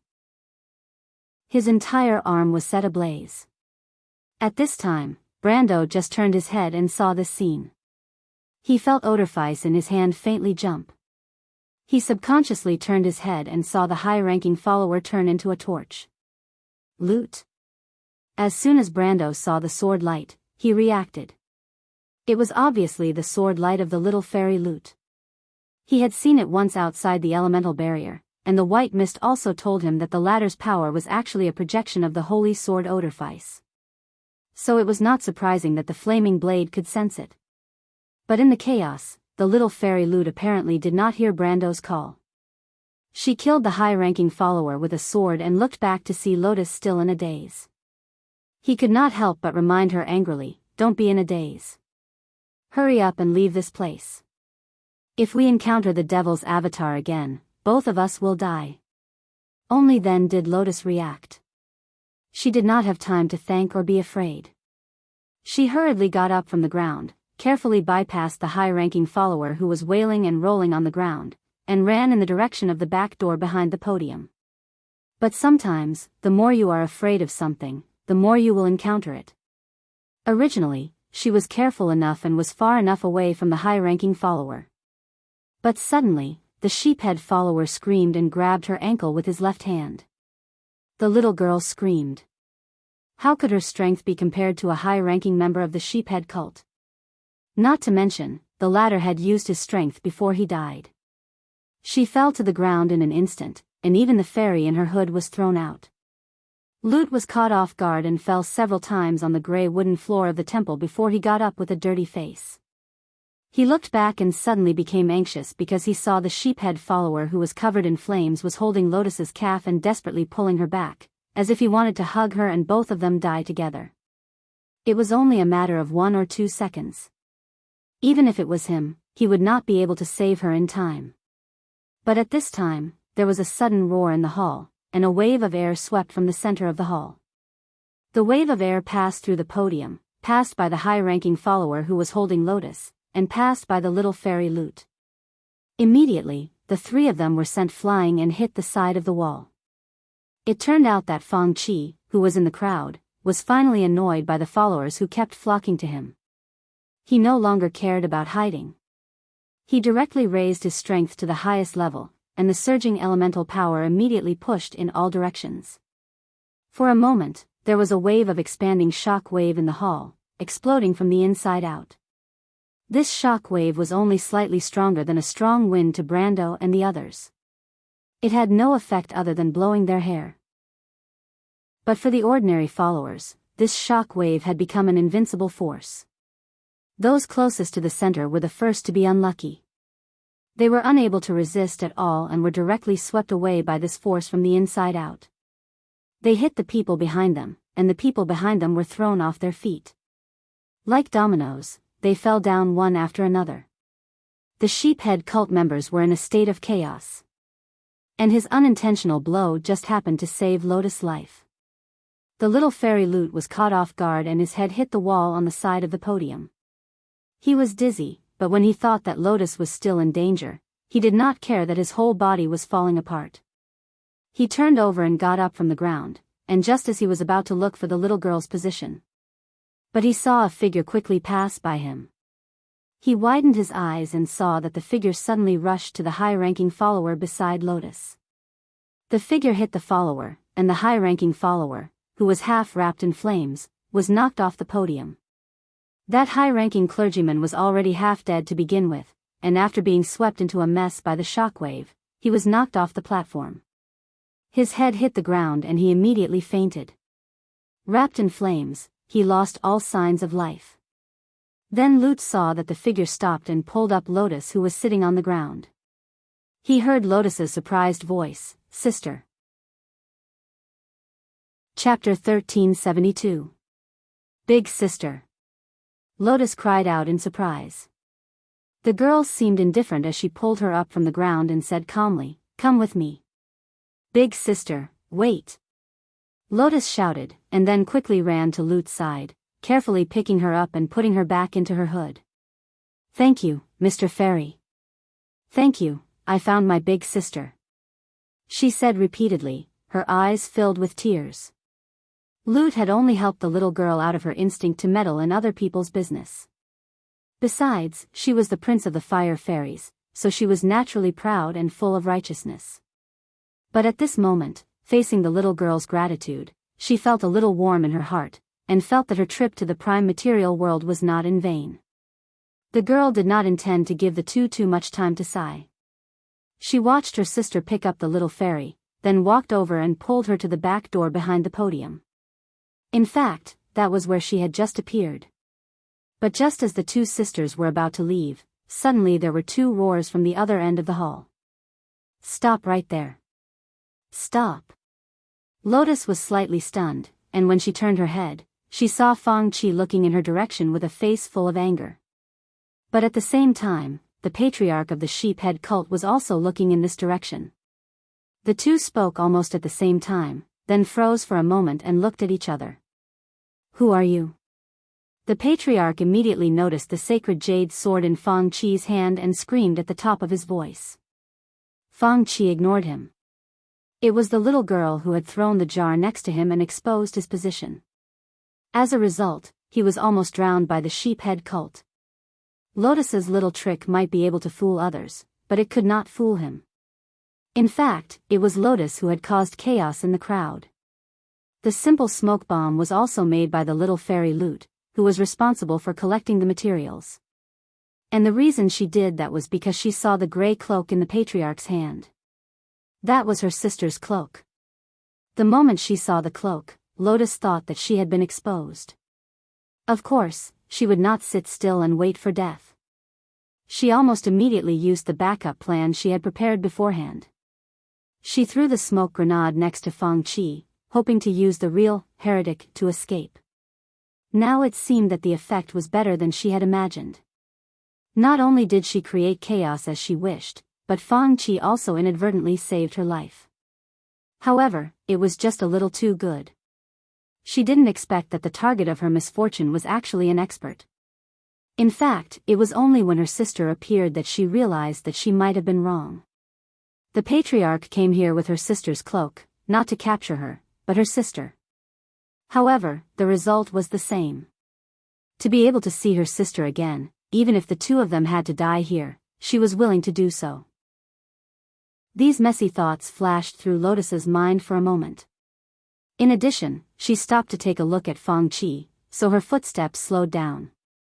The young girl who saved her seemed to have noticed this. She frowned and turned a deaf ear to Fang Qi's roar behind her. She tugged at her sister's hand, indicating for her to quickly follow her and not stay any longer. But how could Fang Qi let them go? He was a proud and arrogant person. Even if he was not Brando's opponent, he was not willing to bow his head in front of Brando. Not to mention that he was unintentionally played by a little girl. If he lost face here, he was afraid that he would die of anger. For a moment, he didn't even have time to care about Brando and the others. He pulled out his sword and was about to attack Lotus. But before he could make a move, he saw the small door on the side of the lectern creak open.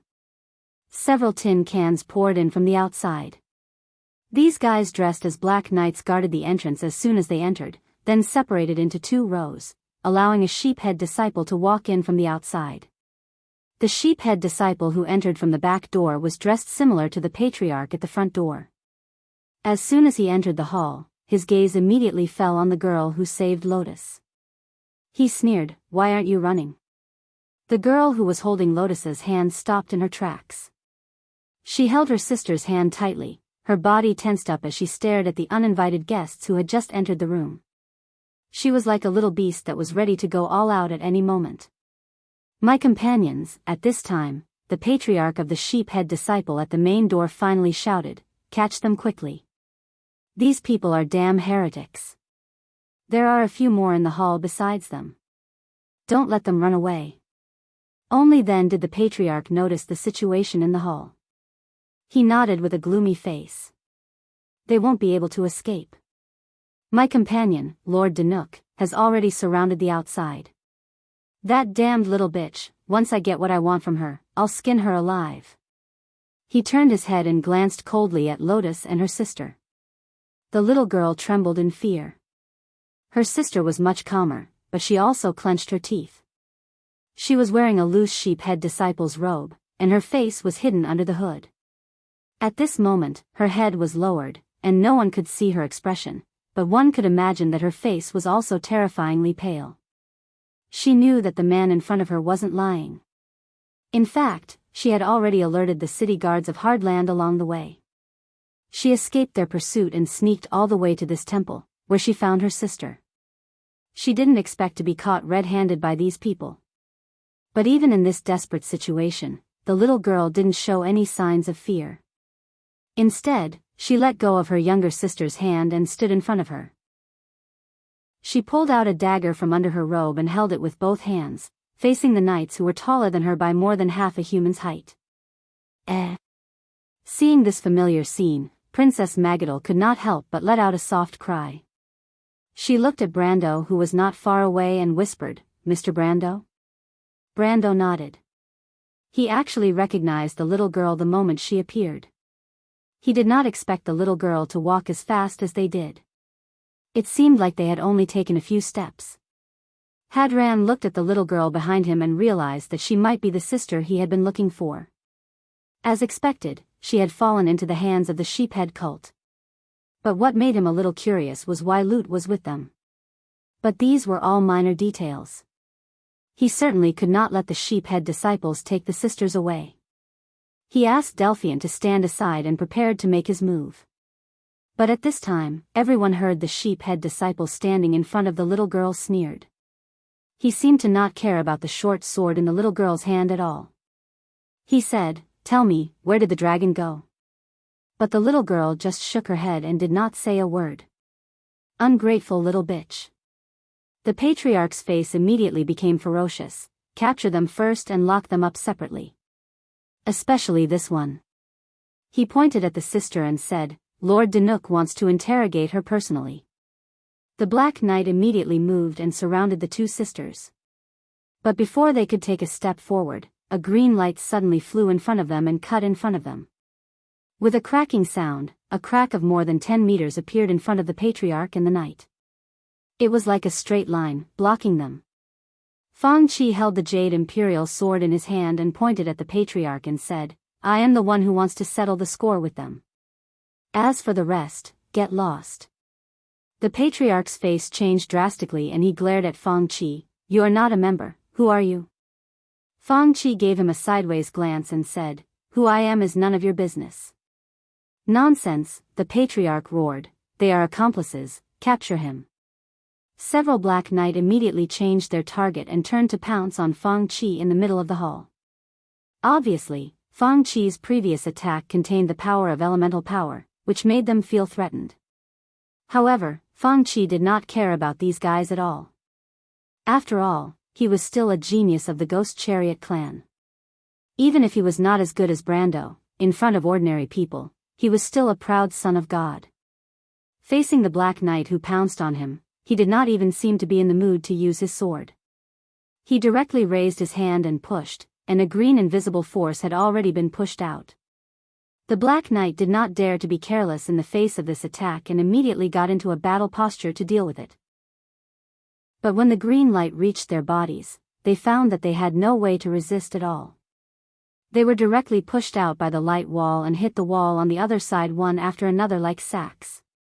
They piled on top of each other and could not get up for a while. Elemental enlightenment. The patriarch screamed and subconsciously wanted to run away. What a joke! The strongest in Hadlon City, Lord Cronid, was only at the level of elemental enlightenment. How could there be such a monster here? Without thinking, he did not care about the followers he brought in and turned to run to the back door. But Fang Qi did not seem to want to let this guy go. He took a step forward and was about to draw his sword, but at this moment, his sword deviated in another direction and stabbed in the direction of the two little girls. "No!" Magadal screamed in fright. But Brando frowned. Beside him, Huang Hua and Mr. Lu also had the same expression. "This is..." Huang Hua whispered, "Pressure?" "Aura of fear," Brando replied. "The racial talent of the Demon Lord." As soon as he finished speaking, he saw that Fang Qi's sword had stopped in midair. The genius of the Ghost Chariot clan frowned and growled at the air in front of him. "Who's there?" The air in the hall twisted, and the figure of a demon appeared.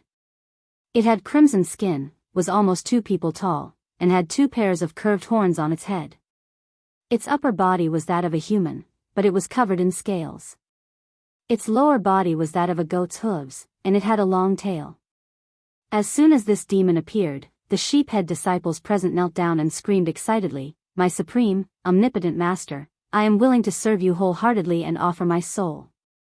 But in fact, even if these people did not speak, Brando guessed that Akenta's clone had arrived. You're tuning into the Carefree Valley YouTube channel. Don't forget to subscribe and join us on this journey to catch the most captivating stories.